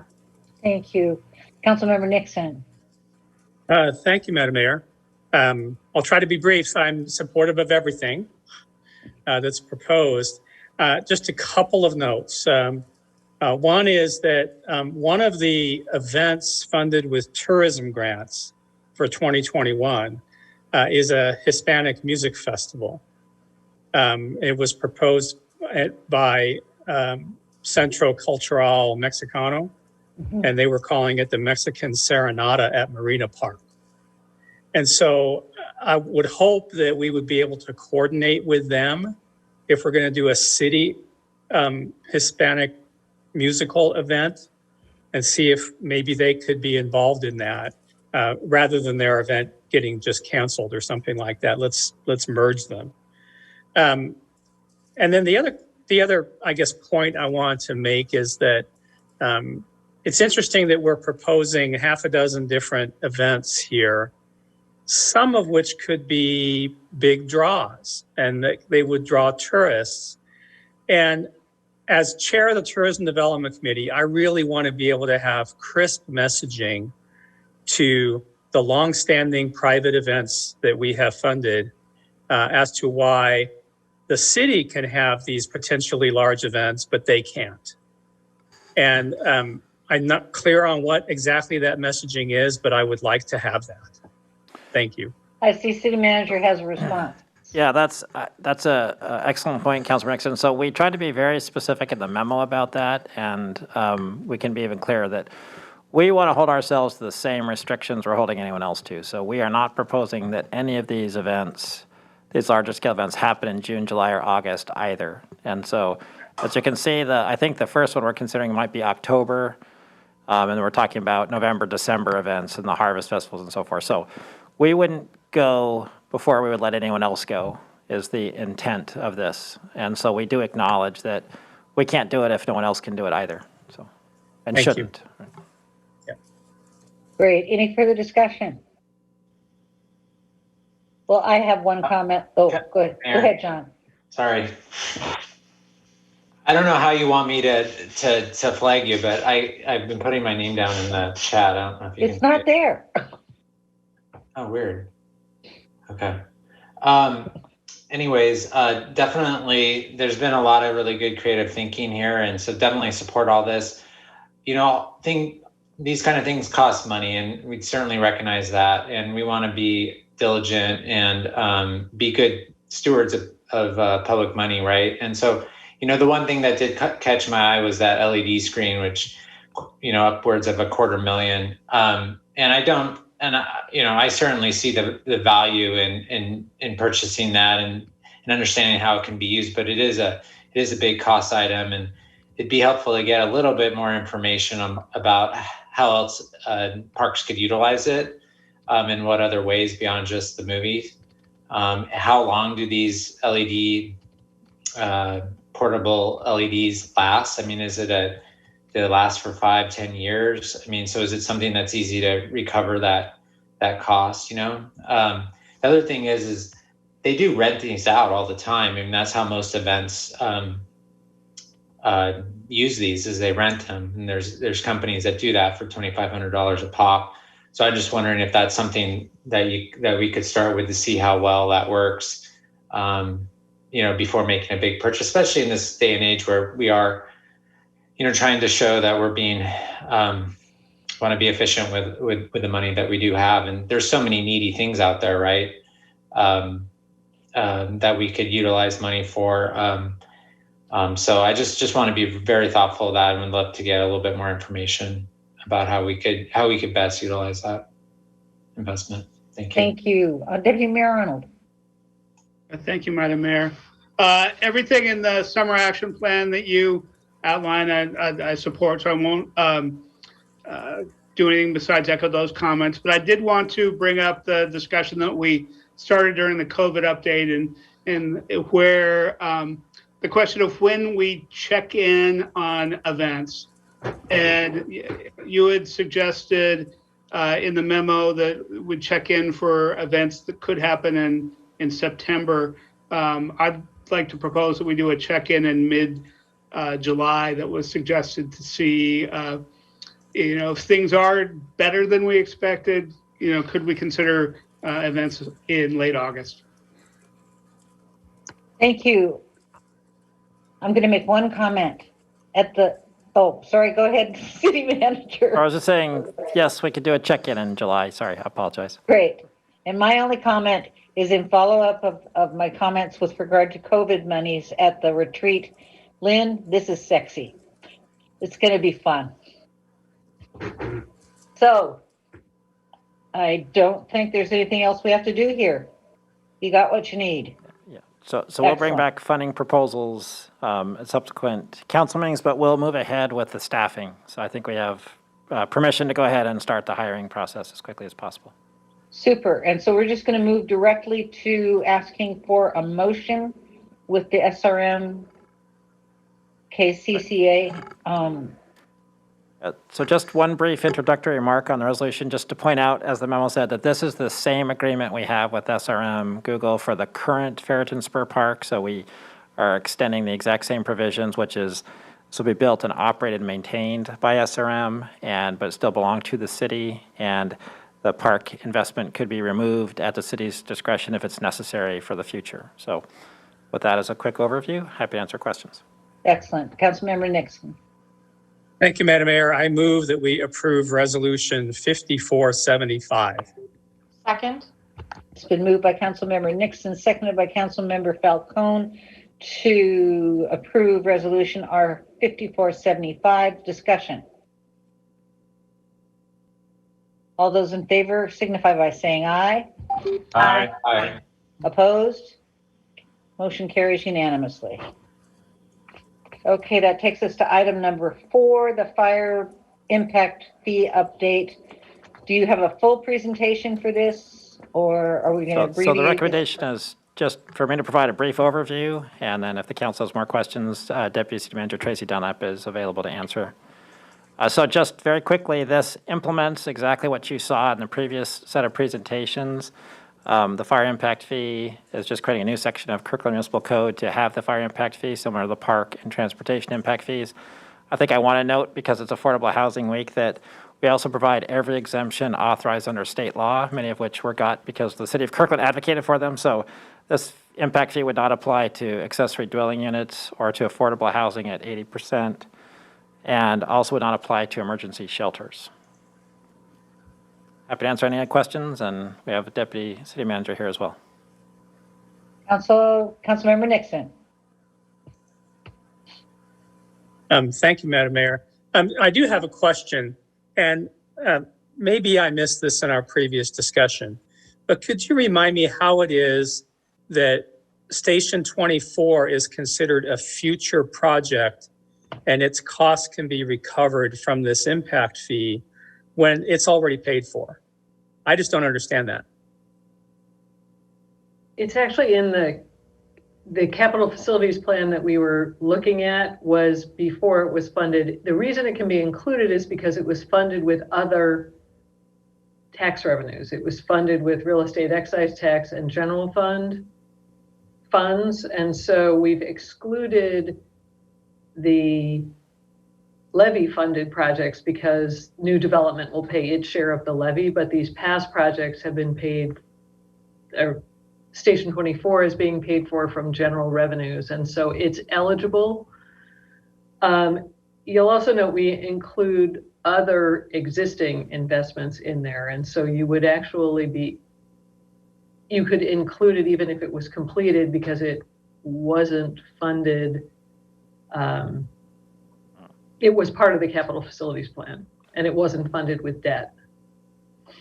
Yeah, I guess I had always thought that impact fees could only be charged for adding capacity to serve the new development. No, you can charge for available capacity in the existing system, and we do actually. Okay.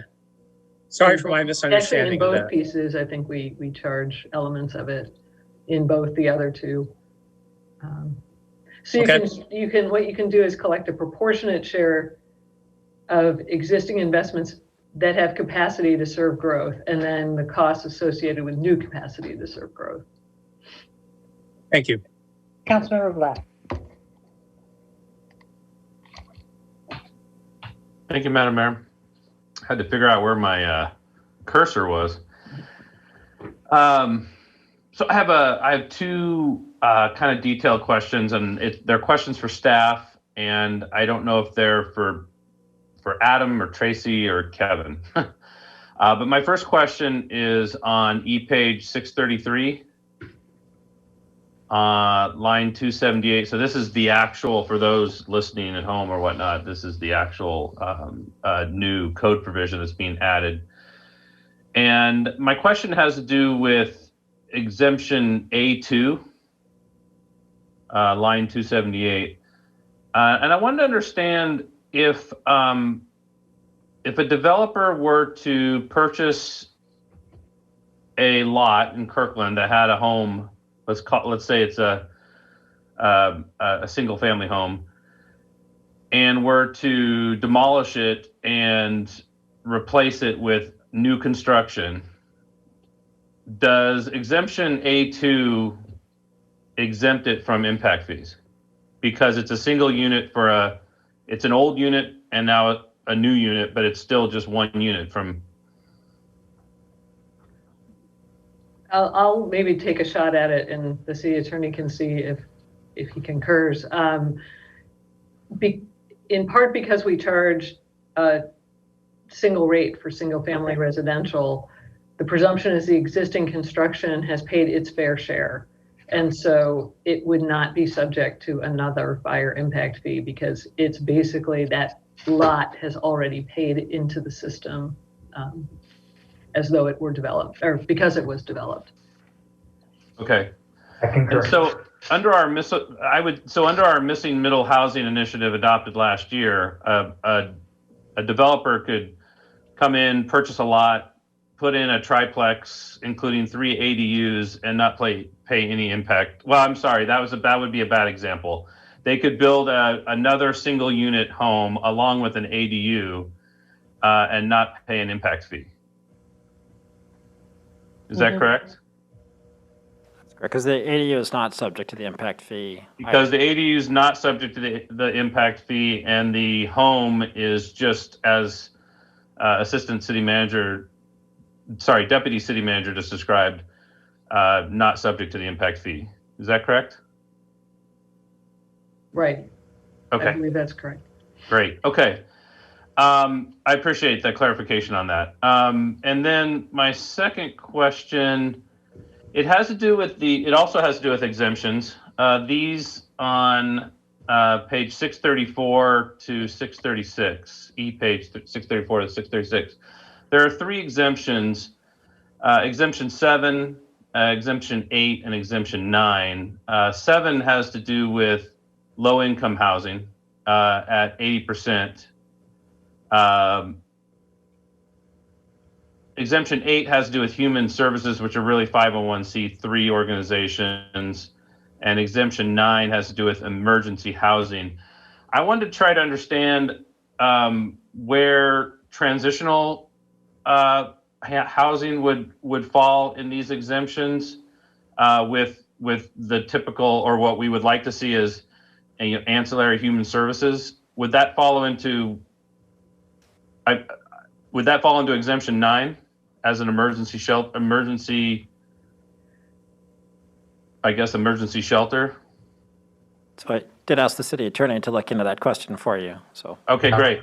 And I have taken a quick look at it, Councilmember Black, and I think the answer is that I think it could fit within exemption under number 9. Subsection 9 talks about buildings or structures constructed as shelters to provide emergency housing, and it also talks about emergency shelters for victims of domestic violence. And if you looked, I took a look at the state law that relates to what an emergency shelter for a victim of domestic violence is, and it's defined in part as being temporary in nature, whereas emergency housing for people experiencing homelessness is defined in the applicable state law as the construction of a building or a structure. So I think there's an important and useful distinction between those two definitions that suggests that the transitional housing could be included within emergency housing for people experiencing homelessness, if that's the meaning that we attach to it.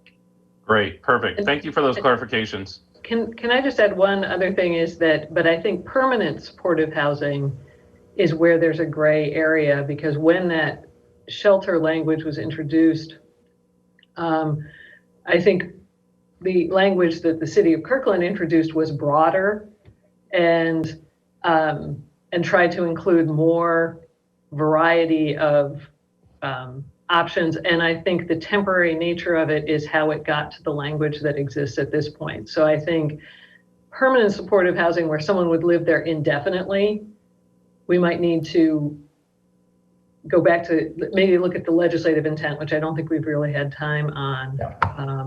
I could look at the legislative history, but I think Councilmember Black, your question related to transitional housing, is that right? Yeah. So okay. So but I could you answered my question. But Tracy's right. I could look at the legislative history to learn more about it. Okay. Well, I'd be happy to hear back. I think you answered my question, but I'd be happy to hear back, City Attorney, if you have sort of more color on that. Yep. Thank you. Of course. Thank you. Deputy Mayor Arnold. First, a question given Councilmember Black's questions. If an existing building was going to be used for permanent supportive housing and would be a change of use, would any impact fee apply? I remember some exemptions for change of use, but given Councilmember Black's comments, I wanted to confirm. I believe we made the exemption and change of use permanent, but we could go back and double check that, but I'm fairly certain we did, because I think we checked that after the last discussion. Right. So we did. We confirmed that at a previous conversation with the planning director. It's a permanent change of use in there, so change of use would not require any fee. Okay. Thank you. Then, Madam Mayor, I'd like to move ordinance 04758. Been moved by Councilmember or Deputy Mayor Arnold. Second. Seconded by Councilmember Curtis to approve ordinance 04758. Any further discussion? Councilmember Nixon. Thanks, Madam Mayor. I just wanted to say that this is not an easy decision for me. Even though that we've been contemplating having fire impact fees for a long time, we think it's fair that new development pay a share of the cost. It's just a difficult time. And to keep layering on additional costs on housing, I think the figure we had was for every $1,000 we add to the price of a house, another 1,500 people become ineligible to buy it, to qualify for a mortgage. And so, I think I may vote no. As much as I would like to have these fire impact fees, just to say the timing is difficult. And if we could postpone it a year or two, I think I'd be happier. Thanks. Thank you. Any further discussion? Seeing none, the question is on the motion to pass ordinance 04756, moved by Council Member or Deputy Mayor Arnold, seconded by Council Member Curtis. Clerk, will you call the roll? Councilmember Nixon? No. Councilmember Black? Yes. Councilmember Curtis? Yes. Councilmember Falcone? Yes. Councilmember Pascal? Yes. Deputy Mayor Arnold? Yes. Mayor Sweet? Yes, the motion carries, or the ordinance carries 6-1. Okay, so that, seriously? No, okay. That takes us to item E, Kirkland Avenue, Lake Street intersection improvements, a project update. Okay, thank you, Madam Mayor. So we do need to give the presentation on this because we're going to need direction from the council. Here to give you that presentation is our project engineer, Laura Drake, and we'll be looking for some decisions for the council on potential enhancements to this project at the end of the presentation. Great. Good evening, Madam Mayor, Deputy Mayor, and council members. I'm Laura Drake in the Capital Improvements Program, and I'm here for an update on the Kirkland Avenue and Lake Street intersection improvements project. Tonight, I will touch on the project background, including benefits and current funding. Then I will present the scope enhancement opportunity number 1, which is all about reliable infrastructure, followed by scope enhancement opportunity number 2, urban design features. I'll really briefly touch on NEPA and our schedule, and then I will open it up for direction from council. This project was identified in the 2018 Downtown Pedestrian Crossing Study, and it really recommended a project all about pedestrian safety. Pedestrian scramble phasing means that the cars would get an all red phase, so every car would be held at a red light, while the pedestrians are able to use all of the crosswalks all at once. The project would also include curb bulbs, so on the corners of the intersection, we would be expanding the pedestrian areas, and then the raised intersection will improve visibility of pedestrians. So we would bring the intersection up to sidewalk grade, very similar to Park Lane, except it would just be right at the intersection. The project is funded through 2 grants and some local funds. We received $500,000 from a federal grant, $1 million from the Department of Commerce, and just under $500,000 in local funds, which brings the total funding to over $1.9 million. Scope enhancement number 1, regarding dependable infrastructure. The existing signal poles are reaching the end of their lifespan. And for southbound drivers today, their signal is supported by span wire. This makes the signal less visible for drivers, but also really increases the amount of maintenance needed as compared with a signal on a mast arm. So if we could replace the poles as part of this project, we would be bringing those up to current standards, and we will also be pursuing opportunities to reduce the number of poles at the intersection if at all possible. So we are investigating the possibility of possibly having 1 pole support 2 mast arms, just to remove 1 pole from the intersection. Today, the power source for this signal is 2 blocks away, and it's not directly visible from the intersection. So if there's an emergency or a maintenance need to turn off power, 1 signal technician needs to go to the power cabinet and then turn off the power. They'll call a second signal technician that's at the intersection to confirm that power did in fact turn off. It's workable, but it's not our standard, and it's more cumbersome than it needs to be. If we get the opportunity to replace the signal controller cabinet that's at this intersection, we would upgrade it to one that has enough space for all of the equipment we know we need for this project, as well as keeping some space open for future equipment we may want to add. And replacing this gives us the opportunity to relocate the cabinet. I know the existing cabinet out there on the southeast corner is not in the most ideal location for pedestrian flow. So especially with the curb bulbs adding more pedestrian space, that gives us a lot more area to find a better location for the signal cabinet, someplace that's visible from the intersection, but not so in the way for pedestrians. The conduits, the signal conduits at this intersection, we know there are some that are broken, and we need to replace wires in those conduits to implement the pedestrian scramble phasing. If we're able to fully replace the conduit system as part of this project, it would reduce constructability issues, and it would also create a reliable conduit system for this intersection. And the current ITS plan has ITS phase 3 identified as making some improvements at this intersection. So we could, with that conduit replacement, go ahead and make sure that the new conduit system is set up to handle additional fiber routing through this intersection. Finally, the surface water conveyance pipes at this intersection are aged. We're already planning on making some modifications to the surface water system just to accommodate the raised intersection and the change in the roadway grades we're planning to make. So if we're also able to replace these pipes, it would be a very timely addition to this project.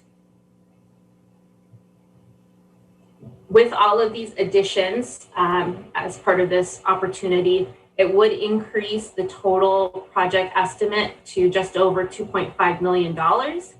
And with our current funding, that means the city would need to add an additional $580,000 in local funds. Our second scope enhancement opportunity is urban design, keeping in mind the council goals of high quality of life in our neighborhoods and to attract, retain, and grow our economic base. And as identified in 2 downtown plans, downtown is, our goal is to make it an area that is warm and inviting for our residents that live here, those that live outside of the neighborhood or outside of the city who come here to visit, and for our businesses in the area. If council is interested, we can look at options including decorative concrete for our roadway and sidewalks, artistic pavement markings, decorative bollards, benches, bicycle racks, ornamental landscaping, and even a public art feature. With the urban design features, we can scale it depending on council's level of interest. So if we wanted to do a high level of urban design features, that would add approximately $550,000 to the project. And that does include both soft costs and construction costs. A more moderate level would be about $250,000, or we could pursue a very minimal urban design feature, which would be approximately $100,000.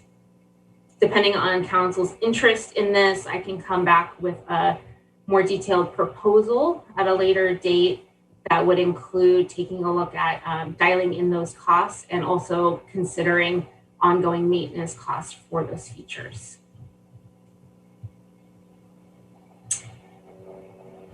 As I mentioned at the beginning of the presentation, we do have $500,000 in federal funds, and that requires us to get approval of NEPA.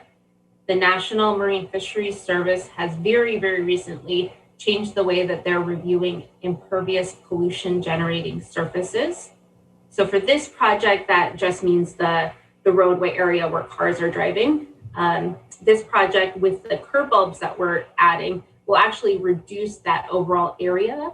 However, as we go through the NEPA process, I'll be updating city management regularly on how that's going. And if we run into any significant snags, I will return to council with an update and with recommendations. For our schedule, we are in design and we are planning to wrap that up at the end of this year. We're also planning to obtain our permits within that time period.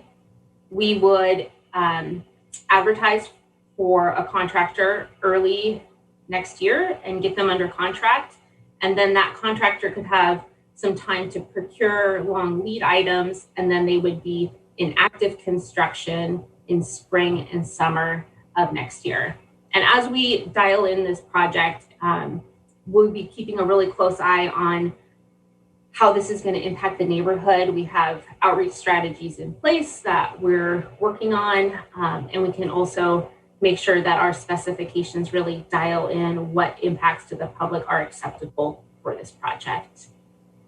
If the council was interested in adding one or both of the opportunities for additional scope on this project, we can fit those in with this schedule.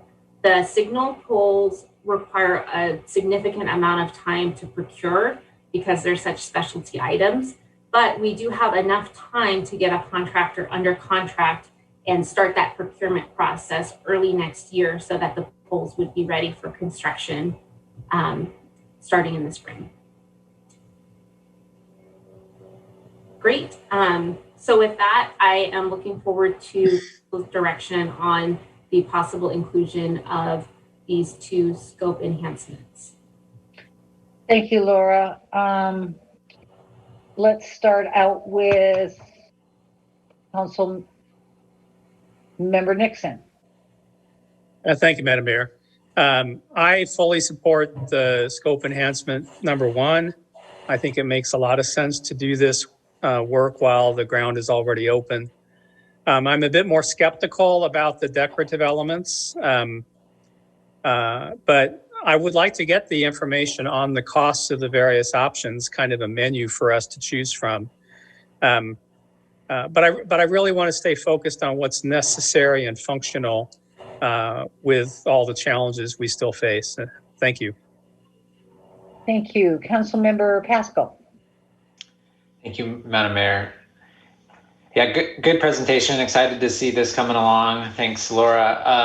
I agree with Councilmember Nixon. It definitely needs to be functional, but I also want it to be something that is a focal point for downtown, since it is already. So I'm very interested in seeing also the scope enhancement number two. And perhaps I agree. I think it would be good to bring it back and just kind of be able to see some of those options in a little bit more detail, because I think you'll be able to kind of work through those a little bit and see what works, what doesn't, maybe get a better idea of costs, since those are kind of high level right now. I really like the idea of a decorative sidewalk and crosswalk treatments, and really make those stand out, because this is we're really doing this for pedestrians. And making it safer for crossings and with the pedestrian scramble. Me personally, I'd like to be a little bit more convinced about the long-term success of a decorative roadway concrete. I just haven't seen that be as successful as I would hope in other communities, that it wears out fairly quickly and it starts to not look as nice, especially with kind of high trafficked areas. But if there's something, if things have changed and we have more assurance that it won't wear down pretty quickly, I think that would be something interesting. And then I'm really intrigued what artistic pavement marking is. I hadn't really ever heard that term before. So I'd love more information on that. I mean, I know what a decorative crosswalk is, but I'm not sure what artistic pavement marking is. So that would be good to get. And then just a couple design things that I saw, and that you had a slide in there that was kind of the artistic rendering. One of the things I noticed there thank you, with that was, so there's a northbound right turn lane there. It exists today. And one of the reasons why I think it exists is because pedestrians cross that crosswalk on the east side. And so when they're crossing, cars can't turn, right? So they back up. And so the right turn lane's there, so the cars that want to turn, they don't block the cars that want to go through, right? But in a pedestrian scramble, you don't have that problem. So I guess I'm just kind of curious if that right turn lane is still needed in this situation.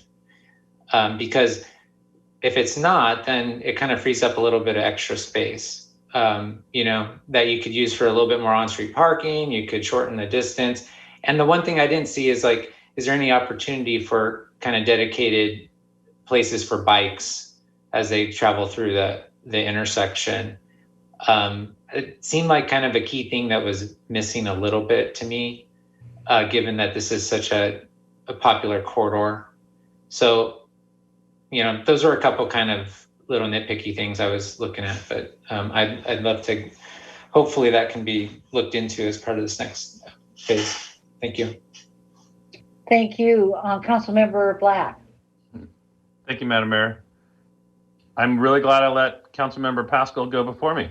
He had, well, one, he asked smart questions, and two, a couple of them were questions I had.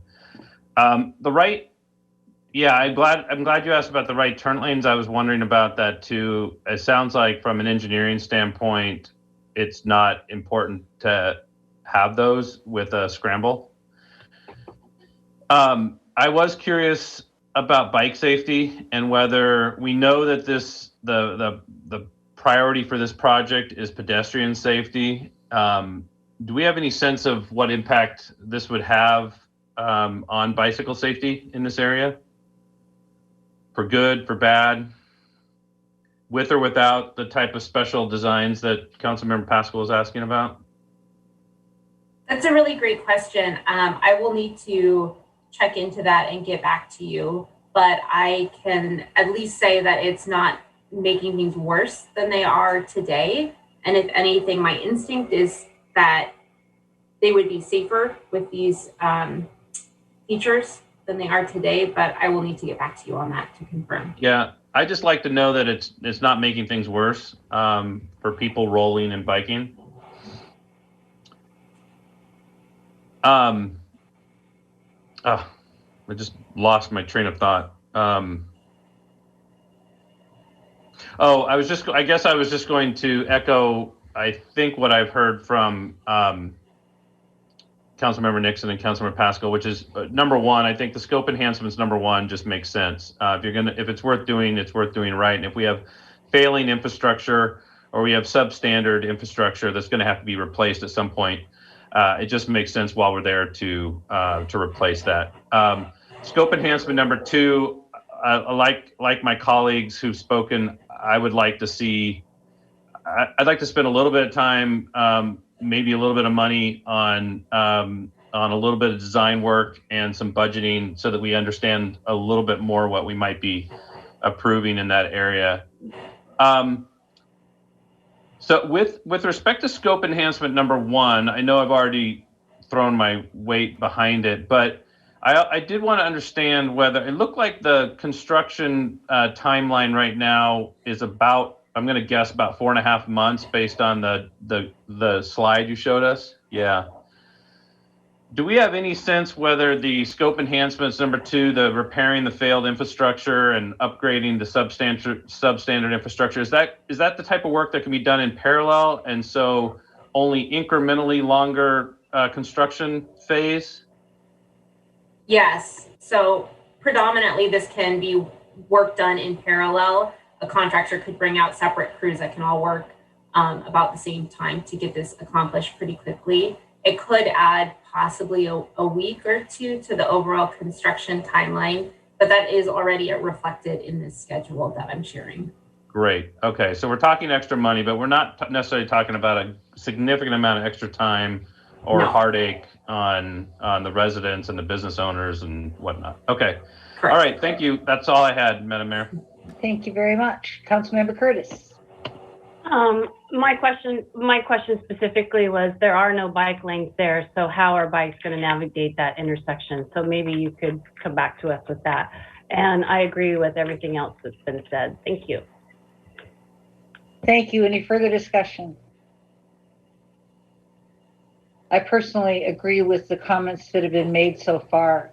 I think before we decide on the option number two, we need to see more prices and more cost impact. I think that's what I'm hearing most people want to have. So I guess I'm looking for a motion to expand the scope at the first level with a request for more information for the option 2.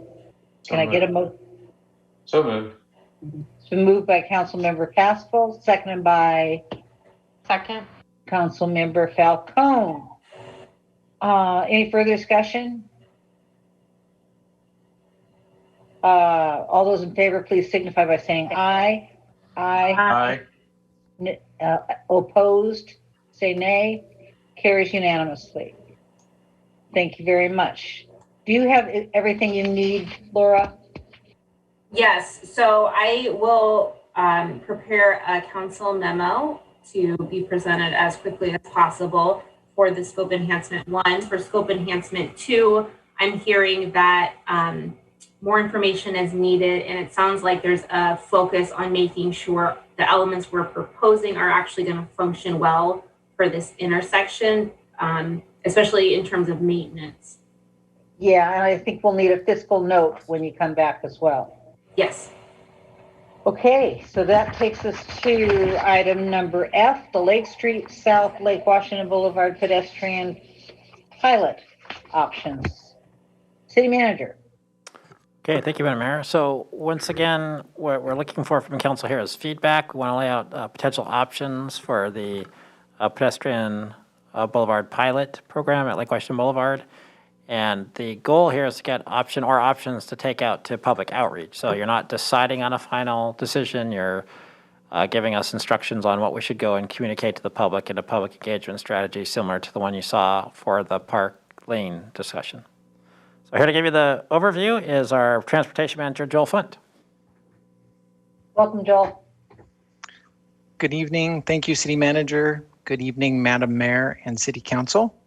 I'm here this evening to talk about the Lake Street South, Lake Washington Boulevard pedestrian walkway pilot project. So what I will be talking about is a little bit of background, going over the pilot proposal, and we're asking specifically for council direction around the various pilot durations that we would take out to the community for their input, as well as feedback on the means of separation between the walkway and the travel lanes, and then just wrap up with next steps. So the pilot project is the temporary conversion of the on-street parallel parking lane on the west side of Lake Street South and Lake Washington Boulevard to an expanded pedestrian walkway. This goes between about 250 feet south of 2nd Avenue South. There's a curb bulb there on the west side, and we're proposing to start right after that.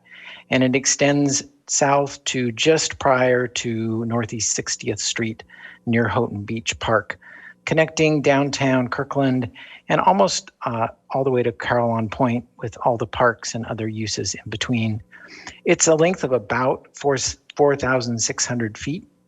The purpose of the pilot project is to identify costs and benefits considering permanent pedestrian promenade in the future. So we can look at the safety benefits and impacts, vehicle parking impacts, and changes in how people use and interact with the waterfront.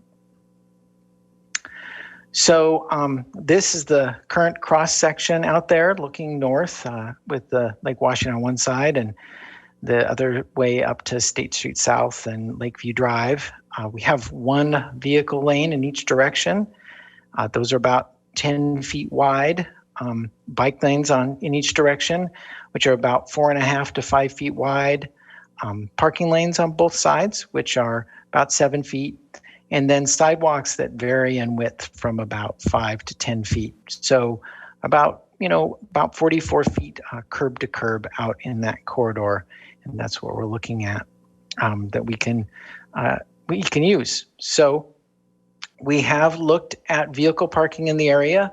We did an inventory using some field site visits, as well as relying heavily on our aerial photography.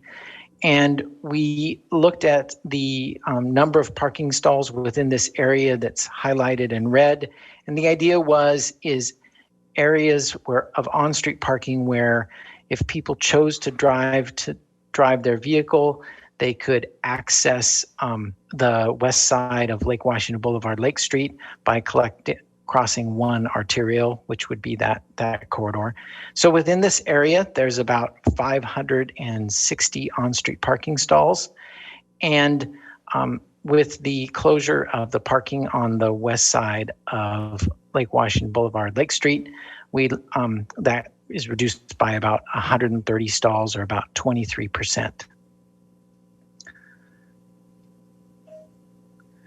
So the proposed cross-section would convert the west side parking lane into space for walking and rolling.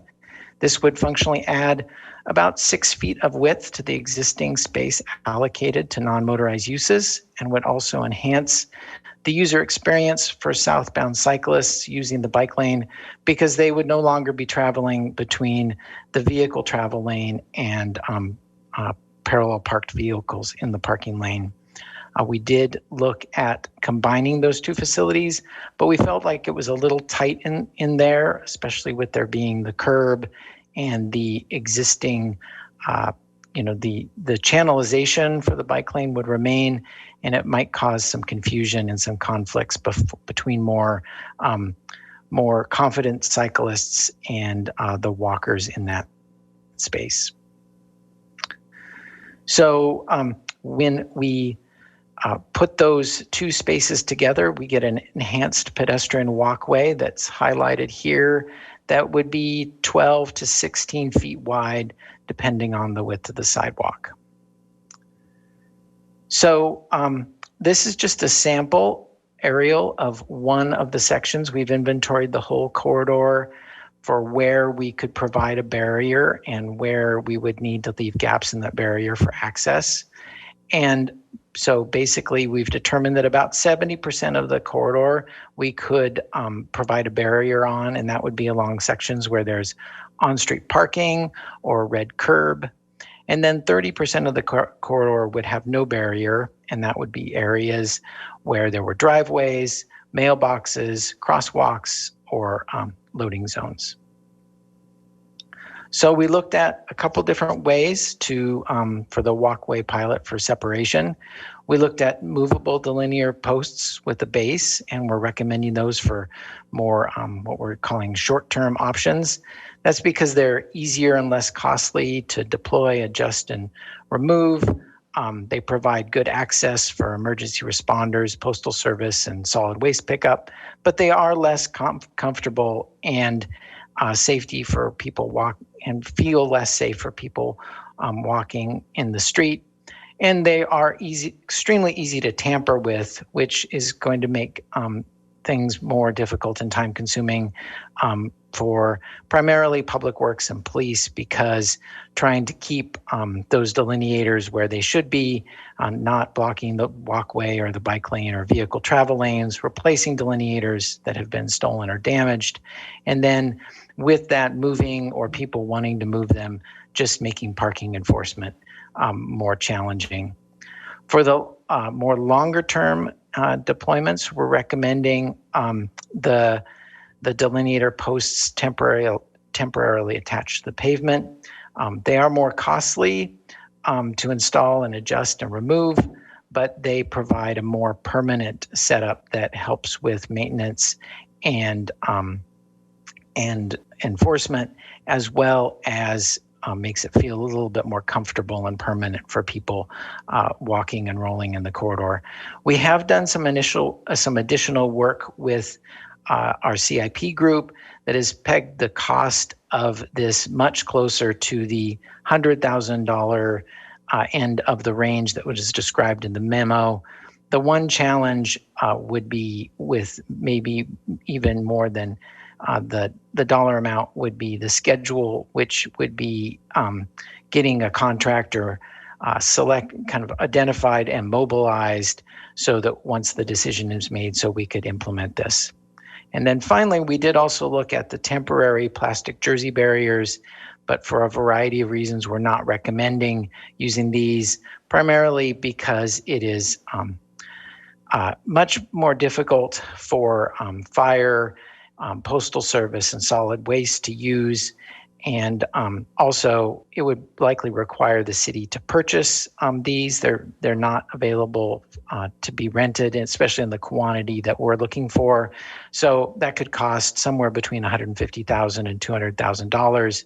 And we would need a place to store them, which would be challenging because it was noted that it's about 7 truckloads of plastic barriers. So these are the options that we're looking at for the duration of the pilot. A 2-week option that we're proposing would use the movable delineators and movable no parking signs. The rental of that equipment would cost an estimated $10,000. A 4-weekend model that would be putting the movable delineators and no parking signs out at the beginning of the weekend and picking them up at the end of the weekend. We're estimating that at about $15,000. And then a 1-month and all summer option, which would use delineators attached to the pavement and no parking signs. And that's more in that $100,000 range. And then finally, of course, a no action alternative. So next steps, we would be sending out a notice of engagement and starting a web landing page tomorrow with a organizing event community meeting scheduled for May 17th. And then we would return to council either at the first or second meeting in June. Each of those have their own sets of challenges with the getting through a TREC process and back to that June 1st meeting would be maybe a bit more challenging. And yet the later we press this decision, the later would be any time that we could implement any of these options as we move forward. And then finally, this is just my slide that I had for questions and comments and discussion direction. It kind of summarizes my presentation. So thank you. Thank you, Joel. Okay, council, who wants to kick this off? Deputy Mayor Arnold. First, a question for Joel. Joel, during public comment tonight, there were some questions on why the 1-month option 3, requires the more expensive installed delineator posts versus the temporary ones. Can you talk a little bit why the staff recommendation says that you would need the more permanent solution for the for that month? It really was a judgment call about how long, what is that right point. I think from staff's perspective, the ability for those the movable delineators is going to cause a fairly consistent need to use our public works maintenance staff who have a number of other responsibilities, as well as parking enforcement, to continue to be in the corridor much more to make sure that we're providing something that is safe and is consistent and is reliable for what we've set it out to do. We felt like that was a sustainable model for that 2-week time frame, but as we get up to a month and beyond, that's a more difficult thing for our staff to do, especially during the busy summer months when parking enforcement and our streets and grounds crews have many other responsibilities that they're trying to respond to as well. Thank you. Thank you. Councilmember Nixon. Thank you, Madam Mayor. Well, as you might expect, I continue to oppose this concept. I I really don't believe it's safe to put pedestrians in the street, separated from cars going at a fairly high rate of speed, only by flimsy plastic pylons, whether they're permanent or temporary, without a row of parked cars or even 10 feet of empty space and a curb to protect them. I continue to be concerned about the loss of parking. I'm concerned about making it more difficult for Kirkland residents to access our waterfront parks who don't have the physical ability to walk or bike to them from their homes. We're basically asking people to park on the side streets east of Lake Washington Boulevard, but some of those are steep hills that would be really hard to go up or down in a wheelchair or with a stroller while trying to hold the hand of a toddler. And not to mention having to cross that same busy street. Earlier tonight, we declined to close Park Lane, at least in part because of the loss of the most convenient parking and that people would have to walk farther. And here, we're proposing to close 10 times as many parking spaces. And one of the speakers during public comment was talking about how this would be an attraction for people from around the region. Frankly, I have very little interest, even as chair of the Tourism Development Committee, I have very little interest in attracting people from all over the region to add to the congestion on our streets and sidewalks and to increase the congestion in our waterfront parks, especially in a time of lingering pandemic when many people are refusing to take recommended precautions. I realize my view on this is probably in the minority. And so I would ask that if some closure of parking is done, it should be for as short a duration as possible and for as little cost as possible. Thank you. Thank you. Councilmember Pascal. Thank you, Madam Mayor. Yeah, so glad that we're considering this and kind of at a stage to go out to the community, hear what they have to say. I mean, I know that we're going to hear a lot. I know it's going to be varied input. I'm fully aware kind of where we're going with this, but I still think it's something that I'd like to see at least evaluated further. I am concerned about the cost for option 3, though. It's just going to be really hard or difficult to put that type of money into a kind of a temporary thing. I would really like to see us staff consider it a little bit more. Maybe it's even a revised option 3 or something, to where you can still have a non-permanent solution similar to options 1 and 2, so that those 3 options are kind of more equal in terms of the type of barrier that we're considering. I think it also sends a message to the community that when we do this, that it's not permanent, that it is temporary, and that's a key part of this that I want the community to be able to see and visualize, or anyone that goes down there. I would ask, though, that perhaps maybe some things can happen concurrently while the survey is being conducted. One of them is just to consider if there's other ways to make it a more appealing situation with reasonable costs. So things like, maybe perhaps planners or signs or other things, and whether there's volunteers that we can utilize to help with that. It'd just be something to consider and during this next stage.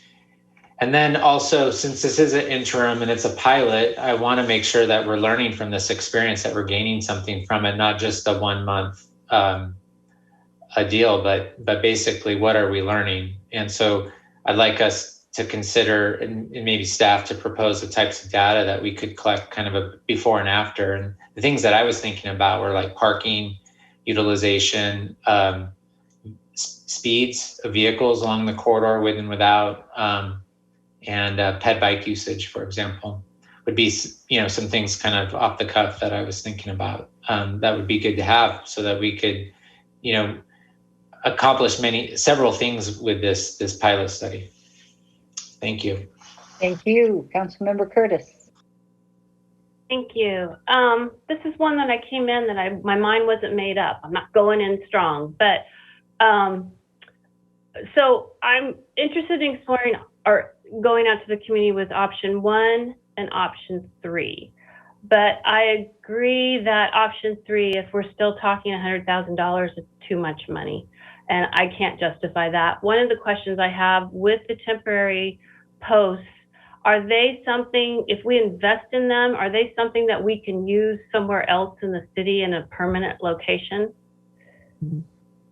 So the temporary posts that are movable, those those we would rent. Right. If we were to get the ones that we actually physically attached to the pavement, when we would purchase those and when they were removed, we would be able to, we would have 300 and some odd slightly used candlesticks that we could use elsewhere in the city. Well, would we use them somewhere else in the city? There's certainly opportunities to look at that in the future, and it's likely something that we would do. Okay. Yeah. Okay. So the investment in the $100,000 in those candles or in those posts, we could say that investment goes elsewhere in the city after this pilot. There would be an element of that would be, of course, the labor and stuff like that, but the actual physical piece of infrastructure we're buying, we would be able to use elsewhere. Yeah. Okay. I think that's all I had then. I would like to explore options 1 and 2, or 1 and 3. 2, I think it's too disruptive. People are going to lose track of which weekend is it closed and not, and 4 is too long. So thank you. Thank you, Councilmember Falcone. Thank you, Madam Mayor.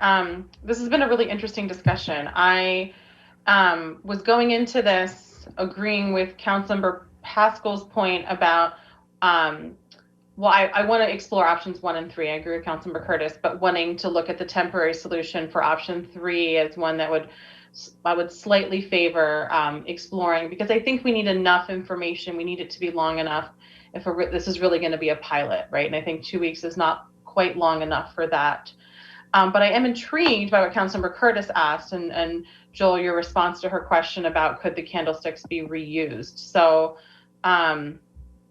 that intrigues me. So I guess I'd like to keep that option on the table as well, to see if we could use that elsewhere for other safety improvements.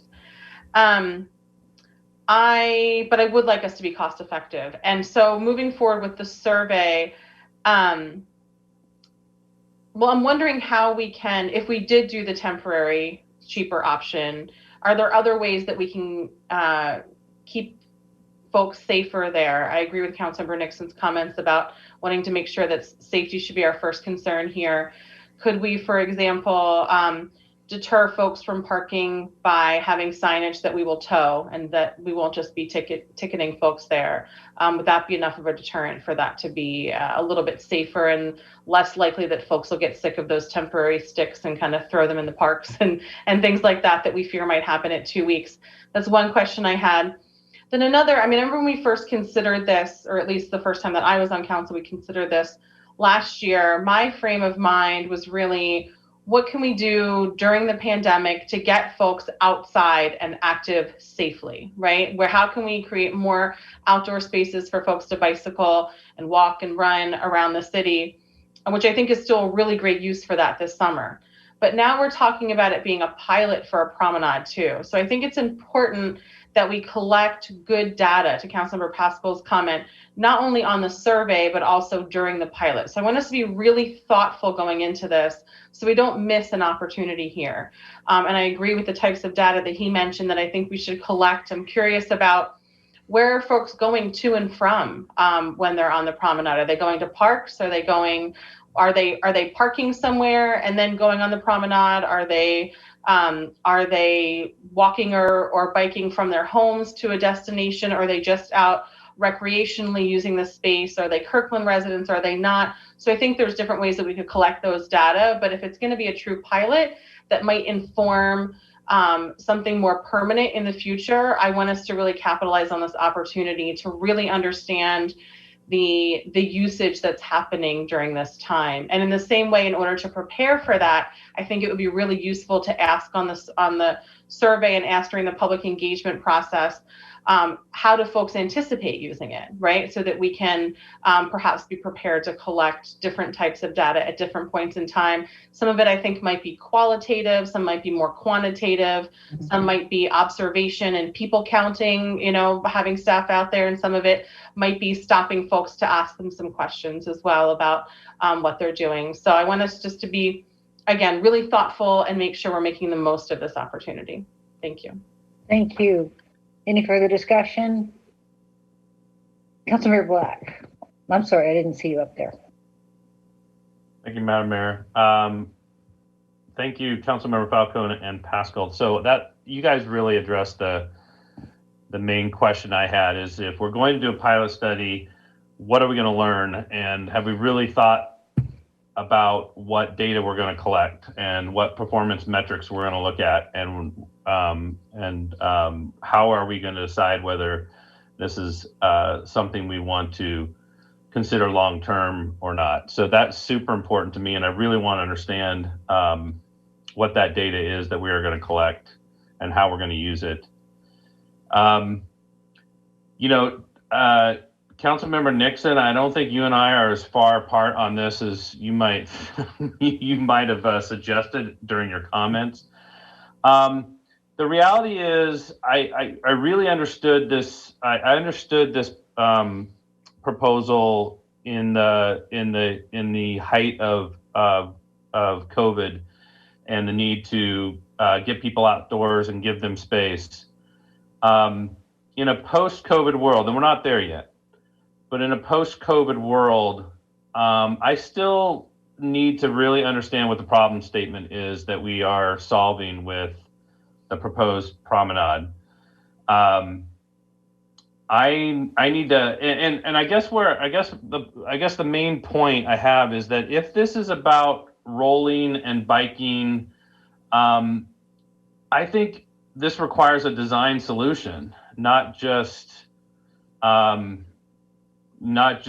widening a space, but actually designing, a biking and rolling space along the street in a well thought out design fashion. That's not what we're doing with this pilot study. I am hopeful that from this pilot study, we're going to learn enough that we can apply what we've learned to maybe some thought in the future about a solution that does create a more bikeable, walkable waterfront. But I don't think just widening I'm still not convinced that just widening the sidewalk by having people walk in the street does that. I do think the safety is paramount. I am actually, one of the data points I would suggest that we look at is what conflicts we see out there. One of the things, when I look at some of the pictures that Joel showed in his slides, one of the things I think about is where people are going to be walking, where they're going to be biking, and where they're going to be rolling. And it's not obvious to me that we're not going to have people biking and rolling in the exact same spot. Then so do we have an enforcement issue? Do we have a community conflict issue where there's some subset of our residents who are upset that the space that's meant for walking is not being used for walking? Instead, there are people rolling there and or biking there. I guess that all sort of leads again to a really thoughtful design solution long term. I don't think this pilot gets us there. That's why I suggested that maybe Councilmember Nixon and I are not as far apart as he suggested. If we're going to do something, I think we should do 1 or 3. I don't think we should invest in the permanent candlesticks in order to do 3. I think we should try to get a buy with the less expensive temporary pylons to do 3. And like Councilmember Curtis said, 2 doesn't make any sense because we're going to be confusing people with the off again, on again. I think that's it. So thank you. Thank you. And my final comments are, I've been pondering this for so long, and at one point I get really excited about the concept of it, and then thinking, well, gosh, and then we could build a 20-foot sidewalk all the way along it at some point, and then I don't even want to go there because it makes my head explode. I think for the purpose of a pilot, I'm willing to, I would agree with the 1 or 3, but I would do 3 with temporary candlesticks. What this all came down to for me was it finally occurred to me that it feels to me like what we're doing is we're picking winners with this promenade, and we're picking the bikers and the walkers. We are not picking the beachgoers. And for years, as I've driven down the boulevard coming home from work and seen moms, struggling with 2 or 3 kids and strollers and picnic baskets and buckets and all of the rest of it, I just think that those 130 parking places are very important to those families. And so I just feel like there's a conflict between the beach users and the promenade wishers. And I just hope that as we're doing our outreach, we kind of balance that as a potential conflict. Because I don't think that the promenade will meet the needs necessarily of the beach users. So just to keep that in mind. And with that, you got what you need? Yes, I believe we do. Thank you very much. Super. At which point, I think we are at reports. City Council. And John, there you are on top again. Can we go to the other screen, please? Mayor, I don't have anything. Thank you. Deputy Mayor Arnold.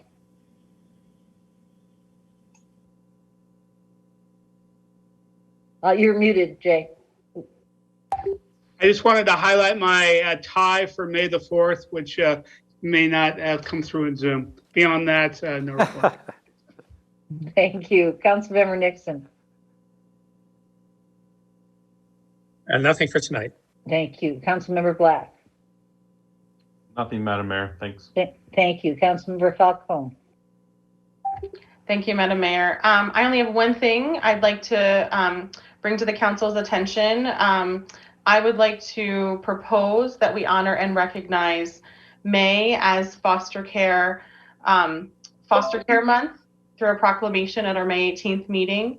It's in order to raise awareness and keep the needs of children and youth in foster care in the minds of the public. I think it would align well with our values and would really help raise awareness to a population that oftentimes isn't very visible in our community.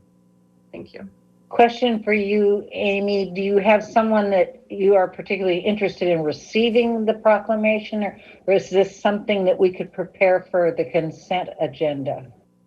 I think either might be good. I do think that I don't want to put her on the spot here, but I do know this is something that is not only near and dear to my heart, but is near and dear to our Human Services Supervisor Leslie Miller's heart as well, and something that I'm sure that she would also feel passionate about and be interested in.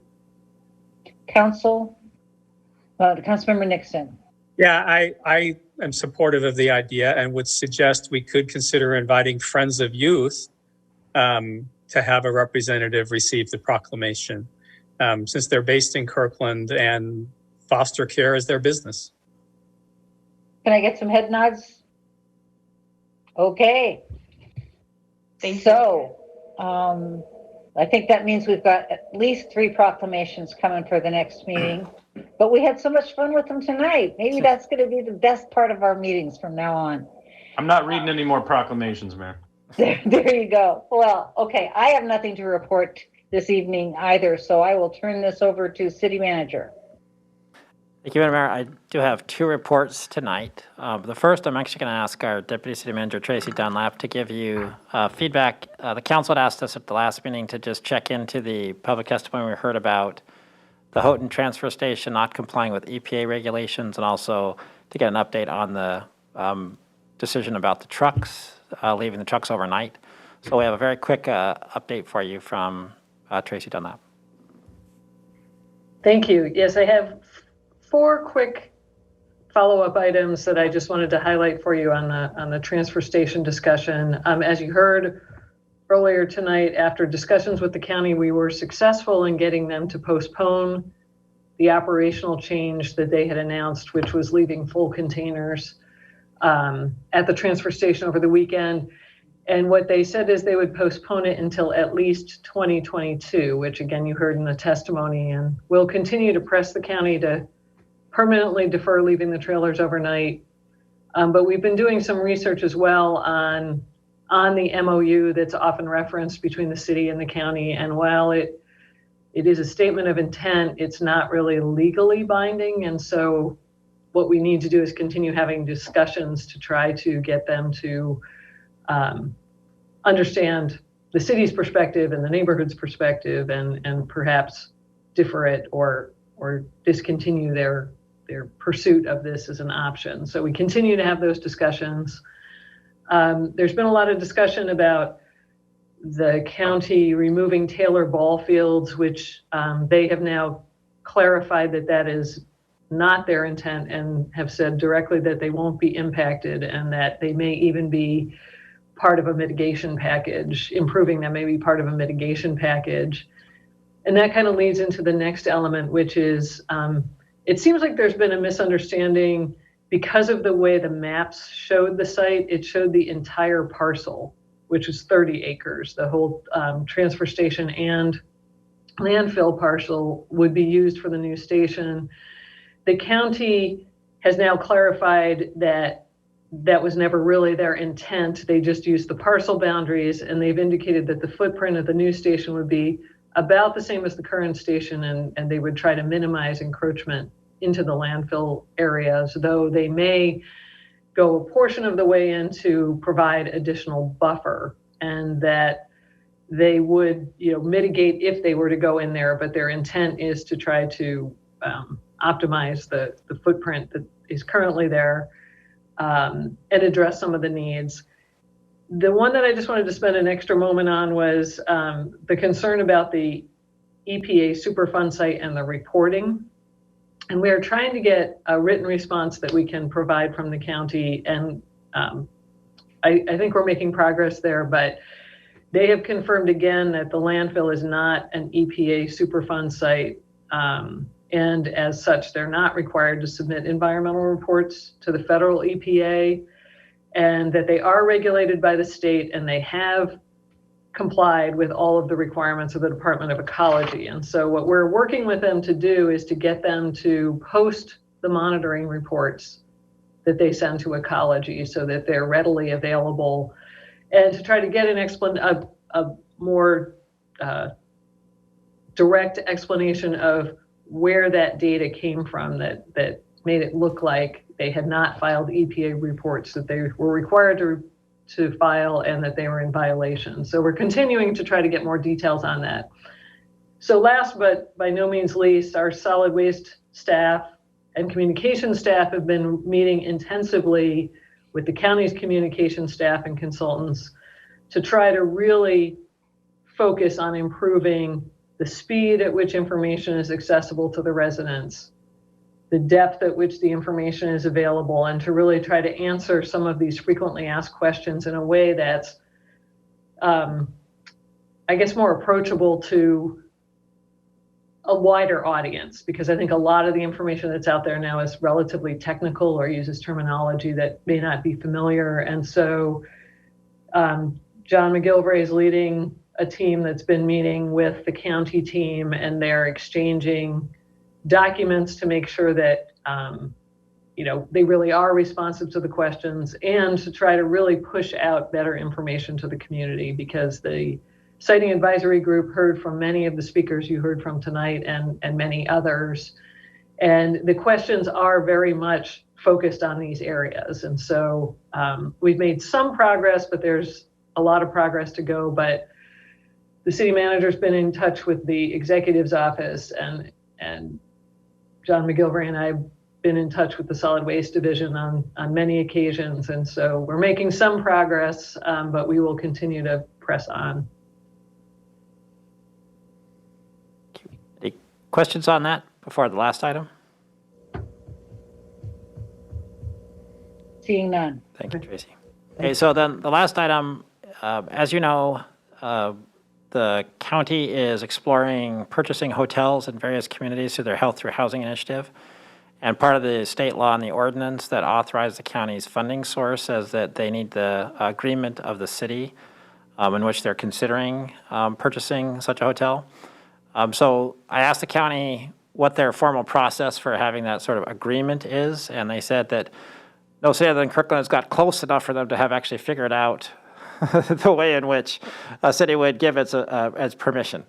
So what I wanted to ask tonight is before the county tries to execute a purchase and sale agreement with any one of the hotels, they'd like us to state that we actually do support the idea of them looking at hotels and approaching the various owners and trying to work through an agreement. So the 4 hotels that they're assessing right now in Kirkland are the Baymont Hotel, the Motel 6, the Comfort Inn, Totem Lake, and the La Quinta Inn down at the bottom of Kirkland next to the Bellevue border. And so I told them I'd ask tonight whether the council has any objection to them exploring those options, since establishing permanent supportive housing in Kirkland is one of our city work program items. So. Council? Ditto. And if a particular site does move to the next level, the county is committed to a full transparent outreach process in partnership with the city. So there'll be a lot of communication with the public in and around any one of those sites. So I want to assure everybody of that. Super. Okay, And so then last is... before you go to calendar, I skipped Councilmember Curtis, who has an important note to make. Thank you, Madam Mayor. I did want to share, I don't know if the rest of you did a quick count, but we received 90 applications for our boards and commissions. That has to be a record. So thank you to everyone who stepped up and applied. We really sincerely appreciate it. Thank you.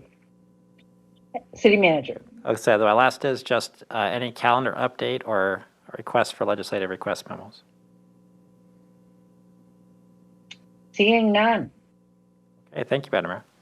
Okay, well, I guess that means that we can go ahead and adjourn. Thank you very much for a lot of work. See you all soon.